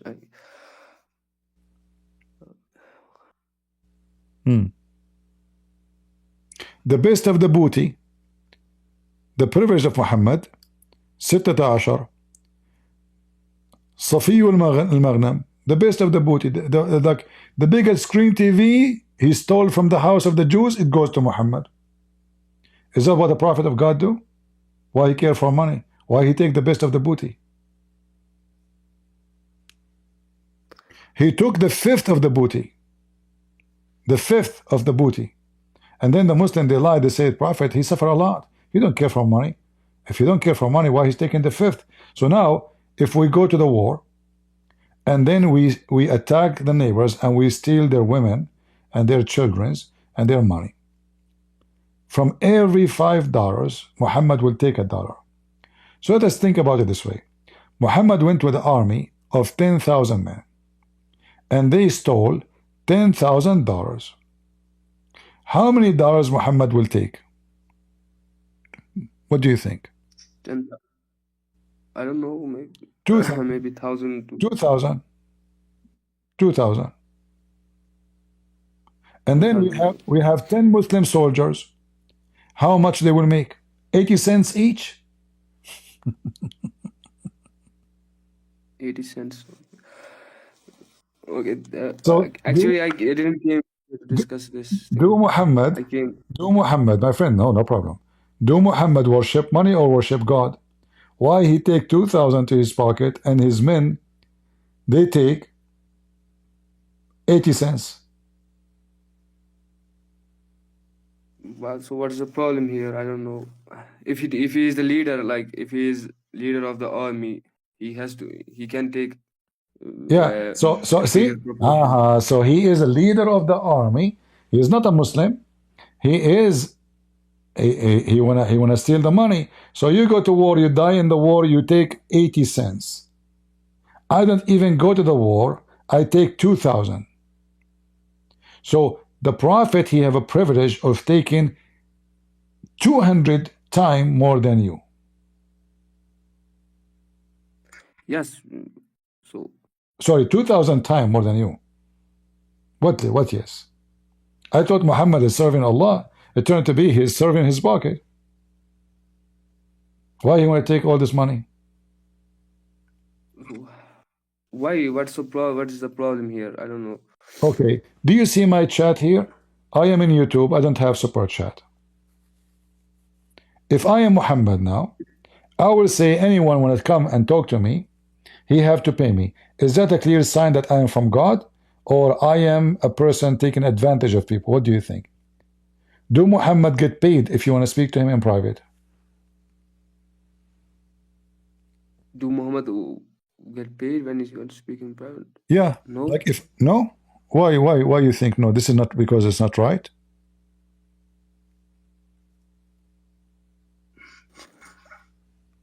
Muhammad, okay. Focus with me. If you want it, you are talking to me right now. If I say to you, you have to pay me in order to talk to you. I claim to be a Christian, trying to speak about the truth, and then in order to talk to me, you have to pay me. Do you think I'm being a good Christian then? That I will not talk to you unless you pay me? Yeah, you are not a good Christian then. Thank you. That's what Muhammad did. Because you are. That's what Muhammad did. In the Quran, Muhammad, he said that Allah told him that before anyone he speak to you in a private, you take from their money, and by taking their money, you pray in their behalf, and you sanctify them. So now imagine I say to you, if you give me money, I will pray in your behalf, and I will clean you from your sin just because you pay me money. Chapter 9, verse 103. But it is here, take sadaqah from their wealth in order to purify them and sanctify them with it and invoke Allah for them. But here there is nothing. It's not talking about having discussions, as you said. It's talking about he's taking wealth so that to purify them, not to talk with them, basically. Okay. And he is making dua for them. All right. So that's why if someone can offer them money, if someone can offer him money, there's I can't see any problem with it. All right. Let us focus together, and I will show you what I'm talking about. Does it say that if you pay Muhammad, he will pray in your behalf? Take sadaqah from their. It's saying that takes sadaqah from their wealth. And yes. Okay. In order to purify them. So now, if somebody is poor, the Prophet will not pray in his behalf. If you are rich, he will pray in your behalf, and he will make you go to heaven. Is that fair? No, here it is a special dua which he will make against them, which we Muslims do when in Jumu'ah, when we I don't know about what happens in Arab, but if somebody has some disease, he gives money to the khatib and he makes special dua for him. But the khatib makes dua for everyone also. But with No, no, him, no, he's no, making no, a no, no, special no, dua. no, no, no. Okay, you just mentioned here he is making a special dua. Why? Because they paid him money, and this money will go to his pocket. Yeah. Okay, why I will pray for you? Because you pay me. Why I will pray for you. Can you repeat it again, please? Why I will pay? Why I will pray for you? Just because you paid me. I don't know. See? Same time, Muhammad, he made it clear that if you speak to them in a private, yes, they have to pay for you. And this is in different verse in the Quran. So obviously you're a prophet.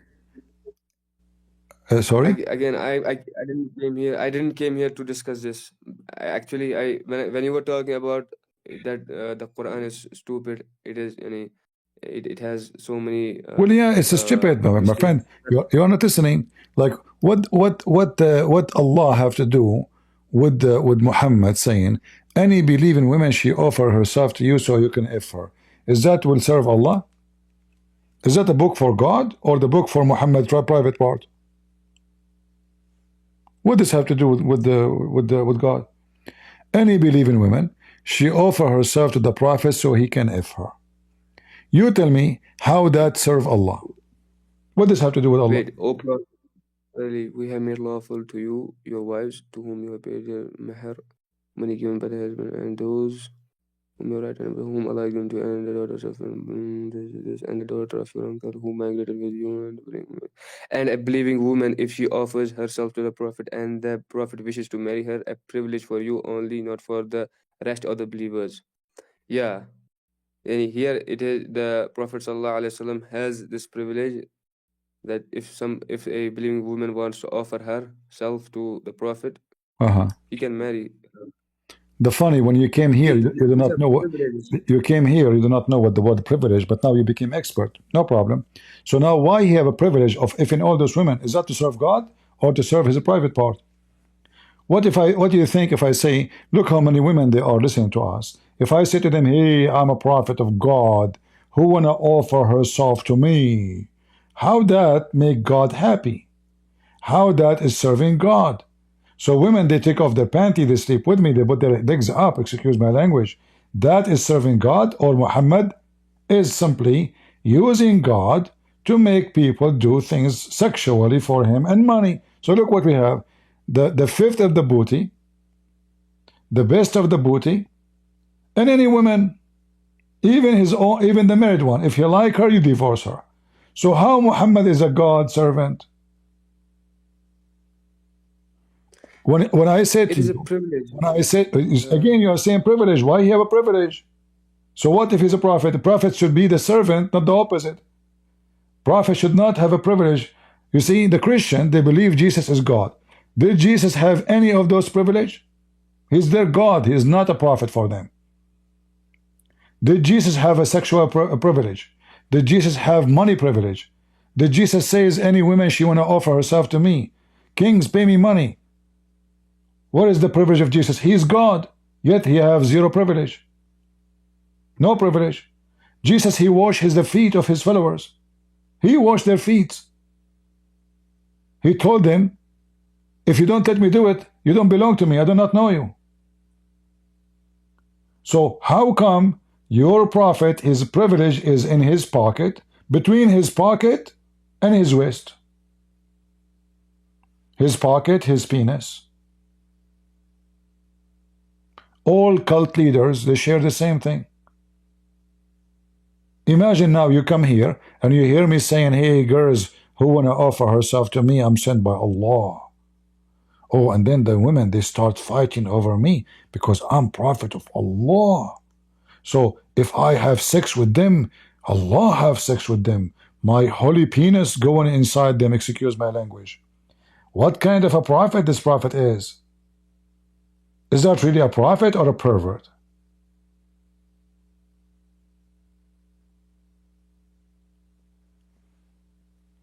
It is, look, he is not forcing the woman to marry him. No, Rather, no, here it no. says, I just showed you. Listen, Father, listen. You know, I like talking to you. You sound like a nice gentleman, and you are welcome. You are not rude, and we can talk. Did I show you Al-Qurtubi? Privilege number 11 said, yes. privilege number 11, and you saw it and you speak Arabic, that if the prophet, his eyes fall into a woman, number 10, sorry, if his eyes fall into a woman, her husband must divorce her, so he can F her.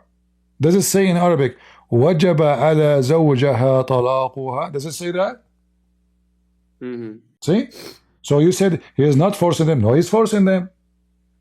Any woman he like, even if she is married. So imagine now, I claim to be Christian, I claim to be a prophet, I claim whatever, and then I see a group of women, they are coming to listen to me. I says, hey, I want you, or I'm married, sorry, I have a husband, I have children. No, I don't care, I don't care. Your husband must divorce you immediately. I have a privilege. Don't you think that this is satanic privilege, Father? I cannot say anything about this. I don't have any much knowledge about this thing. When I mentioned I actually to you, didn't give me. Listen, Father, when I mentioned to you, I said, what do you think about me if I am claiming to be a Christian person, but if somebody want to ask me about Jesus, you have to pay me first. You said to me, as I remember, oh, that will not make you a good Christian. Did you say that? Yes, but here okay, there is. But Muhammad, and you said to me, and the verse I gave you, it doesn't say what you are saying. No, it says that. Let me show you another verse. Here, this other verse. Muhammad, he told the Muslims, Allah told the Muslims supposedly, Allah is talking, before you talk to the Prophet in a private, pay him. Pay him. When you consult the Prophet, spend something in charity before your private consultation. That will be better and pure for you. But if you find not, then yeah. Look. Oh, I will read the verse. Oh, you who believe, when you want to consult the messenger in private, spend something in charity before your private consultation. That will be better and purer for you. But if you find not the means for it, then verily Allah is oft forgiving, most merciful. Here Allah is saying, but if you cannot spend something in it, if you don't have the ability, if you don't have the money to spend it, Allah, it's not you can still have the private consultation. No. It's not necessary. Read carefully. Muhammad, he make it a sin. This is why he says, oh, Allah is all forgiving. So what is my sin now? I came to Muhammad and I told him I need your private consultation, but I could not pay him in the front of the consultation. So Muhammad making it a sin. If you could not, Allah is all forgiving. Forgiving what? What I did? No, here it doesn't say you are making sin. Why does it say? Because it says Allah is all forgiving. Forgiving what? Listen, no, Allah is all forgiving. Forgiving. What exactly they did to forgive them? For what? It's not saying that Allah, you are making a sin and then Allah will forgive you. It is how Allah uses His words. Listen. You know, listen. People, they are listening to me every day for 10 hours, 12 hours. So if I say, before you talk to me, you have to make a donation. You said to me yourself 5 minutes ago, that will not make me a good Christian. And now you are saying, okay, if you cannot, still he will be okay. He will talk to you. That means Muhammad, he favored those who have money and they can pay. This is number one. Number two, why I need even to pay him? Why? You don't have to pray. Here it is say you should pray. No, I have Look, to, because if it's not important, why Allah he mentioned it? What does have to do with Allah? Look. The problem with your statement is that you are saying that you have to pay. No, it's not wajib upon you to pray. It is. No, it's better for you to pray. All right. It says khayrun lakum, right? So which one is best for you is to pay him. Yes, but if you cannot pay Okay. him, that's fine. Okay. If I say to the people here, it's the best for you is to pay me, is it clear that the best for you is to pay me and not the best for you not to pay me? Isn't it obvious? So if the best for you is to pay me, that means it is for your best to pay me. If you don't do so, you are not doing the best for yourself. So paying to Muhammad is the best. Not paying is not the best. So isn't it clear that Muhammad is seeking his pocket? So now we prove that Muhammad is seeking his pocket and seeking his penis. So who is seeking God? Where's God in the story? Even Aisha, she said to him, Inni ara rabbuka yusari'u ila hawaka ya Muhammad. I see that your God he rush for your sexual lust. Aisha, she said that when Muhammad made the verses about any believing woman, she can offer herself to the Prophet so he can F her. So where is the Prophet in the Prophet? In this case, any bad man in the world is better than Muhammad and he's a Prophet. Is that the qualification of a Prophet of God? Your penis and your pocket? Here we go. Those people, they are listening to me. I never said to them once, hey guys, don't forget, go donate to me. Hey, listen, I'm speaking to you every day, 10 hours, I'm losing my voice. I don't think it says donate to Muhammad. I don't have, it doesn't say actually, I don't know if it says that you have to My friend, it's you who said it's you who said khayrun lakum. It is better for you. Yeah. It's for your best. If you donate. It is. Okay, why if it's you better? Donate what? Tell me why it's better if I donate to Christian Prince. I want to know. I am Muhammad now. Why it's better for those people listening to me to donate, and the one who don't donate is not doing better? Why? Donation is a better thing because you are helping someone. Hold on. You can help someone voluntarily, but you are making him feel guilty. You just told him, I'm talking now about Allah. Allah is saying it's better for you. So Allah is saying to them, it's better for you to donate to Muhammad. So now anyone he want the whole idea. Listen, the whole idea to get the better. Those Muslims are trying to get the best for themselves. So now Muhammad told you what is the best. Pay me. This is the best. You don't pay me. Allah is all forgiving. I don't think you here it is saying that you have to donate to Muhammad.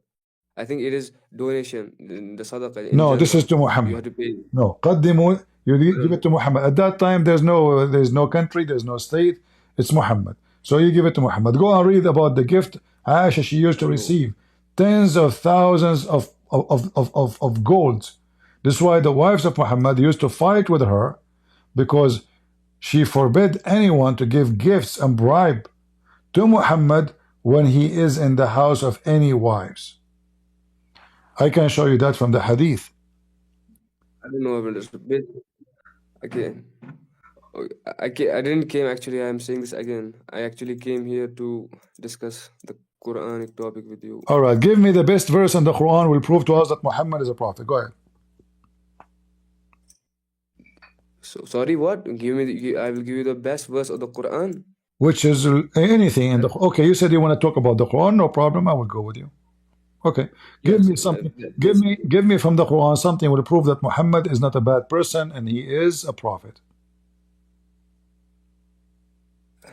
أعوذ بالله من الشيطان الرجيم بسم الله الرحمن الرحيم يا أيها الذين آمنوا يا أيها الناس اعبدوا ربكم الذي خلقكم والذين من قبلكم لعلكم تتقون الذي جعل لكم الأرض فراشا والسماء بناء وأنزل من السماء ماء فأخرج به من الثمرات رزقا لكم فلا تجعلوا لله أندادا وأنتم تعلمون وَإِن كُنتُم فِي رَيْبٍ مِّمَّا نَزَّلْنَا عَلَى عَبْدِنَا فَأْتُوا بِسُورَةٍ مِّن مِّثْلِهِ وَادْعُوا شُهَدَاءَكُم مِّن دُونِ اللَّهِ إِن كُنتُم صَادِقِينَ فإن لم تفعلوا ولن تفعلوا فاتقوا النار التي وقودها الناس والحجارة أعدت للكافرين.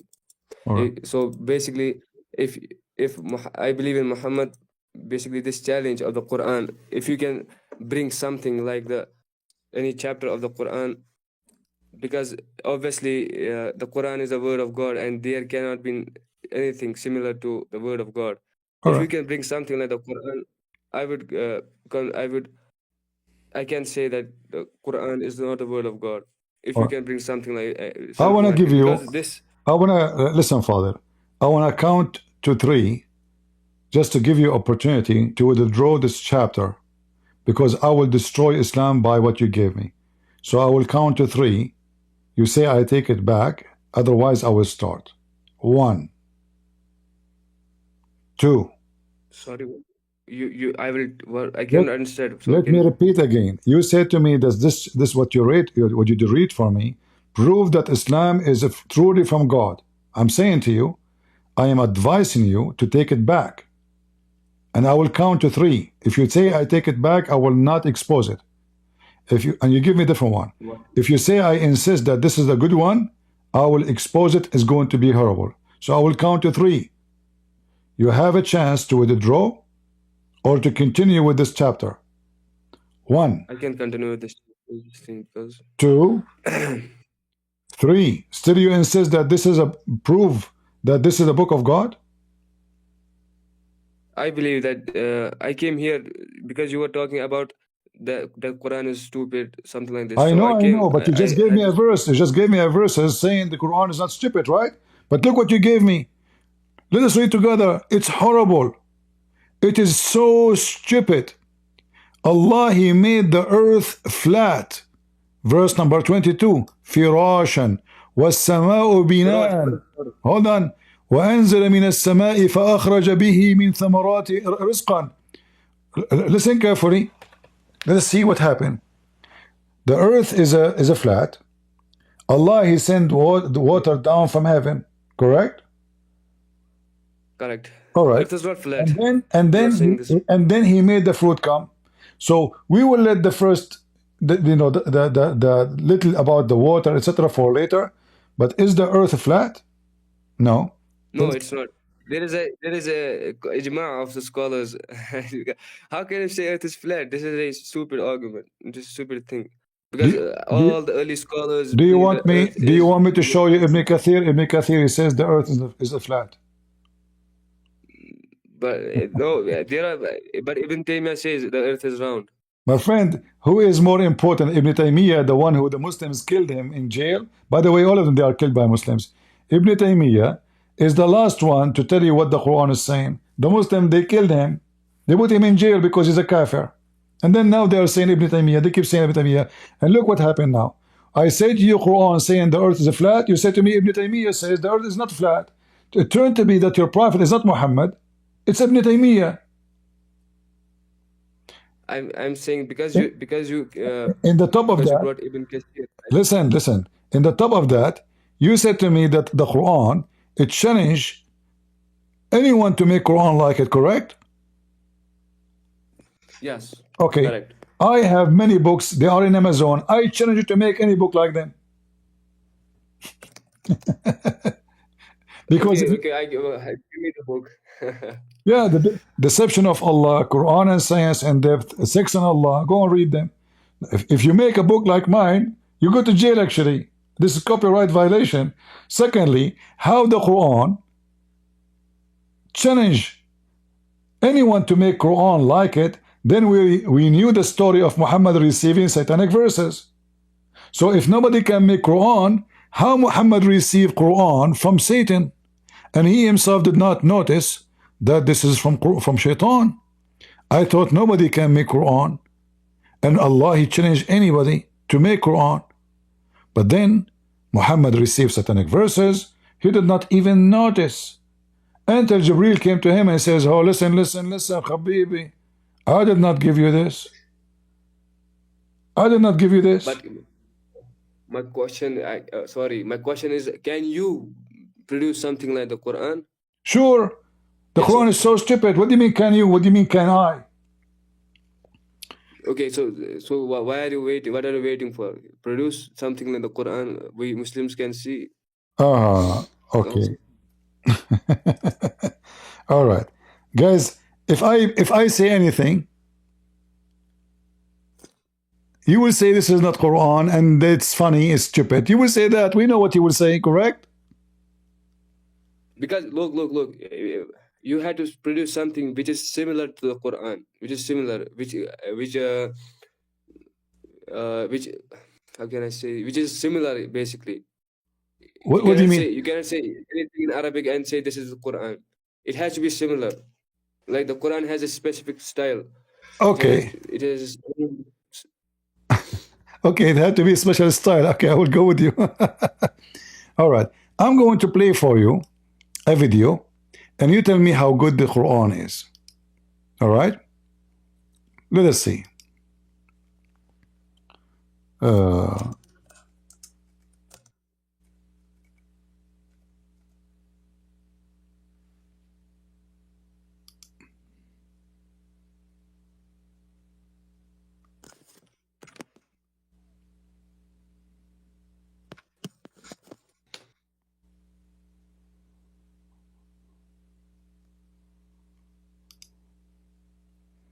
هذه سورة.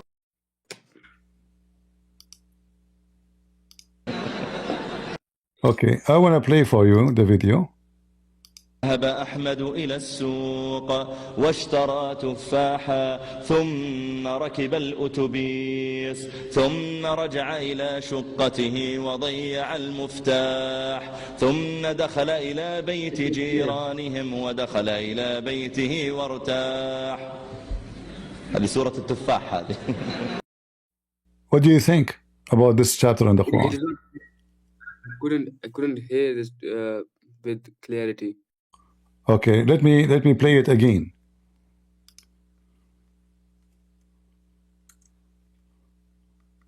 هذه سورة التفاح. Listen, this is the Sheikh Al-Urayfi. He's very well known. I don't know if you know him. Very well known, very famous. واشترى تفاحا ثم ركب الأتوبيس ثم رجع إلى شقته وضيع المفتاح ثم دخل إلى بيت جيرانهم ودخل إلى بيته وارتاح.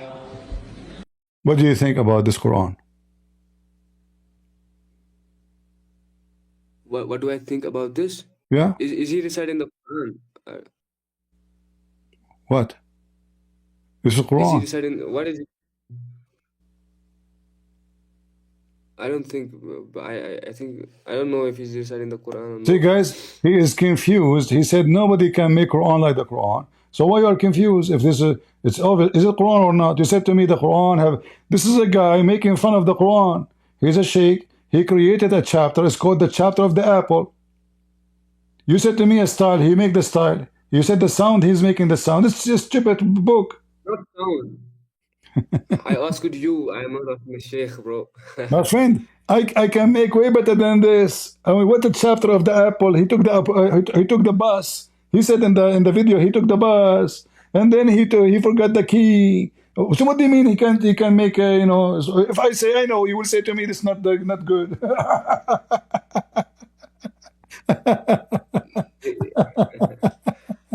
Because you cannot make something like it. I cannot make something like it. Okay. Listen. When you say you cannot make something like it, and nobody can make something like it, can Shaitan make something like it? Can Shaitan make something like it? No. Okay. No, so how Muhammad received satanic verses from Shaitan? When did he receive? I don't know. You do not know in the Quran satanic verses? And you know, and if I make for you Quran now, we know the answer. You will say, oh, this is not Quran, you know. Which satanic verses are you talking about? You're saying some verses are satanic by yourself. I mean, Any believing women, she offer herself to the Prophet to if her. To if her, open your legs for me. I Okay, mean. okay. What is the basis of you classifying something as satanic and something which is from God? What basis, on which basis are you saying that something is from Satan and something is from God? Well, Satan, number one, he teach you to be a very bad person. And that is Muhammad. What is the basis of bad? Wait. How can you say something is bad or good? Like, what is the basis for? No problem. We have the Bible, the Ten Commandments. The Ten Commandments. Okay. Okay. The Ten Commandments, they tell us how to be an ethical person. And this is given from long time to Moses. So if you are a person, seek to know the basic of ethic. You go by what God said, not what people said. Yeah. So now, I will read for you the Ten Commandments. And you tell me if they are good or bad. And you tell me if you have them in your religion. Do you have the Ten Commandments in your religion? Do you have the Ten Commandments in your religion? No, you don't. Yeah. No, you don't. Okay. Well, I just say to you that you cannot, I said to you about Muhammad, taking any woman he like her, even if she is married, her husband must divorce her, correct? Yeah. All right. Is that a commandment from God, or this is from Satan? It's a command. It's not commandment. It's from God. It's from God. It's from God that you can take the wife of somebody. It doesn't say you take wife from somebody. I'm asking you, if I take the wife of somebody, is that from God or from Satan? She's married. I force the man. Doesn't say that you I force the man. Listen, I force the man to leave his wife for me. Is that from God or from Satan? Again, that word doesn't say that you have to take a wife of somebody. You quote the tafsir of Qurtubi. The word doesn't state that. No, Muhammad, he did. He took the wife of Zayd. And this is in the chapter of Al-Ahzab. Listen, the tafsir al-Qurtubi is explaining to you how and why Muhammad, he took that woman, because he have a privilege. And the privilege is, if the Prophet eyes fall into a woman, her husband must divorce her immediately. So this is a privilege. This is not up to you or up to me. So if I live in a Muslim community and Muhammad lived between us and he come to me and he saw my wife, he liked my wife, I have to give him my wife, otherwise I will be killed. Is that from God or this from Satan? In the Ten Commandments it says, you shall not commit adultery. And this is adultery. For you are taking a woman against her will, and you are forcing a man to leave his wife for you. That is even more ugly and crime. Number two, was Muhammad a good man when he taught you you can lie? No, he didn't taught us to lie. What do you mean he don't know to lie? You can lie, even take false oath.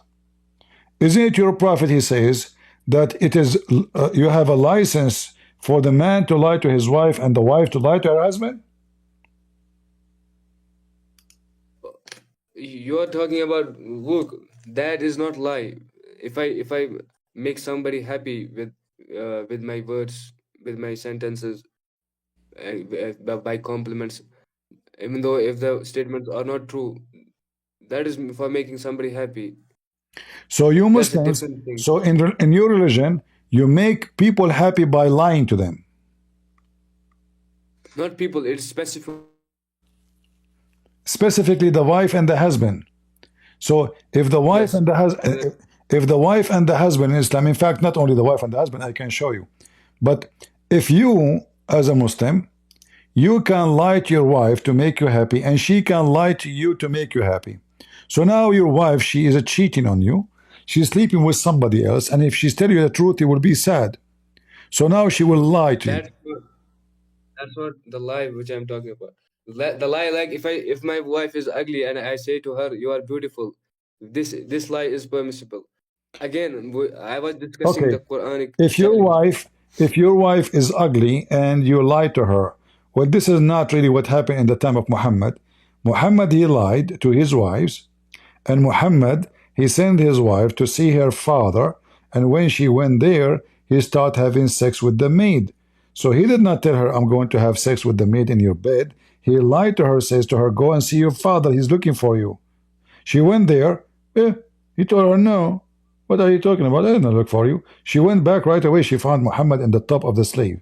So this is a lie. Muslims, they say that, oh, I'm lying to my wife because she is ugly and I am saying something nice to her.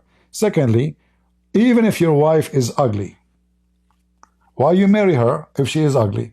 Does that mean you lied to your wife to marry her because she is rich maybe? Like Khadija, she was rich and Muhammad was poor. So he lied to her. He said to her, you are beautiful, to make her happy. And then she agreed to marry him because he told her something she liked. He lied to her. That's what you are saying to me. Muhammad, when he married Khadija, did he lie or he commit any fraud? Again, you are running away from the Quranic challenge, which was to produce something like the Quran.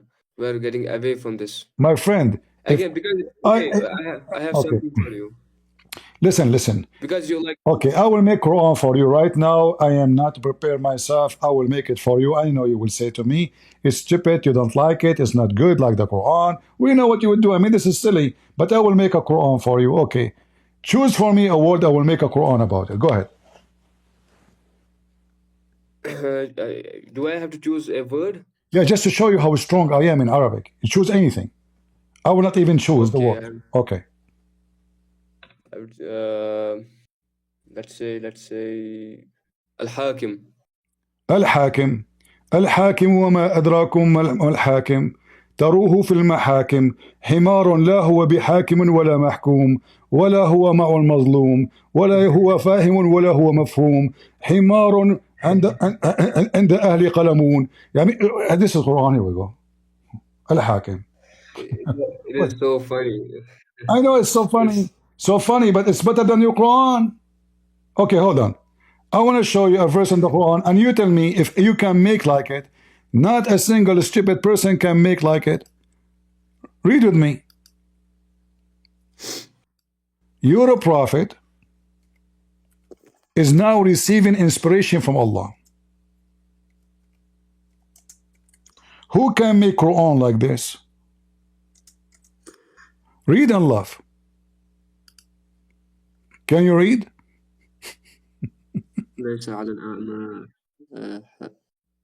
حرج ولا على الأعرج حرج ولا على what is so أن تأكلوا من بيوتكم أو بيوت آبائكم أو بيوت أمهاتكم أو بيوت إخوانكم أو بيوت أخواتكم أو بيوت أعمامكم. What is so funny here? I don't know. What do you mean? If I say to you, ليس على الأفعص حرج ولا على الحمار حرج حتى ولو جلس على درج وكان أمامنا قد انكرج وفي بطنه ألوان من حجارة من فرج ونسأل ربنا كل أنواع الفرج ونبتهل ونصلي حتى حمارنا يلد حمارا تكون أمها أم الفرج. What is ليس على الأعمى حرج? This is Quran now. وليس على الأعرج حرج. There's no fault if the blind, there's no fault in the lame, and there's no fault if the sick, neither yourself if you eat in your houses. This is God talking. This is the one who nobody can make Quran like it. So the blind man in time of Muhammad, where he used to go? He used to go to McDonald's. What is this? There must be some I don't know the nuzul of this word. Who care? You know, so this is, first of all, the Arabic is so stupid. And you can tell. It doesn't even match the rest of the Quran. What is the music? What is the song? What is the rap? ليس على الأعمى حرج ولا على الأعرج حرج ولا على المريض حرج. Okay, let me make Quran now. ليس على الطفل حرج وليس على الحمار حرج وليس على الديناصور حرج وليس على ترامب حرج وليس على الحمير حراج أو خراج. What this is God talking?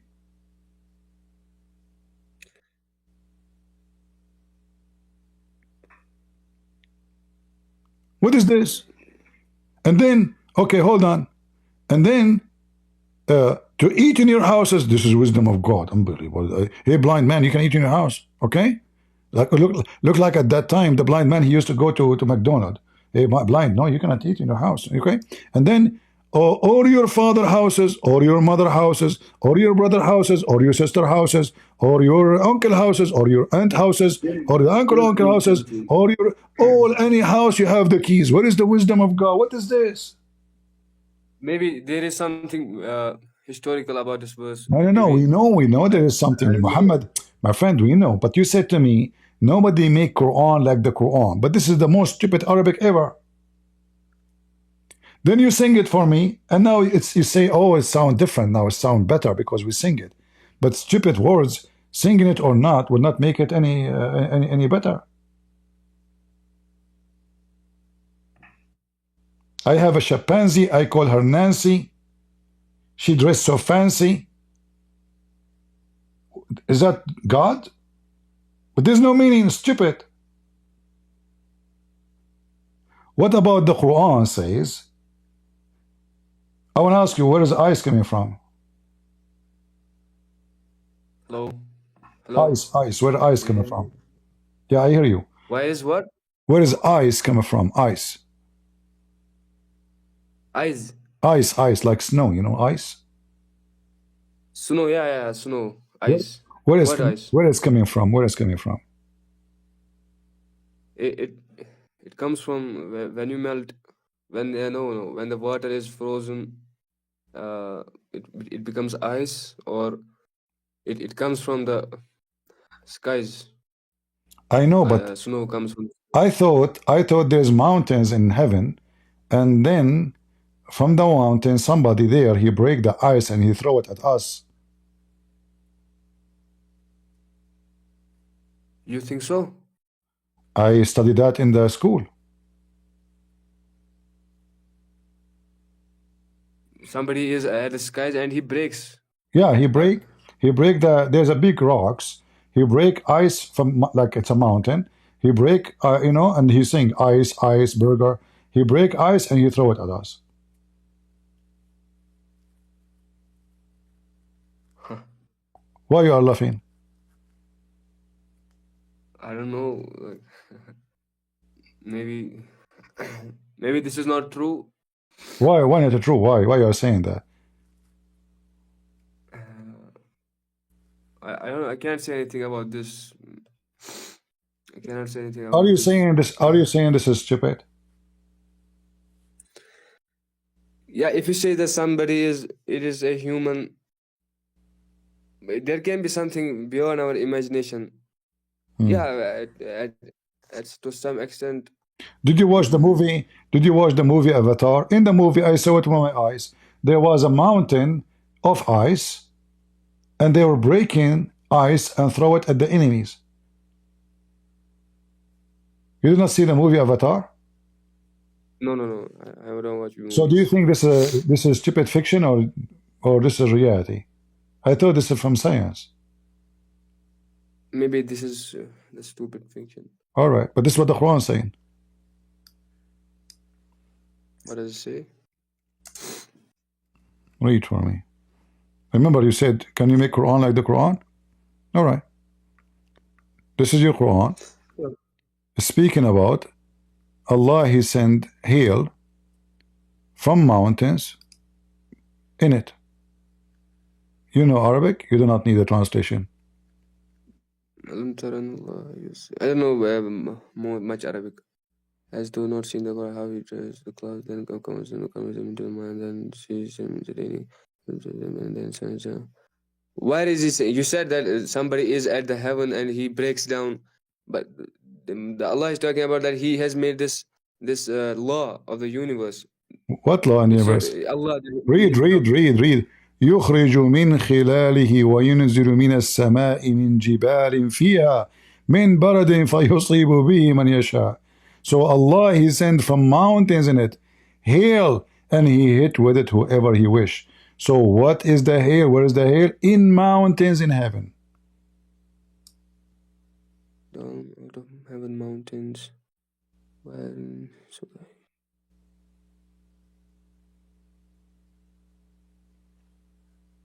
heaven mountains.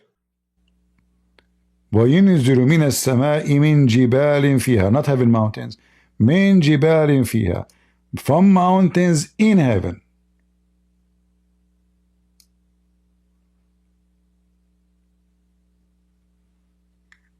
Remember, nobody can make Quran like the Quran. A second ago you said to me this is stupid.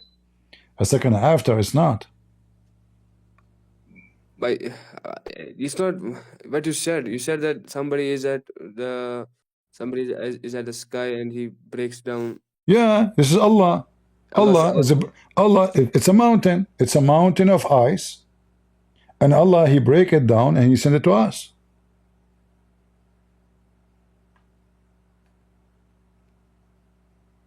Sends down.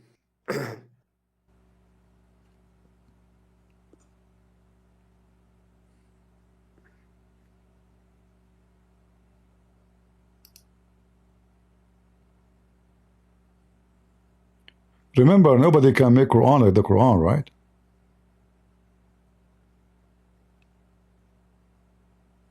And He sends down. I don't know anything about this. You do not know. So anything I will show you, say I do not know. Okay, no problem. All right. What is your study? Do you go to school? Yes, I studied in high school. You have high school? High school, yes. Okay. High school. I'm studying here. I have law school. You have high school. According to the Quran, the sun set in a muddy water, boiling water. I know this thing. Wait, okay, bring this. I will explain this to you. Explain to me. Go ahead. Okay, so can you have the verses early, the early verses? This is the 86th verse. Can you have 85th, 84th? All right. Yes. So here in this thing, the Allah, it is talking about the Zulqarnain. يسألونك عن ذي القرنين قل سأتلو عليكم منه ذكرا. So here they will question the concerning Dhul Qarnain, say I will recite to you a mention of him. إنا مكنا له في الأرض وآتيناه من كل شيء سببا. He's talking about Dhul Qarnain, okay? And he followed a way. So here the Quran, the Allah is narrating to us the story of the Prophet Zulqarnain. So when the Zulqarnain reached the setting of the sun, he found it setting in a muddy water. Here the Quran doesn't say the sun sets in a muddy water. Rather, it appeared to Zulqarnain. Okay, if you can show me, Fazil, if you can show me where the word appear, I will shave my 20-arm long beard. Can you show me where it says it appear? He find it. Wajadaha taghrub. Exactly. And when I say I went inside my house, I found a dog, does that mean it appeared to me it's a dog, or I found a dog?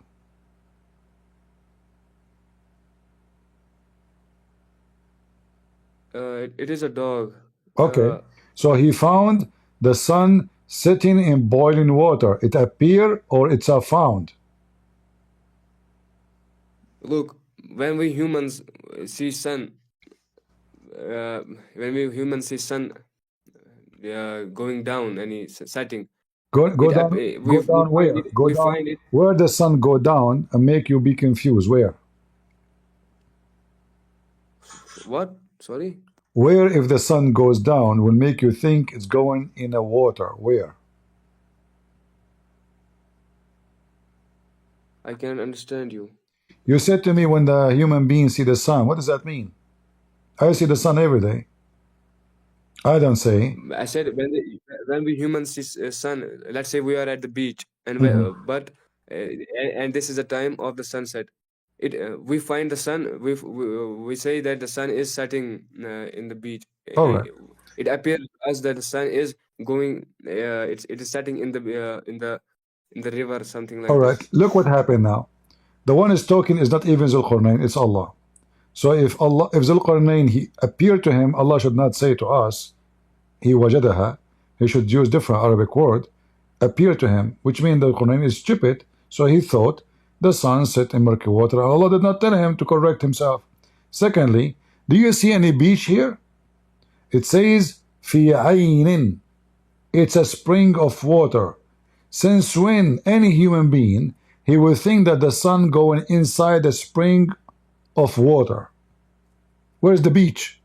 Do you see sea? Do you see ocean? It is hot spring. What is the hot spring? Is the ocean hot and it's a spring? In fact, the word hamia means blazing fire, not hot.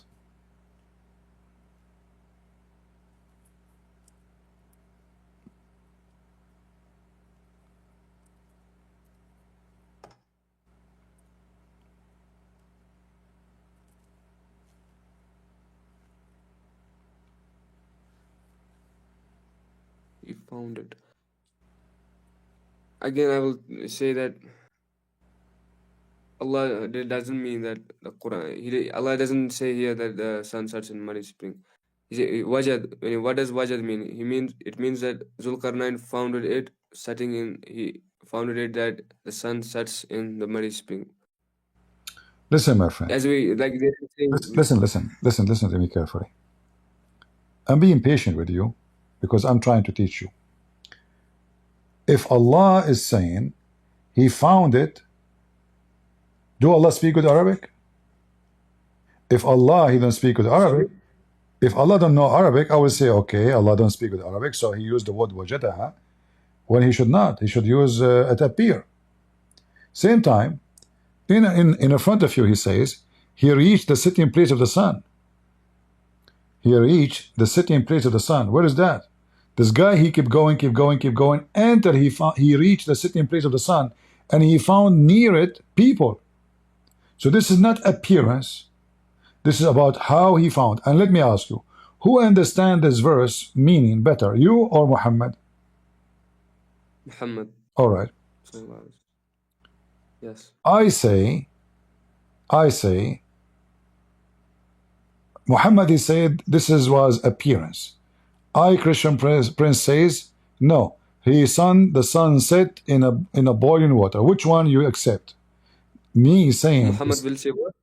The sun. Muhammad he say the sun appeared to Zulqarnain sitting in murky water. Christian Prince he says this is mean the sun really set in a hot boiling spring. Which one you will take? Muhammad. Which is saying. He says that it appeared to. Why you will not take the other one?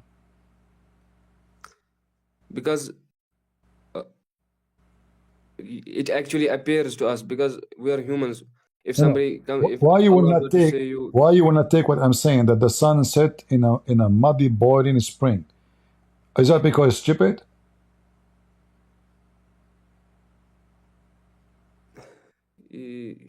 Actually, it depends upon if you, because how can I say this? Because there is a saying which goes like sun rises in the east and sets in the west. My friend, focus on me. Focus on me. Where do you want to go? Listen. I said the sun set in a boiling water. Muhammad said the sun appeared to Zulqarnain. You said you accept what Muhammad said, not what I said. I'm asking you, why you don't accept what I said? Does it sound stupid to you when I said the sun set in hot boiling water spring?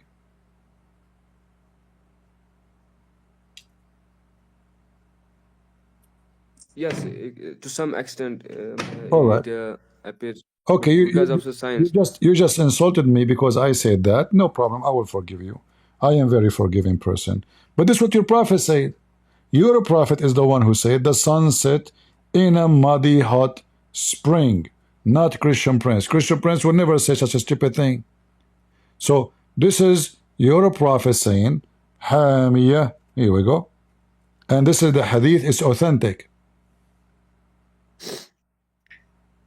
Son was the father.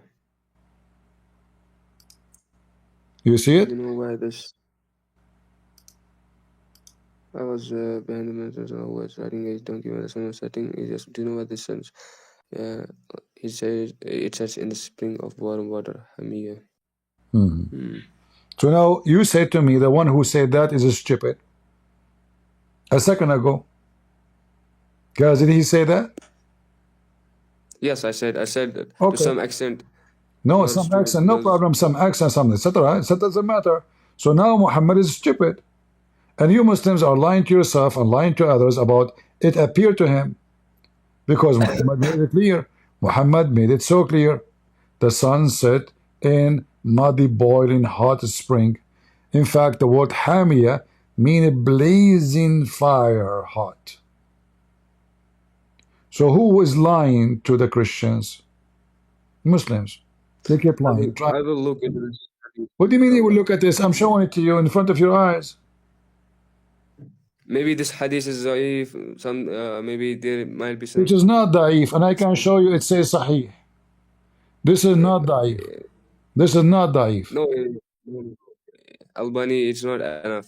There are. I don't care about the Albani. This is Sunan Abi Dawood. I don't care about the Albani. Who care about the Albani? The Albani, actually, I challenged him to debate me. I think he's dead now. The coward, he ran away. I was a kid, he ran away from me. Albani. Yeah, Albani. And this is the Durar al-Sunniyah. It says Sahih. Here we go. Let me show you. Okay, I can look into this. I can ask my scholars. You can. What about you invite your scholars? هل تدري أين تغرب الشمس؟ هذه تغرب هذه. قلت الله ورسوله أعلم. قال فإنها تغرب في عين حامية. Do you see it says خلاصة حكم المحدث إسناده صحيح. It's a sahih.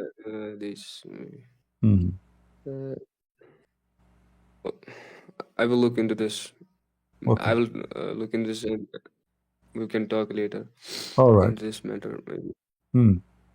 So now, shall we continue with Zulqarnain and the mad story of Zulqarnain? So now Zulqarnain, he keep walking in different direction until he found where the sun rise. Do you see? So now the story became more complete and more horrible. So now Zulqarnain, he found where the sun set, and he found where the sun rise, right? And now Zulqarnain, when he arrived to the place where the sun rise, and when he came to the rising place of the sun, where did the sun rise, my friend?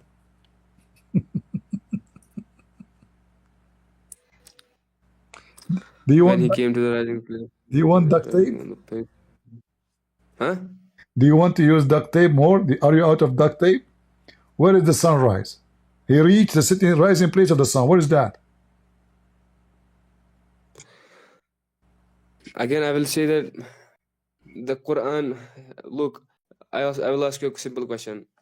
Sun rises in the east and sets in the west. Is this a stupid statement?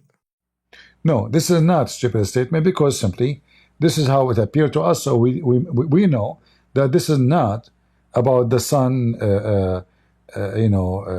movement, but this is how it is in our system, in our vision.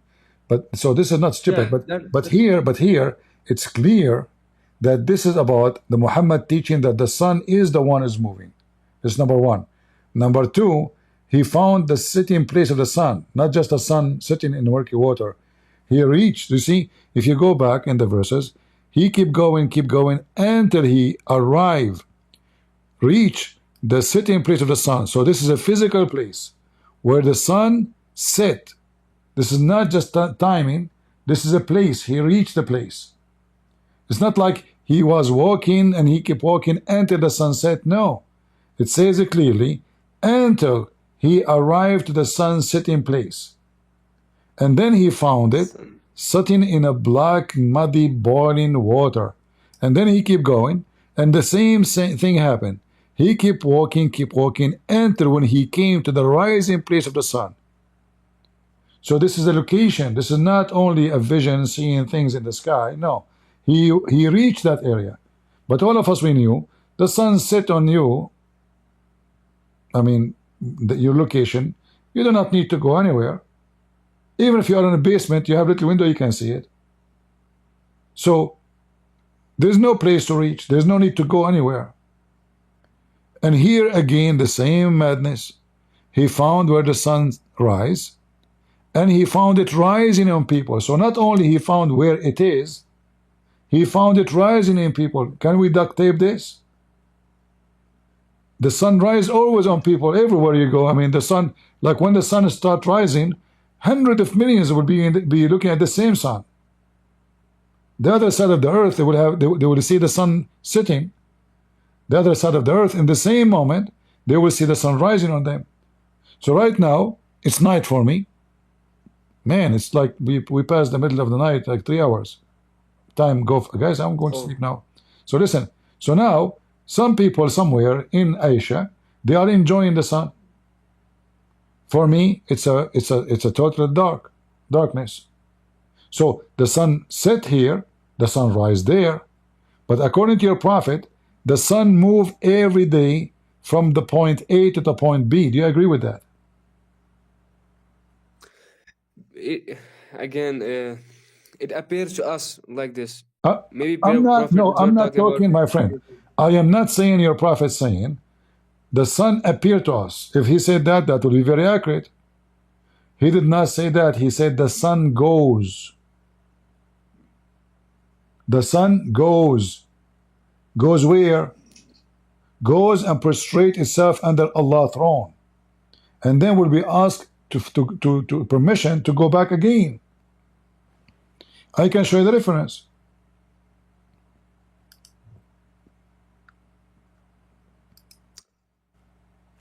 If Muhammad, he said,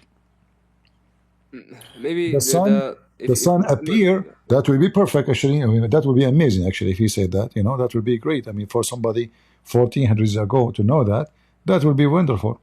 But he did not say that. He said, he explained even the Quran. He said, this is the interpretation of the Quran. Allah saying, وَالشَّمْسُ تَجْرِي لِمُسْتَقَرٍ لَهَا. All right? وَالشَّمْسُ تَجْرِي لِمُسْتَقَرٍ لَهَا. What does that mean? The sun goes every day from the east to the west every day. This is not about the day of judgment. All right? This is something, you see how many hadith? Look how many hadith. All of this is authentic. Al-Bukhari, Sahih Muslim. And Muhammad, he make it clear that this is the interpretation of Allah's statement, and the sun runs to a fixed course. So now we cannot say, we cannot duct tape no more, saying, okay, you know what, this is appearance. Muhammad, he made it so clear. Do you know where the sun goes? Oh, Allah and his apostle knows best, which is Muslims mean. They are monotheists. They associate the knowledge of God with the knowledge of a man. But the knowledge of the man is exposing this God. So he said, it goes and prostrate underneath Allah's throne. And that is Allah's statement. When Muhammad, he said that when the sun set, he said to him, do you know where the sun set? Do you know where? Not when. Do you see it, Father? Yes. Okay. The sun sets. Do you know where? So if I say to you, and I want you to be honest with me, please. If I say to you, do you know where this guy he parked his car? Is it clear I'm talking about a location? Yes. Okay. So Muhammad this is not appearance. This is a physical movement. It's a location. Do you know where it's set? The man, he says, Allah and his apostle knows best. He said it goes, not it appear. It goes and prostrate under Allah's throne. And then there's other hadith, the complete of it actually. It says it asks for Allah for permission, and then the sun will come back from the east until one day in the day of judgment, Allah will not give it permission. All right? Maybe because the Prophet told his companions this, because if he were to told them that the sun is actually, the earth is actually what is it called, rotating on its own axis. Well, And if the maybe earth, no, you see, your prophet, he did not say the earth, he said the sun goes, talking about something we see every day. I'm saying that if prophet were to told them the science, the actual science behind it, maybe the companions wouldn't have comprehended it. And it's the same. If you tell a normal person, if you tell a normal person. Listen. This is not an excuse to lie to them. So now they were ignorant before, they are more ignorant now, because now after they heard this, they believe that the sun is going. Don't tell them. If either you give them the information which is coming from God, which is true, or don't tell them who is forcing you. Muhammad voluntarily says, do you know where the sun goes? The guy did not even ask him. So why Muhammad is lying to them? So you're saying to me now, well, if he told them the truth, they will be confused. So let me confuse them by telling them a lie. What kind of logic, this logic, Fazil? That's funny. That's hilarious, man. I'm going to make you an admin here. So guys, I am a physics teacher. I am astronomy teacher. If I tell you, the truth, you will be confused. You will not understand. So let me tell you a lie. That's not a lie. It's a lie. That's not a lie. It's a lie. That's how Okay, listen. Is it true or it's a lie? Muhammad, he claimed that Allah told him all this information. Does the sun goes every day from the east to the west? Yes or no? Does the sun go where? East to the west. Does the sun goes every day from the east to the west? Every day. Scientifically, no, because the sun doesn't. It is the earth itself which rotates. Exactly. Muhammad is saying the sun goes, not appear.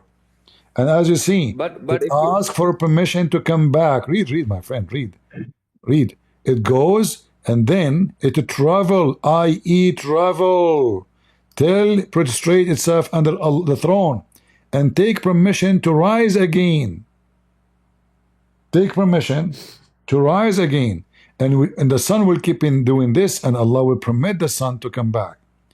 Until one day, the sun will go to prostrate and is not going to be accepted.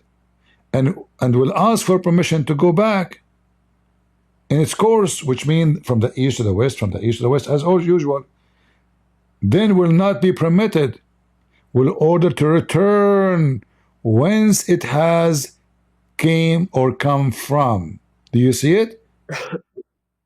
Yes, I see it. So my friend, I mean, I'm being so patient with you. Do you know why? Because I feel that you are a good person and you are coming from a good family and you are defending your religion. I respect that, but I don't respect Islam. I respect that the decency inside you appear from time to time. Like you don't deny, you try to defend, but you have a decency to say, well, I see that. I like that. But for how long we can keep going, showing you, which is so obvious, and then you say to me, each time we reach the point that it's so obvious, you say to me, I will look at it. because I cannot leave. Look, I cannot say Islam is false just because of one hadith. There are so many things. If one thing, Muhammad, Like if I mentioned a lie, I'm a liar. As simple as that. I can. And this is authentic. And this is very authentic. This is not only authentic, this is very authentic. Exists in hundreds of pages in the hadith books. All of them labeled as very authentic. So the Muslim, they cannot say the game of this is weak, and this is mentioned in the interpretation of the Quran, mentioned everywhere. And this is Quran, chapter 36, verse number 38. It is not. Look, I don't. As I said, I am not an alim, so My I friend, cannot make a decision. my friend. You see, I'm talking to you as if you are my youngest brother, if I have any. So I'm asking you, be honest with yourself. Is that really an answer? I am not a scholar. Who care? Isn't it clear in front of you? Even this one needs a scholar? What scholar? I mean, do the scholar have a brain different from your brain? The hadith is so clear, translated by Muslims, printed by Muslims, published by Muslims, given to us from Muslims. So this is not something said by the Jews, not something said by a Christian prince. This is you Muslims giving it to us as a gift to expose your prophet. All these years, nobody noticed how stupid is those stories. Now, the Muslim trying to deny them because it's obvious it is a lie. So what we do, we duct tape. It's too late, my friend. Do you think really if you deny or you don't deny, look, people are laughing. It's obvious. Muhammad is a false prophet. He claimed that he have knowledge from God. Look, I cannot. Look, we cannot say Muhammad is a false prophet just because we don't know the interpretation of this hadith. Guys, There are so many. even this one need interpretation. So even the hadith need interpretation. Look how simple the hadith, where the sun goes. The sun goes under the throne of Allah. Ask for permission, come back. Even this one, let us call Zakir Naik. Hello? Yeah, Zakir? Are you busy? I put you in the speaker? Are you sure? I'm live. Okay. Get a breath. First of all, I will give you the interpretation for the hadith. Zakir Naik, hold on. But you don't know Arabic and you are not a scholar. Are you a scholar? Get a breath. First of all, I'm very well-known scholar. If you type my name in Google, I am #1 in ChatGPT. Okay. Well, still, what it says here, the sun goes under Allah's throne. Get a breath. You are stupid and you are an idiot. Allah's throne is everywhere, so the sun is going everywhere. What the heck? if Allah's throne everywhere, the sun does not have to go anywhere. Exactly. Therefore, the sun is not moving. I get you busted. It's recorded.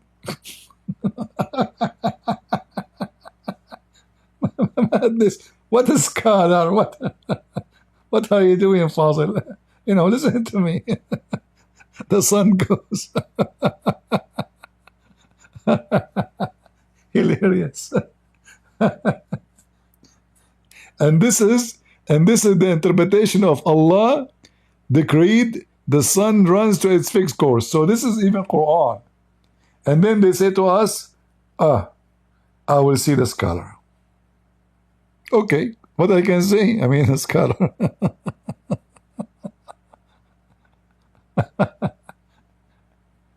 Lord have mercy. You know, in fact, we are very grateful for Muslims to preserve all those stories because they help us a lot to expose the falsehood of Muhammad. By your help, Muslims, really, really, we are grateful. We are grateful for Al-Bukhari, for Muslim, for Ibn Majah, Ibn Dawood. I mean, it's hilarious. And the funny, Muhammad, he told the Muslim not to write hadith, just to show you how smart the Muslims. Muhammad, he says, any one of you, because he noticed all the scandals are there. So he said to them, anyone who write hadith, erase it. All right? Erase it. Except the Quran. What the Muslims do? They write down there. Prophet Muhammad says, don't write the hadith. But you, Abdul, he just told you don't write the hadith. Why you are writing it? I mean, the guy, he just told you, anyone write what I say, erase it. Only keep the Quran. What the Abdul they do? They write millions of hadith, including the one saying, anyone write the hadith, erase it. Hilarious.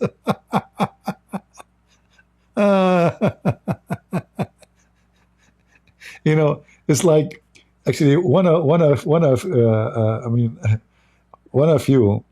I think it was a lady. I think she's an ex-Muslim. She wrote a comment about her children's, about how naive we are sometimes, especially when we are kids. So she told the kids about how beautiful the roses, and it's nice to bring roses to your mother. So the kids, they decided to surprise their mother, and they went and they come back in the kitchen and they are hiding roses behind their back. And then they put the roses in front of her, says, surprise! It was her tomato flowers. And this is what the Muslim they do. Surprise! They got all the tomato of Muhammad and they think those are roses. So now they have no tomato and they are not roses. And the yard is empty. Muhammad cannot be a prophet no more. Allah is obviously a false god. And still they think that the hadith is the flowers of the Prophet Muhammad. It turned to be, it is his rotten tomato. All right, Fazil? Yeah. All right. So, are you going to leave Islam or not yet? I can't, as I said earlier, this is not the representation. The whole Islam is not just dependent on one hadith. If I believe that there is a God, basically, but I believe that it's not a man, it's not 33 million gods like Hindu believe. I think Islam is the only true religion which has this First true of representation. all, your God Allah have a hand. He have a shin. He have a foot. He have 5 fingers. He have 2 hands in the right side. He have 2 legs. And then you say to me, Allah is not a man. Number 2, we Christian, we don't believe God is a man. We Christian, we don't believe that God is a man. We believe God become a man, not God is a man. Number 3, our God, who came to us in the form of a man or the flesh of a man, still he is holy. He have the power of God, and he does what God does. Your God never come to you, never spoke to you, never did a miracle. He never did anything. Muhammad himself, he was sick all the time, and Allah could not heal him. If Muhammad prayed to Jesus, Jesus can heal him. Why Muhammad? He was sick all his life, and Allah could not heal him. Do you know why?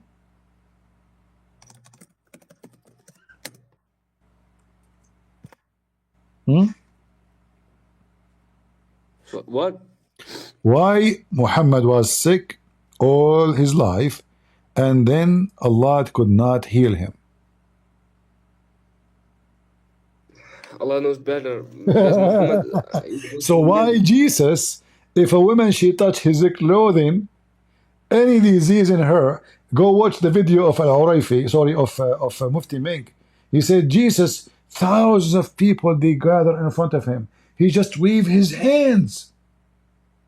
If somebody can find me the video, by the way, give it to me. He just waved his hand and everybody is healed. He just waved his hand. He did not even touch them. Go watch the video. This is your prophet, is so sick. He is sick with diarrhea. His poo is coming non-stop. That's why he faint every 2 minutes. And Allah nowhere to be found. If I type fainted, I'm talking about who? I'm talking about Muhammad, the fainty prophet. This guy, he faint every 2 seconds. Where is the God of Muhammad? No, Fainted. he is a Fainted. prophet. I mean, Fainted. Man. What? He's not God, bro. You are saying uh, as we Muslims believe that Muhammad is God. No, he's not. We So don't believe he's guys, God. He's a man also. listen how fast he understood. I am not asking you why Muhammad cannot heal himself. I'm asking you why Allah did not heal Muhammad. How come Jesus, he can wave his hands, according to Muslims, and he healed tens of thousands of people without touching them? Yet your prophet is fainted from diarrhea every 2 seconds. Where is Allah? He don't pray to Allah to help him, and then he died because of poison. So all his life he's sick. You said to me, well, Muhammad is just a man. Wonderful. So the one who never gets sick, the one is always powerful, the one is always holy is God. That is Jesus. So if Jesus gets sick, and then people, they say Jesus saved everybody, heal everybody, that doesn't make sense. Correct, guys? Is that correct? If he is sick himself, how he can heal others, but he cannot heal himself? So we'll see that Jesus never gets sick. We will see Jesus, whoever go across him is healed. Even the blind he can see. The blind, not a sick person. A blind, he gave him eyes. According to the Quran, So Jesus, he created from the mother bird. Jesus killed? Why wasn't Jesus killed if he was God? Why was he killed? Thank you very much. So if Jesus is killed, he cannot be God. Well, according to Islam, Jesus never been killed. So in Islam must be his God then. But you believe, I'm not saying Jesus, but you believe, you No guys believe that problem. Jesus No, was killed. but I'm going with your logic. I'm going with your logic first. Your logic is against you, not against me. Because if Jesus not killed, that will prove he's God. That means Jesus in Islam is still God, because everybody died, including Muhammad, except Jesus. Adam died, Abraham died, everybody died except Jesus. Why? Because he's God. I'm going with your logic. In my belief, Jesus says, nobody can take myself from me. I lay down myself. So he allowed it to happen. This is number one.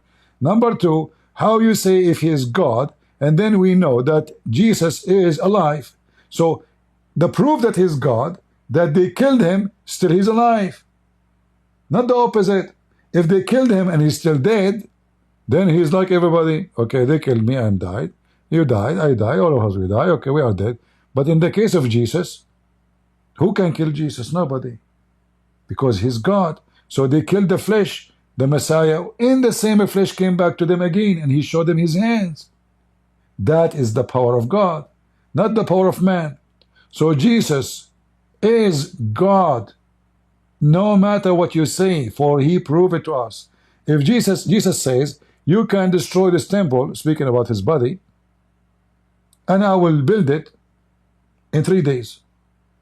They thought he's talking about the temple. Who can build the temple in 3 days? 3 days? I mean, do you see how massive this temple? I will build it in 3 days. This is talking about him being killed in the flesh, and again will come back. So my friend, we are the followers of the Messiah, the living Messiah. One big Muslim sheikh, he came to my father. Big sheikh. He came to my father. He said to him, you are a very wonderful man. You are a noble man. Everybody in the society respect you. So why you don't become a Muslim? My father was a kid. I was a kid. I was not even maybe 9 years old. My father, he said to his guest, because we don't insult our guest. It's in our Arab tradition. So he said to him, Sheikh, where is your prophet? He said, he is dead. He said, where is Jesus? He said, he's in heaven, alive. He said, well, I am alive. I follow the alive. Why I want to follow the dead? And we, the Christians, we follow the living Messiah, not the dead Muhammad. Jesus said, let the dead bury the dead. And you Muslims are dead, because you will never have resurrection. You will never have resurrection to be saved. You will go to hell. You are following an evil man who follow children's, molested children's, go after his own son, wife, when the husband is not there, any woman his eyes fall into her, her husband must divorce her. Okay. So Okay. I have a quick question, bro. I have a quick question, please. okay, Because you love this woman thing. Can you open Deuteronomy 21:10 for me, please? okay, read it. 1 second. I will open this. Deuteronomy.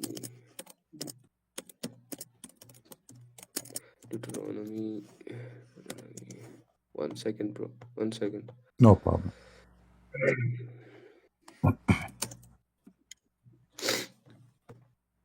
Okay. So here in Bible in Deuteronomy 21:10 it says you believe in Bible, right? In Old Testament. Okay.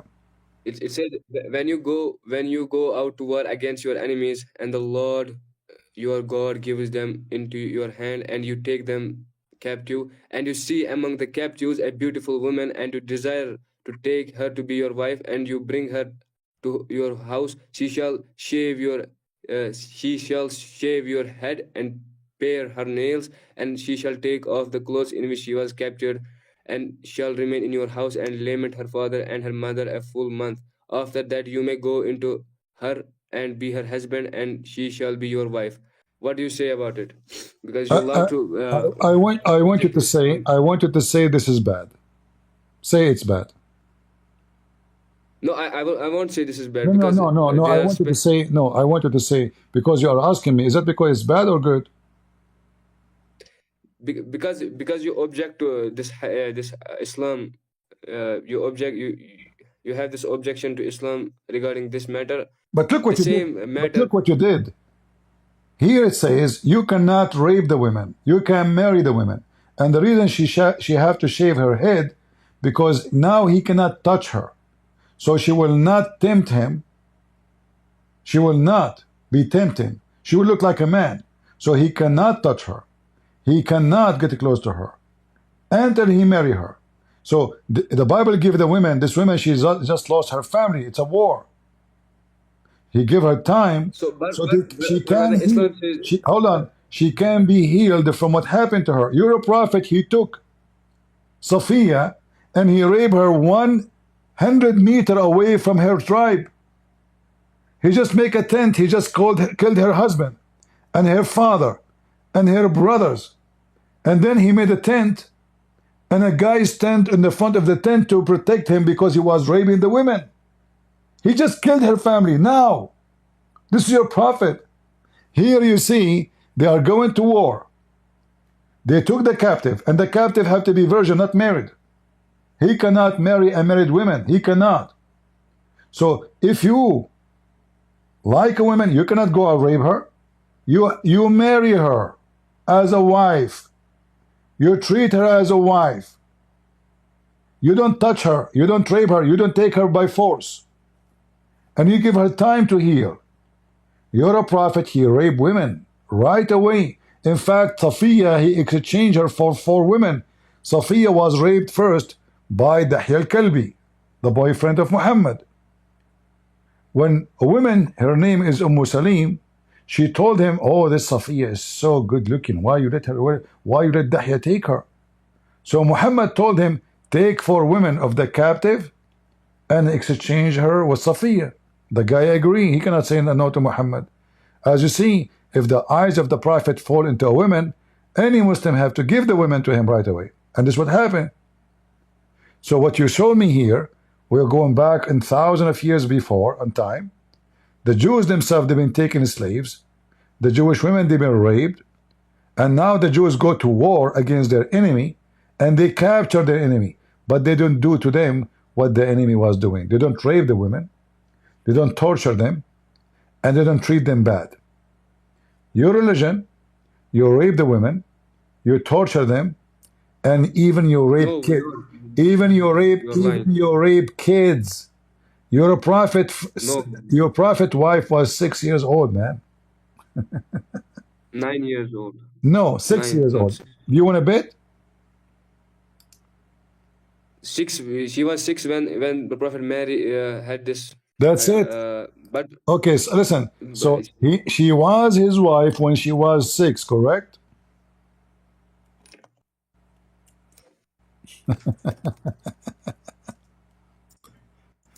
She was 6 when he went. And by the way, 6 in the Muslim calendar is 5 in our calendar. He had full intercourse with her when she is 9. Between 6 and 9, he used to fondle her. How nice.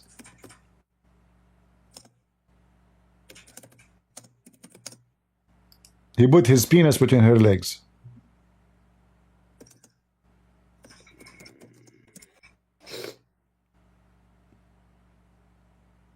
What do you think? You still want to be a Muslim?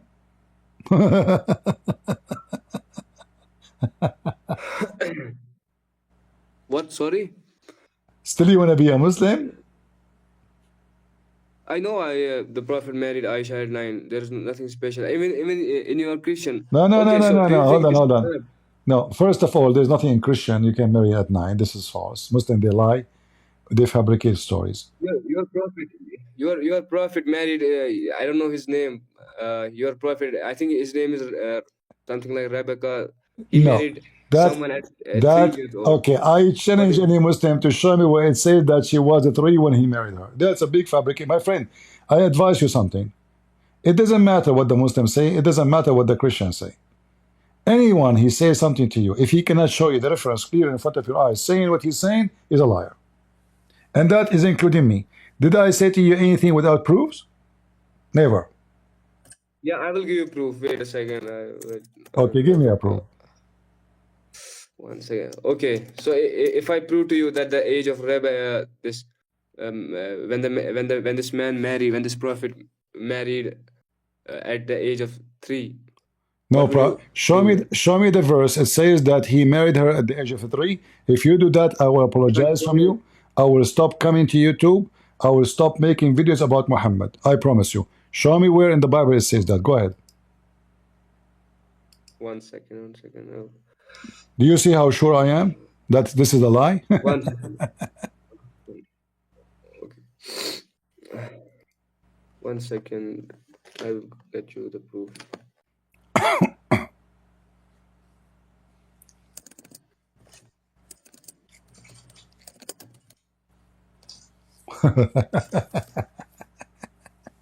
Hilarious.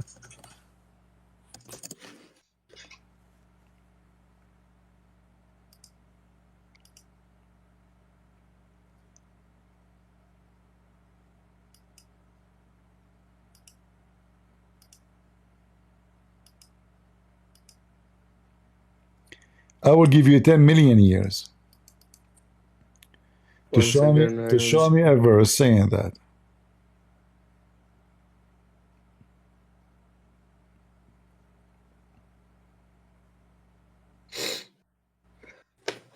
I don't know where that video. 1 second. What video? You want to tell me a rabbi? We don't agree with the rabbi. Isn't it the Quran says the rabbis are liars?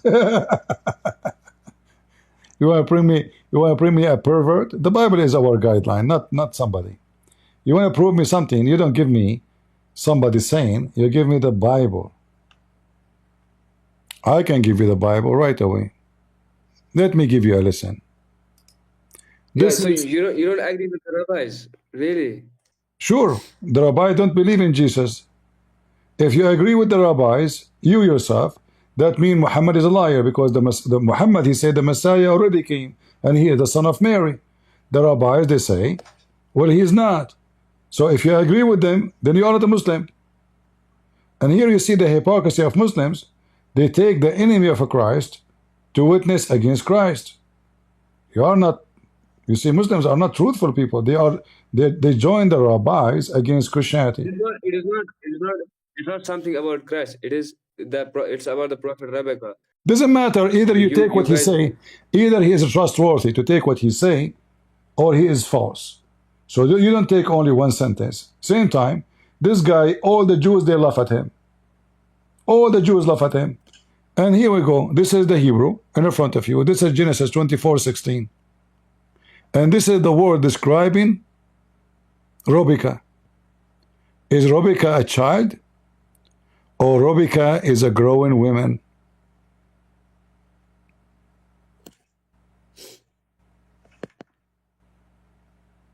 Hmm? What?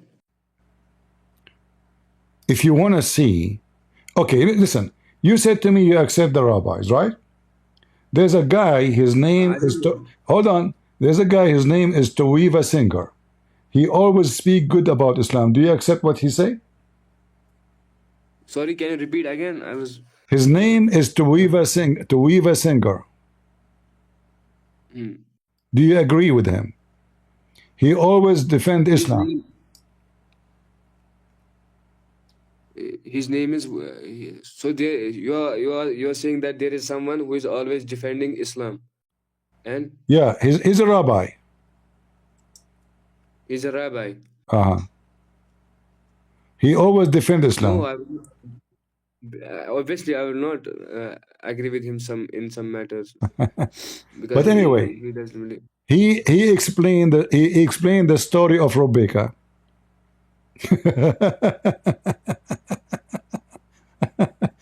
And he said that Rebecca was a young woman. And he read it for you in Hebrew. So my friend, we know our book very well. You Muslim, you know nothing about your book. Same time, it's a shame that you try to make a man of God in our Bible a pervert like Muhammad just to defend Muhammad. But let us say, for the sake of argument, say that Rebecca was 1 day old. That will make 2 pervert, not 1. That will not still save your problem. Because a pervert is a pervert. Listen, a pervert is a pervert. Doesn't matter which religion. Doesn't matter which religion. So the Muslim, they lie, they think by fabricating the story about Rebecca, they can save the bum of Muhammad. It doesn't work. Because at the end of the day, we can go to the Bible. He met her. The news came to him that she was 3 years old. He did not marry her when she was 3 years old. The Bible is so clear. And we can listen. We go through all those things. Do you think we Christians are stupid? We are not allowed to lie like Muslims. We cannot lie. So when we talk, Yeah, we cannot also not lie. We cannot lie as well. Who? We cannot lie. Muslims. You just told me that you can lie to your wife. You tell her you are beautiful. That's a different thing. All right. Lie. So that's is Islam okay? Is Islam is a beautiful? Is Islam is a beautiful or ugly? Islam is what? Is Islam beautiful or ugly? Islam. Beautiful or ugly? It's irrelevant, bro. Islam is. It's not a human, bro. No problem. You know, belief is who care about a human or not? Is Islam is a beautiful or ugly? Islam is beautiful. All right. Yeah. You just told me if your wife, she asks you if she is beautiful or not, and she is ugly, you will say to her, to make her happy, you are beautiful. And this is exactly what you are doing. Islam is beautiful, but we just showed you tons of evidence today that Islam is the most ugly, stupid religion. It's ugly in science, it's ugly in history, it's ugly in ethic, it's ugly in everything.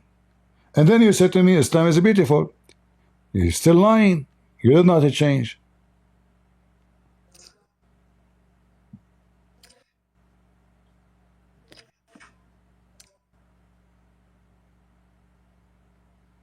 All right.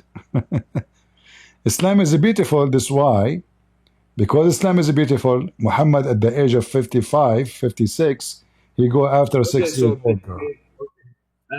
Actually, I have some work and I will go after 10 minutes. I will ask you, like, what is your biggest objection towards Islam? What's the biggest reason you hate Islam and the biggest reason you classify Islam as a false religion? Just to make it simple for you, give me one reason not to classify Islam as satanic. Islam teach you to rape, to lie, to steal, to kidnap. Yes. Okay. Well, you want to show you? I mean, we can spend the coming century. So Islam teach you everything against God teaching. The 10 Commandments, the Quran break it all. The Quran break it all. No, it doesn't. What do you mean it doesn't? Okay, when the Quran, when the Bible says, don't commit adultery, Quran says, Okay, so what is the hold first on, commandment? What is the first did, commandment? did the Quran says to you, you can commit adultery or not? It's haram for Muslims to commit adultery. What are you So, saying? You don't know what do you anything. mean? What do you mean haram? If you are going to sleep with women, she is married. This is adultery, and this is in the Quran. Number two, you can do mut'ah. Mut'a is it's a Shia. It's not Islamic thing. My friend, the mut'ah is in the Quran. What Shia? What Sunni? What are you talking about? In your prophet, he practiced it. Chapter 424. This is not Shia. This is what they lie to you. The Sunni, they lie to you. They say this is Shia. This is the Sunni. They follow Umar. They say Umar forbid it. Muhammad never forbid it. Same time, how Allah He allow it, Muhammad forbid it. Who is your God? So this is Quran. And Muhammad, he practiced it. And the Caliphate, they practice it. You rent women. You rent women for sex, my friend. You rent women. You rent them. Muslim women, they are for rent. And not only that, in the Quran, there's verses about prostitution. You can work as a pimp. And there's no penalty in Islam to be a pimp. It is legal. It's lawful. What does it say? Here we go. In the chapter of Al-Ahzab,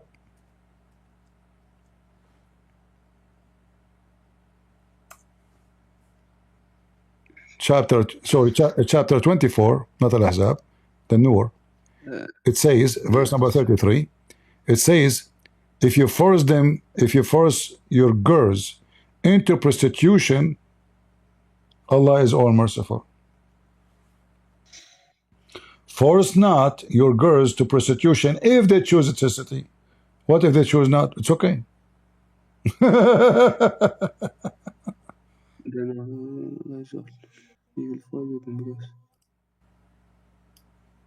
And force not your maids to prostitution if they desire chastity, in order that you may make gain in goods of this worldly life. But if anybody compels them to prostitution, then after such compulsion, yeah, if somebody is what is compels? What does it mean, compel? Why? My friend, why you don't read in Arabic? You know Arabic. I said, but bro, I don't know complete Listen, Arabic. those are four Muslims having a conversation together, and they agree that you can be a pimp in Islam. Speaking about the same verse. One of them, he claimed that he can refute me, but he never dared to debate me. His name is Fifi.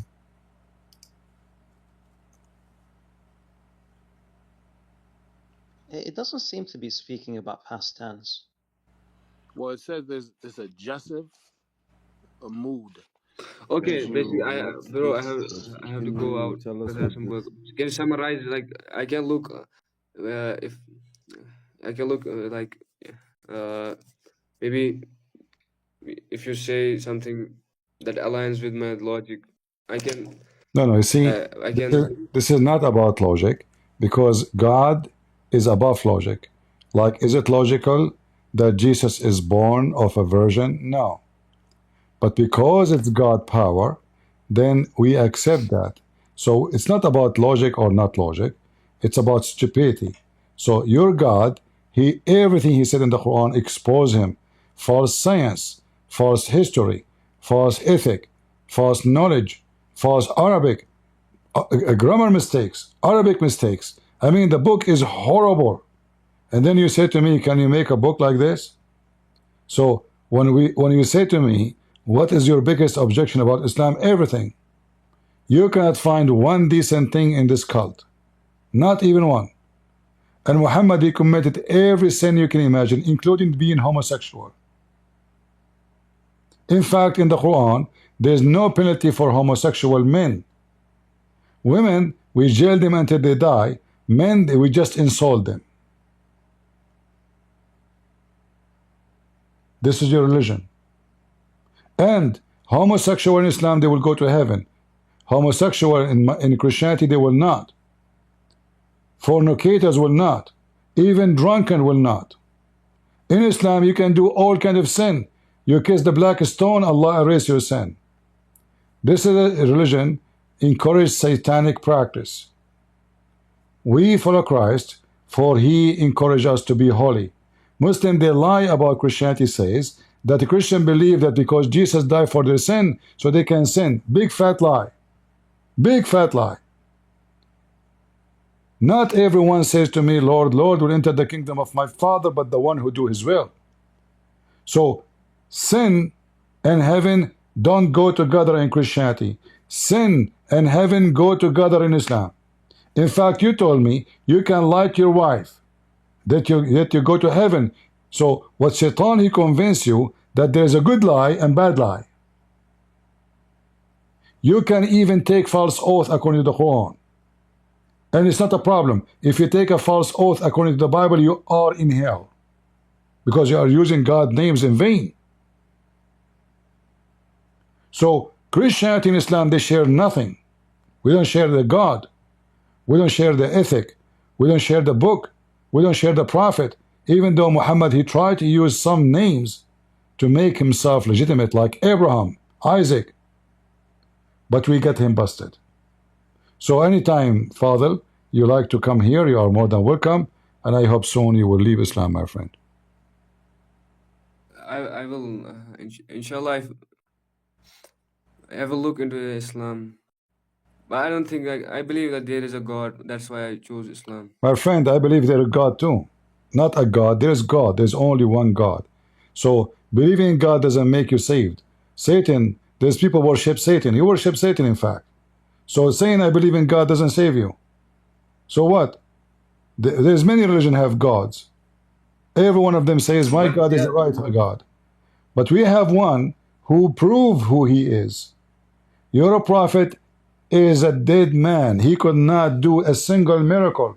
All the miracles of Muhammad is a lie. Even the Quran witness says that Allah gave Muhammad 0 miracles. 0. The Quran says that. And then the Muslim, they fabricate hadiths about Allah prophet, he spoke to the lizard. What a funny miracle. Ma mana'ana, the Quran says.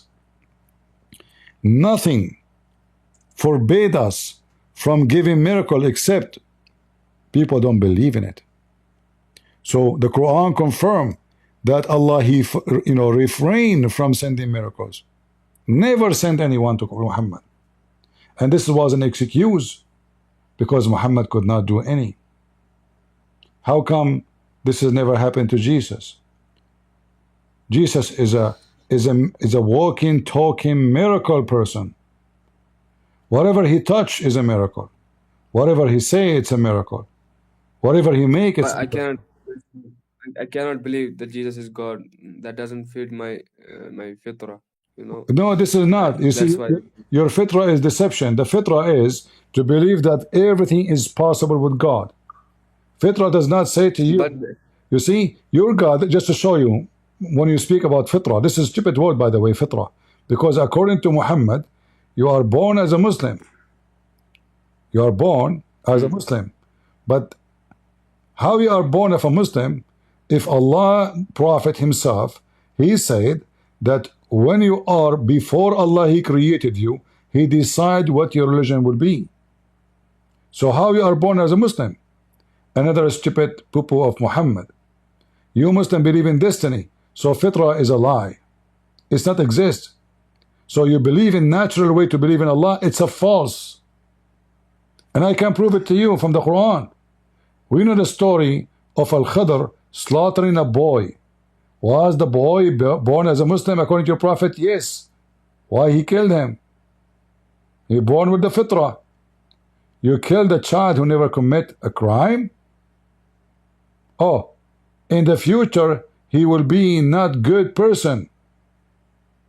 Another false, stupid stories. Because you cannot kill a Muslim if he did not leave Islam or he did not do a crime against Allah teaching. So to kill a person before he commit the crime is a bigger crime. Especially it's a child and he's a Muslim. So don't tell me we believe in Allah, it's the original fitrah, I don't believe in Jesus as God. Who cares if you believe or not? Jesus is God, you like it or not. He is the living. Muhammad is How the can a dead. man be God? There's no proof. Listen, How can there's no proof that Allah is exist. I challenge any Muslim to prove to me that Allah is exist. You cannot. I can prove to you that Jesus exists. Yeah, I know Jesus exists. I know. Can you prove to me that Allah is exist? I can. This universe is itself a big evidence for the What is the evidence? What is the evidence? This universe. The universe is made by my This God. creation. Listen. If the Hindu says the universe made by his God, I say is made by my God. You say made by God. How that prove anything? But we have a proof that Jesus No, was in God there. is Hold only on. one. Do you agree with me that Jesus can make the blind see? By the permission of Allah only. Okay. Let us see By if this is himself he can do nothing. if He can by do the, nothing. if Jesus he did that by the permission of Allah, why Allah could not make the blind who came to Muhammad see? Because as he wills, it's if Allah wills, he does what he wills. So Allah, so are you saying to me your God Allah is the one who gave a permission to Jesus, but he refused to give a permission to Muhammad? Yet you Muslim believe that Muhammad is the best of the prophets, the one who Allah refused to give him permission. But look, Allah blessed our Sayyidina Isa والسلام, with some this, as you say, privilege. Then it was a No. fadila. Hold on. Those are not a privilege. Privilege when you use it for personal reason, like your prophet's sex life and money. This is not a privilege. This is his power. Secondly, when you say Allah, he gave Jesus permission. Do you have a proof? I can say I gave him the permission. But we have confirmed or confirmation that Jesus is a creator. The Quran says, I create for you. And I breathe into it. So, okay, by the permission of Allah, no problem, by the permission of Allah, but this is what the Quran is saying. This is what Muhammad is saying. How we can take what Jesus say or refuse what Jesus says and accept what Muhammad says? A guy who go after women, married, and he take them from their husbands. A man, he says you can lie. A man, he never have a miracle. Bro, you are confused with this lying thing. It is not lie, bro. Listen. Can you show me one miracle in the Quran Muhammad did? Just one. The one is the splitting of the moon. No, maybe. Nowhere in the Quran it says Muhammad he split the moon. It's a lie. Where? Doesn't say. I No. don't know this exact. No, it doesn't say that. It doesn't say that. This was the eclipse. Was the eclipse. In the same time, in the same chapter, it says Allah never gave Muhammad a miracle. The same chapter. So the hour drawn near and the moon split asunder, and this is another lie, because according to science, no moon was split. According to history, nobody witnessed such a thing, because if the moon is split in Saudi Arabia, all China, Singapore, Malaysia, Indonesia, India, Pakistan, Bangladesh, Iraq, Syria, Israel, Africa, all of them, they will see that, even Europe. So it's impossible that only a small tiny village see that. No. Actually, I know someone there was a king from India whose name, I don't know if it is. It's a lie, my friend. The Muslim, they lie. So only the king, he saw it, his people did not see it. The king, he opened the refrigerator, he saw the moon split as two pieces. The king only. I mean, do you even Muslim listen to yourself? So now, in my city, the whole city, they did not see the moon split. Only Christian prince and a king in India. That's deep. India have 1 billion human being. Only a king. Actually, there's a king. He saw the moon split. My friend, this is eclipse. Muhammad, he went crazy when he saw the eclipse. Go read the hadith. Each time an eclipse happened, he go crazy. He jumped like a monkey. He pray a lot because he's afraid and terrified. It is just the eclipse. Same time, Muhammad here, he lied. He said that the moon is split and the judgment day is so near. It was a lie. It is a false prophecy because the judgment day never come. Muhammad, listen. Don't you believe in Judgment Day? Sure, we believe in it. Christians? Absolutely. We are Christian. We believe in the judgment day. But Muhammad, read the verse. He claimed in Arabic, in fact, it says, اقتربت الساعة. Not only near. اقتربت means it's in the corner. So Muhammad here, he gave a false prophecy. He's claiming that this is the sign of the day of judgment. So this verse alone is enough to make you leave Islam, not stay as a Muslim. If I say to you, oh, the moon is split now, look at this, sign of the day of judgment, and then 1400 years after, and still nothing happened, and no judgment day, am I a false prophet or not? A group of people, they came to Muhammad. They said to him, when the judgment day is going to be, I'm losing my voice. He said to them, he looked at a child with them. He said, before this child grow old, the hour will come, the judgment day will come. Muhammad, again, he exposed himself with false prophecies. I will show you this reference, and you believe or not, it's up to you. But trust me, we are the Arab. We know and we have all the laundries of Muhammad.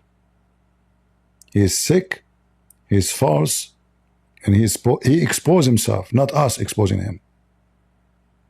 He exposed himself. Let me show you the hadith.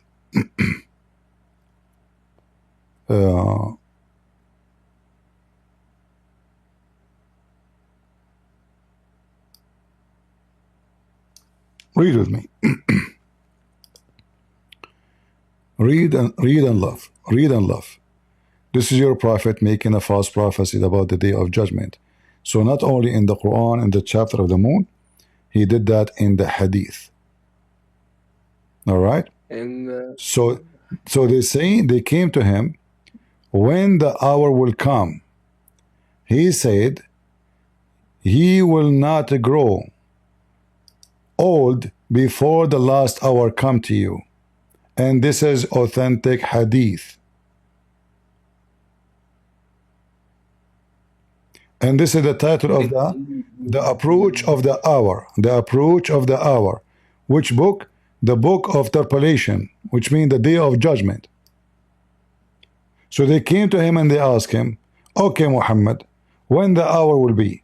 He looked at the young child with them. He says, this child will not grow old until the hour will come to you. So Muhammad, he was claiming that the judgment day will come to them before this child. Muhammad, he said to himself, before this guy he grow old, I will be dead. Muhammad was very old already. So okay, this child, before he grow old, the hour will come to you. Was Muhammad a false prophet? Absolutely.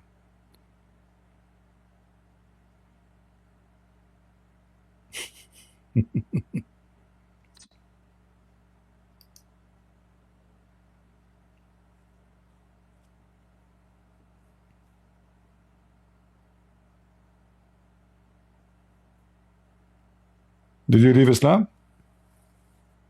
no, I cannot make this decision. All right, Father. No problem. But I feel I in my believe in heart. God. I feel in The my only heart. thing. Listen. Let me tell you what I feel in my heart. In my heart, I feel that you are shocked, embarrassed, and you are out of words, and you are wondering what you have done to yourself following Muhammad. And time will come, my friend. Either you will go to hell or you will go to heaven.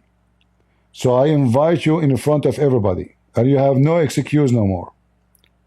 Our Lord the Messiah, the judge of the judgment day, even your prophet, he says The Messiah is going to come back as a hakaman muqsitan, and nobody can be muqsit, and nobody can be just except God. And that what your prophet said about Jesus. So the Lord, the Messiah, he will come and judge you, and he will ask you, did this poor guy, he spend the night, it's morning for me, honest to God, it's morning, the sun is coming out soon, I spend my night just to warn you, just to save you, and if you reject to leave Islam and to accept Jesus, blame nobody except yourself for going to hell. I warn you, I showed you, I spent my night losing my voice with you for the sake of my Lord and for the sake of saving your soul. For my Lord, he said, a happiness in the kingdom of God will be for one soul is saved. So it's up to you. Okay,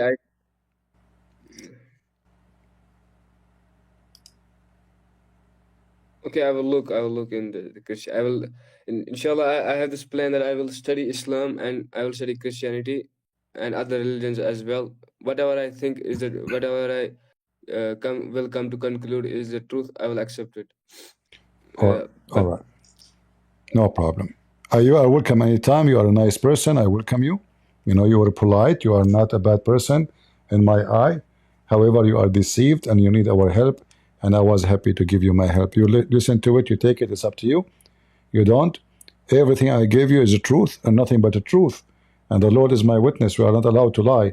We don't believe in Christianity in good lie and bad lie. Lie is a lie. And Jesus says, say yea, yea, or nay, nay. And anything after that is from the devil. Christians are not allowed to lie. Not allowed, period. Whoever a Christian and he lie, he is going to go to hell. Lying is the enemy of God. Lying is not the practice of followers of God. Lying is the devil behavior. So I hope soon you will be honest with yourself. You saw all reference. I showed you tons of reference. All lead us to one thing. Muhammad is a false man. Thank you very much, Father. I just have a quick question. Can you just answer this quickly, please? Okay. All right. In John 9:17, it says that they came back at the blind man. You are expert. He opened your eyes. What do you say about him? He said he is a prophet.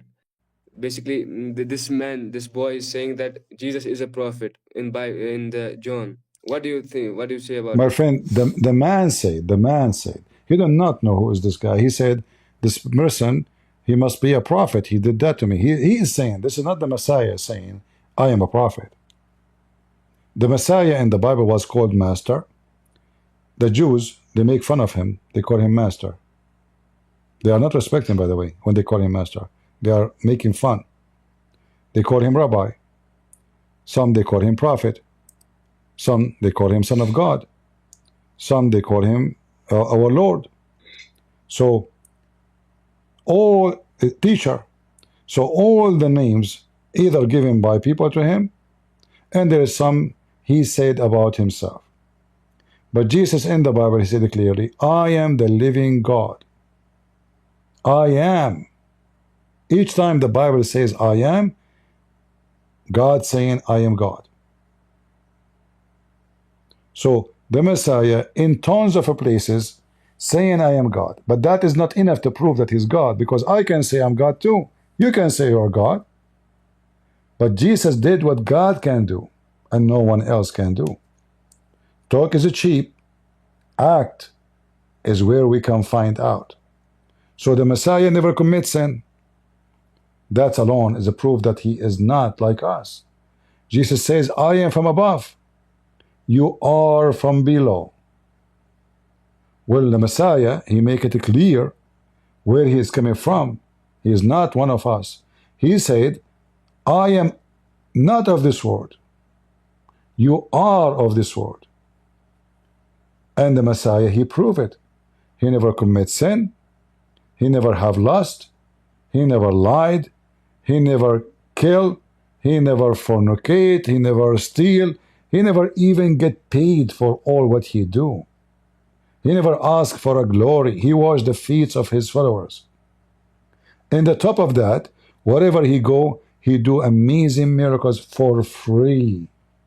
Imagine if I am a person who can raise people from death. I will be the most powerful person on earth. Kings will fight to have me, because then they can live forever. Each time they die, I resurrect them. Imagine I am a person who can make the blind see. Blind men, they will worship me. Imagine I can heal every disease in the world. Every sick person in the world will kneel to me. Who can do that? Your prophet, he lied to you, says that by permission of Allah. But if this is true, then why only Jesus have such a permission, including to be creator?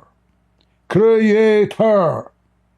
He created from the mud the bird, and he breathed into it, and the bird flies. So right now as we speak, my friend, there's a flying birds created by Jesus according to the Quran. Do Allah need to give such a permission to Jesus to prove he's a prophet? Is enough to make the blind see. That's it. There's nothing left. And then we reach the point to be creator. So now, was your God Allah able to convince me that Jesus is a prophet? Or by all those miracles he convinced me that he is God? When I see Jesus, he can create. Is that to convince me that Jesus is a prophet? This is not what the prophet do. This is what God do. It's enough to do 1 miracle, 2 miracles, 3 miracles, 10 miracles. But to be the creator, that is not a miracle no more. That is the Almighty God himself doing it. So, if the purpose to make us believe in Jesus, well, this did not work. Don't Allah knew that if he gave all this permission to Jesus, those Christians, they will think he's God? He's misleading us then. And by the way, the Quran says Allah, he mislead us. Because the Quran says Allah made someone look like Jesus on the cross. And that is additional proof that Islam is false. Why God will make us see something is not there? Why is lying? Your God himself is a liar. So when he's saying in the Quran, Shubbiha lahum, Allah made someone look like Jesus. And then he blamed the Christian to believe. Why you believe that Jesus was on the cross? Well, you are the one saying you made him look like in the cross. According to Muhammad, Allah made someone look like Jesus. So look what happened by saying such a statement. Confirming, this statement confirming that whatever the disciple they wrote about Jesus' crucifixion is true. Because they wrote what they saw. The Quran say they saw that. Secondly, Allah waited 600 years to tell us that he was lying to us. A satanic act. So Allah deceived 3 billion Christians, lying to them about Jesus' death. And now we believe that Jesus was crucified. All of this because of the lies of Allah, according to the Quran. How that can be God? Can't Allah save Jesus without lying to us? That actually would be amazing. They brought him to the cross to kill him. God bring his angels, do anything, and he take him to heaven in front of everybody. Amazing. No. Secretly. Nobody saw it. It's a fiction story. Allah, okay, if Allah take him to heaven, do he need to clone somebody? Why you clone somebody? To increase the confusion? Take him. Save him. And Allah saved Jesus, but he did not save Muhammad. So why the Jews cannot kill Jesus according to the Quran, but they killed Muhammad by poison from Walmart? Do you know why, Khalid? Oh, sorry, Father. Muhammad was killed by Because poison. Jesus. Muhammad was killed by poison. Muhammad was killed by poison, and this is authentic, and this is al-Bukhari. So if Muhammad was killed by poison by a Jew, in fact the Jewish woman, she said, Muhammad, he asked her why you did that. She said, well, if you are a prophet of Allah, Allah will save you. If you are a fake man, a false prophet, and a king seeking money and power, Allah will kill you. Muhammad, he said to her, Allah will not allow it to happen. And guess what? It happened. So Muhammad actually in the very test, he failed. He said to the women, Allah will not allow you, but then he died because of that poison. And as you see, Muhammad is witnessing against himself. So why Allah want to save Jesus will not save Muhammad from the Jews? Weird, huh?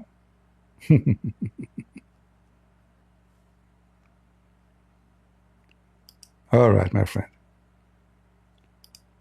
Okay, that was a nice discussion with you, bro. You're welcome. Actually, I have to go somewhere. All right. Well, I will pray for you to see the truth, and the truth will set you free, and you leave Islam before it's too late.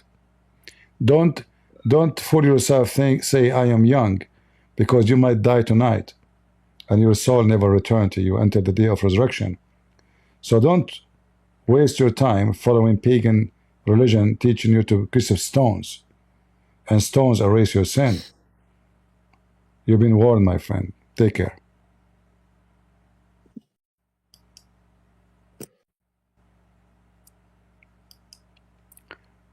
All right, it's morning time. I was hoping really he will leave Islam. My throat is really hurting me badly.